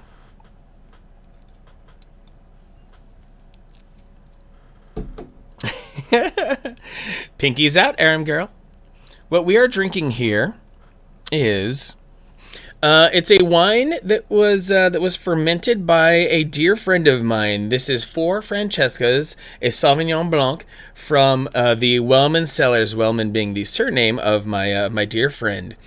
And the back label here says, I love this picture for firstborn Francescas. Francesca Bartlett Goodell, Francesca Goodell Rapol, Francesca Rapol Miller, and Francesca L. Wellman, my sister. I am so profoundly grateful for all each of them did and do for me and our family. So please raise a glass to these great Francescas. But truly from Soprazzurro Vineyards, Sonoma County, produced and bottled at Kings Hill Cellars. 14.4% alcohol by volume, not for sale. So, yes, I'm not much of a wine person, but this is really scratching the itch. Jenon, you didn't even notice I was drinking.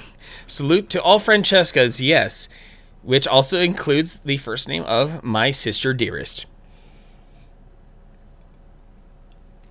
Starting a fight with my Nintendo 64. I have several other Nintendo 64s I could fight with. I'm not drunk yet, but I'm maybe on the outer fringes of a buzz. I'm the Goron who sells the powder keg, the most famous product of the Gorons. Want a powder keg? Powder kegs explode with powerful blasts. They're very dangerous. Until I tested you to see if you can use them properly, can't let you use any on your own. You give it a try? If you can destroy the boulder that blocks the entrance to the Goron racetrack near here, using the powder keg I'm about to give you, then I'll approve you to carry them. Okay. When the powder keg begins sticking faster, it means it's about to explode. Try to blow up the boulder blocking the Goron racetrack entrance without the keg exploding in the way. There's a sign near the racetrack, so keep an eye out for it. When you finish, come see me.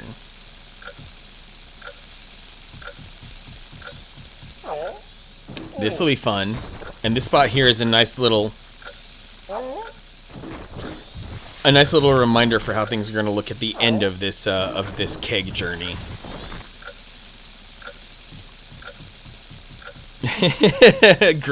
Drunken times on Twitter. I appreciate that those are still fond memories for you, Panic Sloth. I know there's very many reasons that you have to stay dry, and I'm so happy you've been able to commit to staying dry and staying disciplined, because given what you've been through, especially this year, that has surely taken a lot of work and a lot of willpower, but I know you're strong enough to have dealt with it, and if you've stayed sober through this year, then you can handle anything. I know it, Panic Sloth. Phoenix Zombie once had 8 mason jars of Jeremiah Weed's sweet tea and decided it was a good idea to play Mario Kart. I mean, obviously.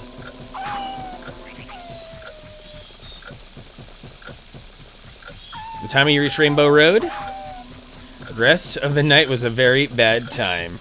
I mean, Rainbow Road itself is a really raunchy track, to say the least.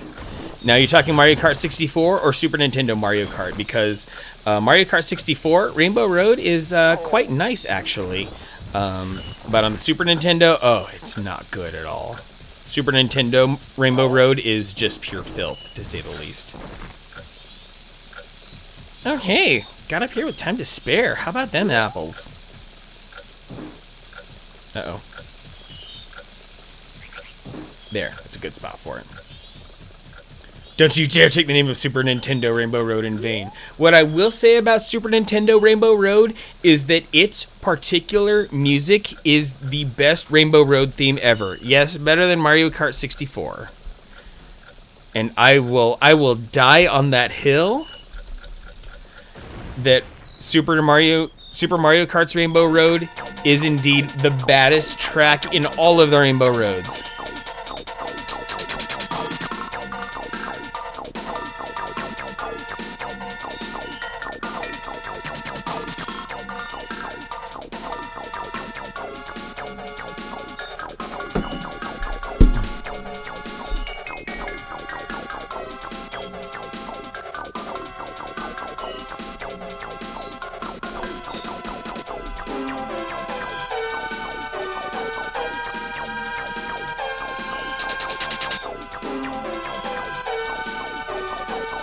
Now see, it is definitely the Nintendo 64 version of Mario Kart 64 that I am best at. It is the one I've spent the most time with. It's the one I'm most comfortable with. But there's something about the building tension in the melody here of SNES Rainbow Road that will always, always capture my heart more so than the Mario Kart 64 Rainbow Road.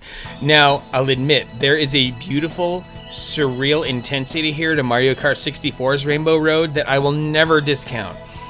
But it's just like this hand on top and my other hand touching it from the bottom. That's how close the Super Nintendo and the Nintendo 64 Rainbow Roads are to me.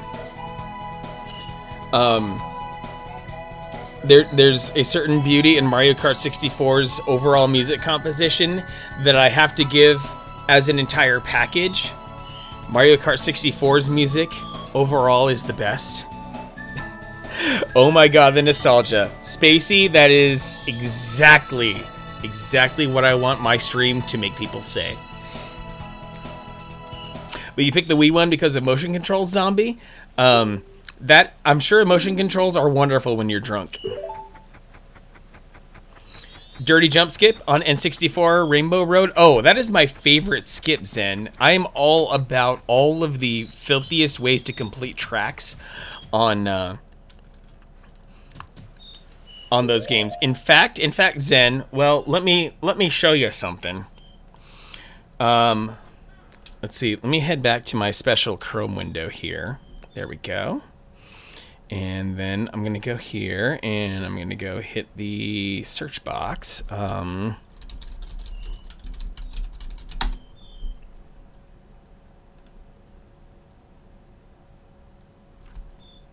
Here we go. This is what I wanted to do here. So I'm going to pop this into play here, scroll down a little bit to center it, and just to let y'all know that me and Mario Kart 64 are some of the tightest of homies. That I am here to power slide the shit out of this game. I am here to find any wall that can be jumped over. And so something even as relatively simple as Mario Kart 64 is something that can be conquered quickly. There are Mario Kart 64 is so brutally broken. That it offers so many like speed shortcuts and mechanics to the players. When I was a teenager, I'll just say it that much. Mastering the dirty jump was one of my foremost skills that I wanted to master in life. So that right there, y'all, being able to hit the wall jump without losing momentum was, it was the best feeling of my life.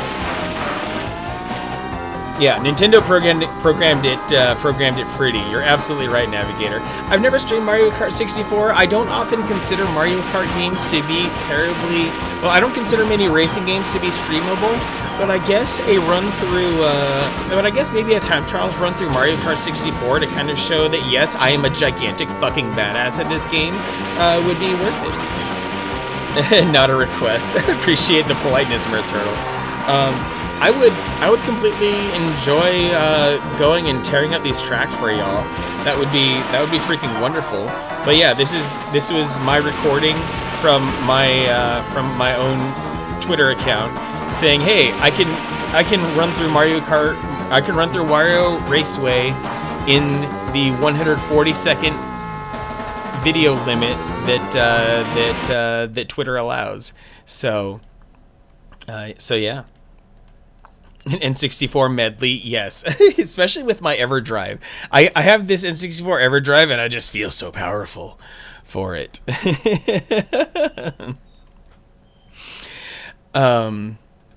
Okay, so... Now that I'm up here, let me get a Goron race in. Let me talk to the little one. Ah, Jamie, been waiting for you. See, everyone's restless because they can't wait to enter. You can enter, aren't you? Can't let the kid down. I have to. I want to show you everyone how Darmy races. If your magic power runs low, charge it with the green jars in the course. Oh, 64DD games boot off the EverDrive? I didn't know that, Phoenix Zombie. That actually makes sense. That actually makes a lot of sense.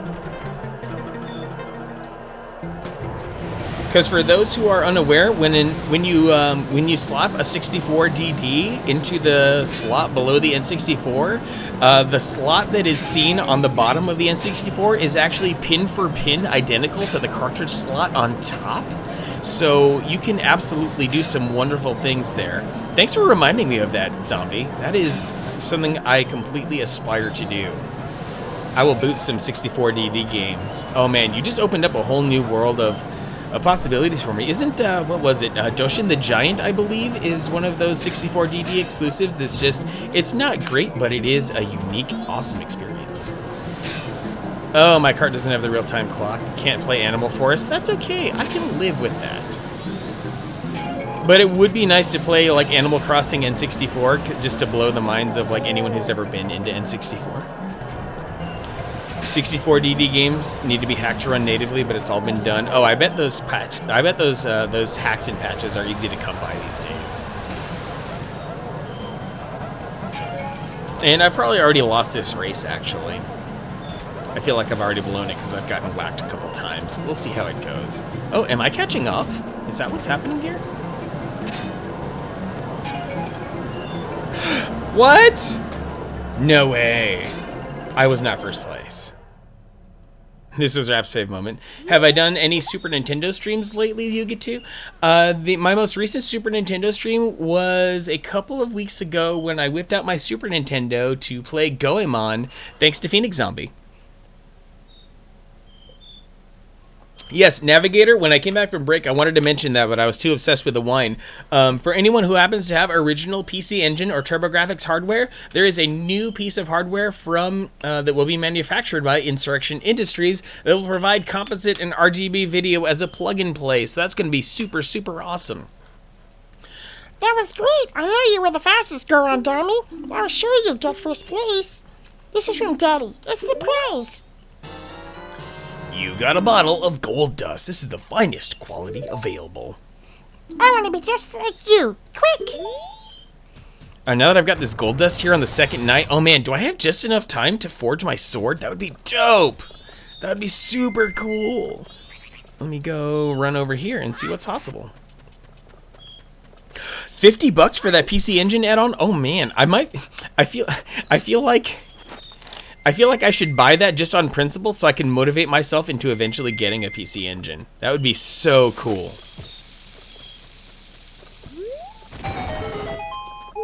I found a hole. Yep, that Genesis 2 SCART cable pinout, I swear, is one of the most, like, the retro gaming community loves the Genesis 2 RGB pinout. Bomb shoes, I'm in. Bomb shoes are great. 75 total purchase. Yeah, I do not have a Genesis 2 SCART cable, but I feel like, wait. Why is my controller still vibrating? Oh, so I can open that again? Is that it? Okay. Do I have enough time to reforge my sword? If I do, that would be dope as hell.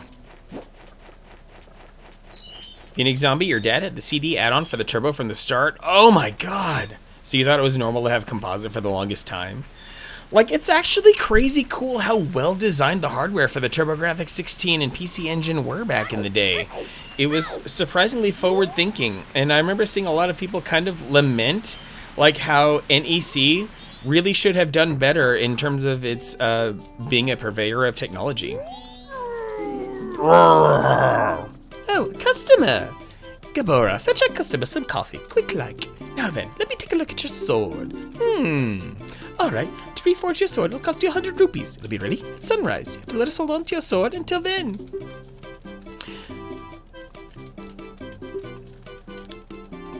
Oh no, I have to, actually no, this has to start on day 1. This is what's frustrating, is that I have to start on day 1 so that I can get the forged sword on day 2 and then send it back with gold dust on day 3. So this might be difficult.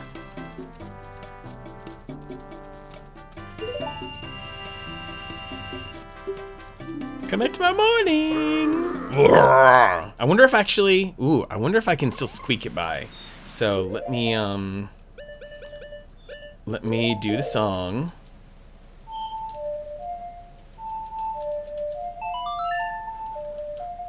I'm gonna try for it. I'm gonna go for it. I'm gonna tempt fate here. Proceeding to dawn of the final day.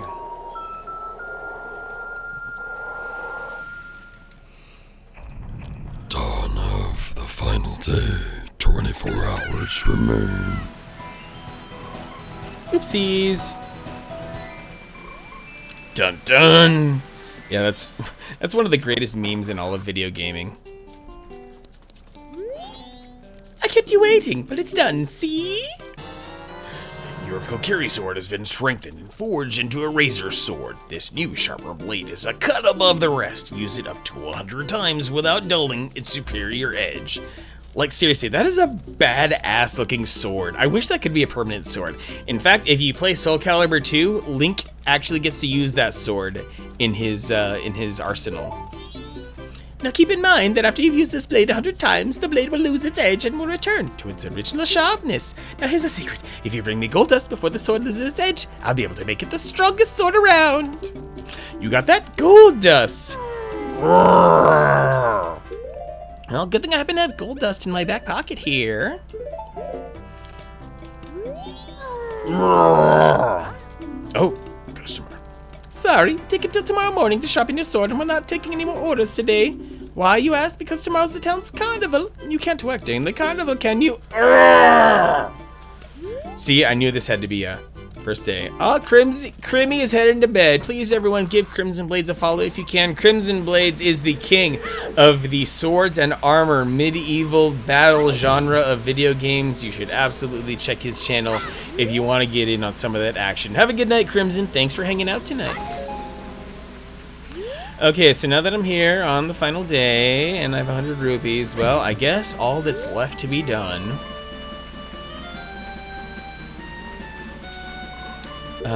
damn, I blew this gold dust opportunity because I took so freaking long in the dungeon. Ugh. Let me quickly spin my way back over to town so I can deposit these 100 rupees before playing the Song of Saving.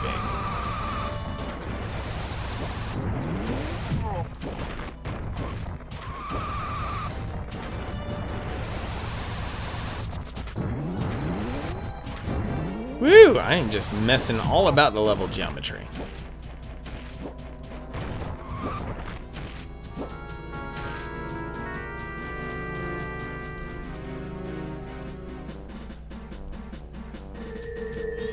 Oh, dang. These are still here. Well, good thing I have fire arrows. If I can just manage to make my intoxicated brain actually figure out where the arrow, where the stuff is. Take off the mask. That's good. And fire when ready. I really... Oh, man. Well, the bottle of wine is almost done. I might as well finish it. Silly drunken brain. Seriously. I may not entirely look like it, but especially with that little vocal error a moment ago, and my solemn promise to you that I am proper, I'm getting to be proper trashed here. That 14% really sneaks up on you. Remember how you're talking about how the fighting combos changed in God of War 3? A little bit, yeah, Yuga 2. I know you're pretty tight on your God of War 3 knowledge. Which reminds me, I should stream God of War 2 someday. I streamed God of War 1 a long time ago, and I never actually followed up with it in any reasonable way with God of War 2. And I've got the collection for my PlayStation 3.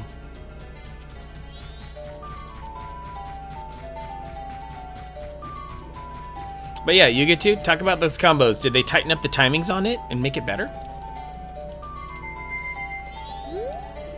Turns out they didn't. Have a different set of blades with different combos? Oh. Seriously, I will keep saying this. I'm not a PlayStation person, but I love the God of War series, and I'm so happy that that the God of War reboot got so much love and is going to get its own sequel as well, because it deserves that. I don't know what it is about that series that I felt like it resonated within me so well. It just caught me at a good time in life.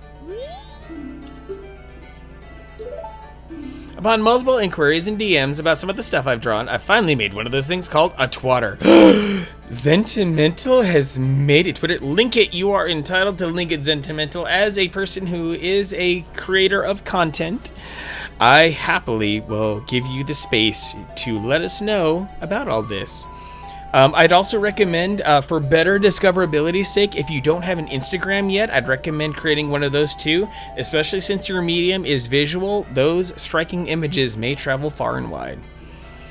God of War 1 and 2, staple games for me for life now. They could have stopped with just those two for me. Seriously, Grumpy Tomato, the things that they accomplished with the PlayStation 2 hardware in God of War 2 were nothing short of mind-blowing.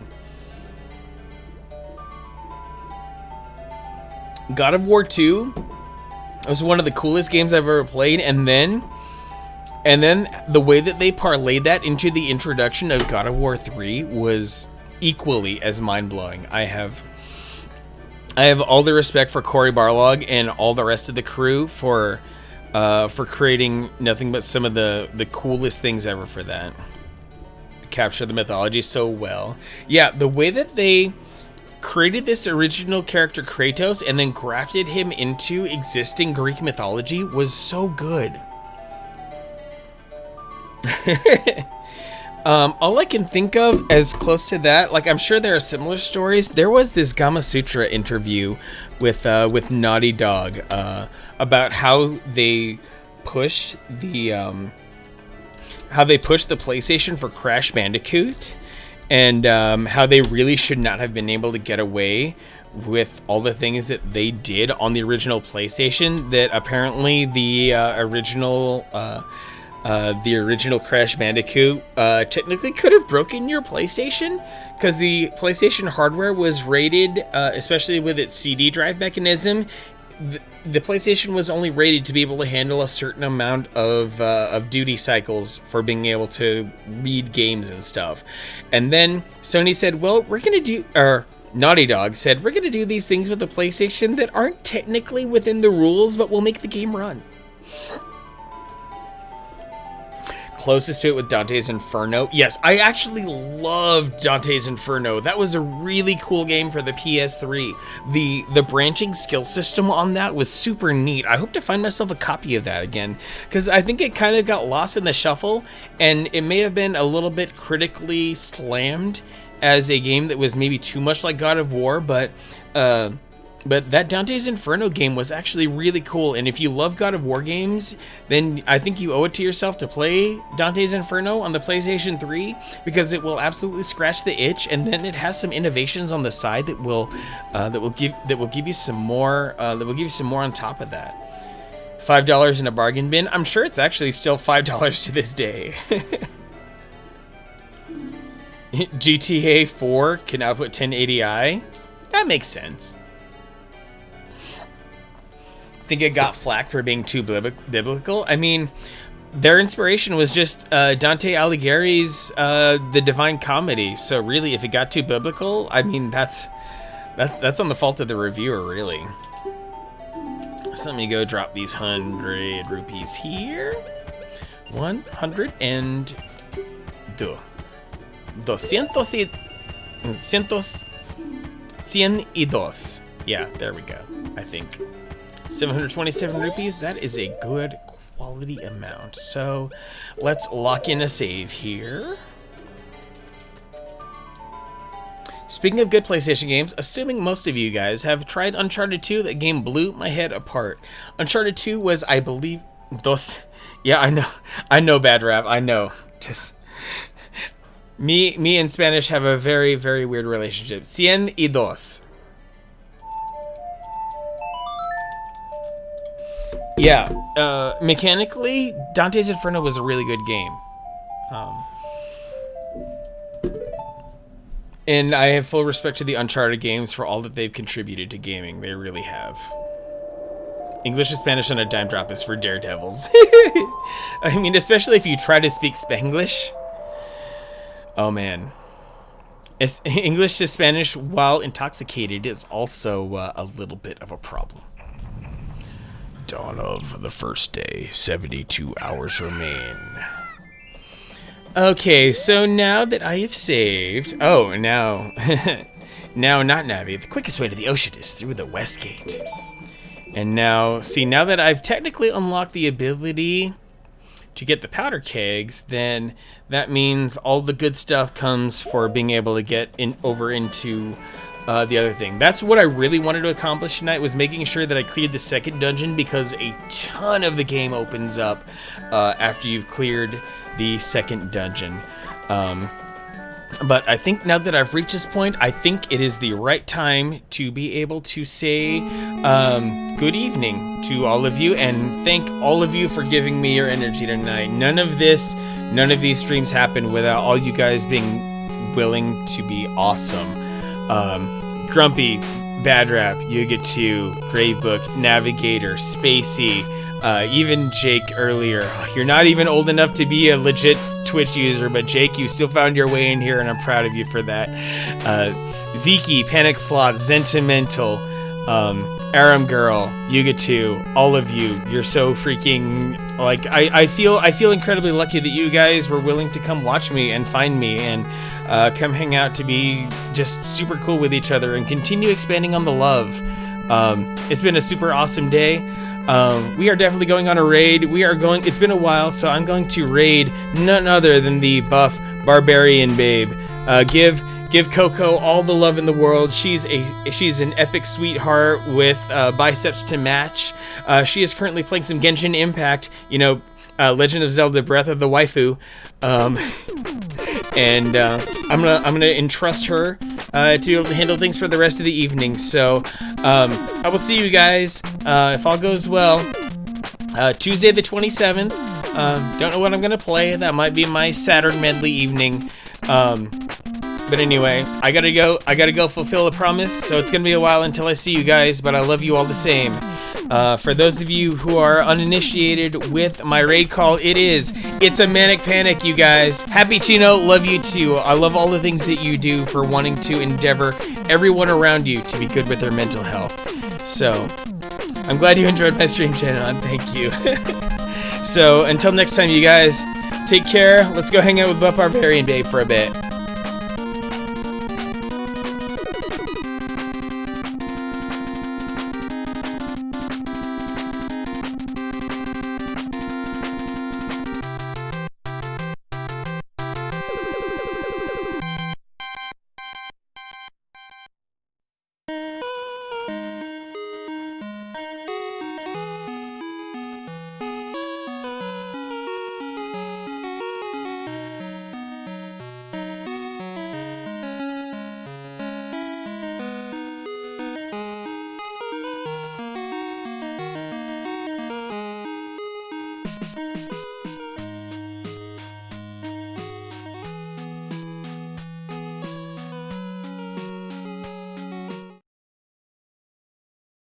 He's catching me right in the middle. This chick is just standing here, and we're getting bombarded. What the fuck? Hey, it's a manic panic, and Buff is actually panicking because I'm getting my ass handed to me. Okay, we gotta put Noelle. We gotta put Noelle in Q. Come on, E. There we go. Shield is up. Where is this bitch? Why does he keep hurting me? Why does he want to hurt me? It's a man pan. It's a man pan. Okay, Ching, it's your turn, girl. Where did he go? There we go. There we go.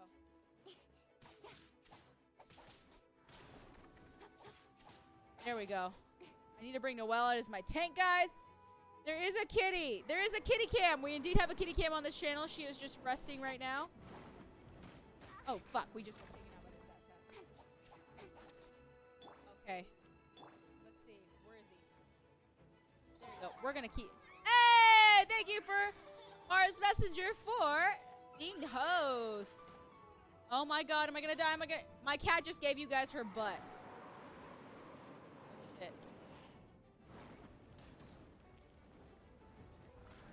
Okay, back to Ching. Let's go. I'm having to learn how to switch between characters a little more flawlessly now, since I am strictly keyboard right now. Noelle? Okay, let's go. Where did he go? Where did he go? Where did he go? Where'd he go, George? Somebody help me. Where'd he go? Shit, I'm stuck. Somebody help me! Are you in Miami too? No! I am from Texas, y'all. Okay, Navigator Bowman, thank you for stopping by. And Manic, of course, thank you for the lovely, sexy raid. Make it do stick flips. Okay, I have my little ninja waifu. She's my kitty ninja waifu, and I'm trying to make her not die, guys. Okay, guys. Thanks, Gradebook, for stopping. Oh, shit. No! Ninja girl. We need to save my ninja baby girl. Okay, we're going to have to switch to spicy waifu. Spicy waifu, don't die, spicy waifu. Oh, shit. Damn, he rallied me. You dash right before you get dodged the attack. I'm getting the hang of that. I'm just stubborn and I like to melee shit, but this guy is not a melee-based attacker. Oh, shit. Okay, we gotta switch out. Okay. Let's go, waifu! There we go. Okay, let's run, run! Kitty waifu. Kitty and waifu should not go together and actually make a crime. I have... She is my kitty waifu, though. She is kitty waifu. This one. This little ninja waifu right here, she is fucking bomb. I can't get up to the height, though, that I need to be at, you know? Shit. Jesus Christ. I need to, like, have the reign of terror, but I don't have, like, enough ammo for this shit. So I'm having to, like, practice range shit. Run, fuck. Q. Hey! We did it! Cool!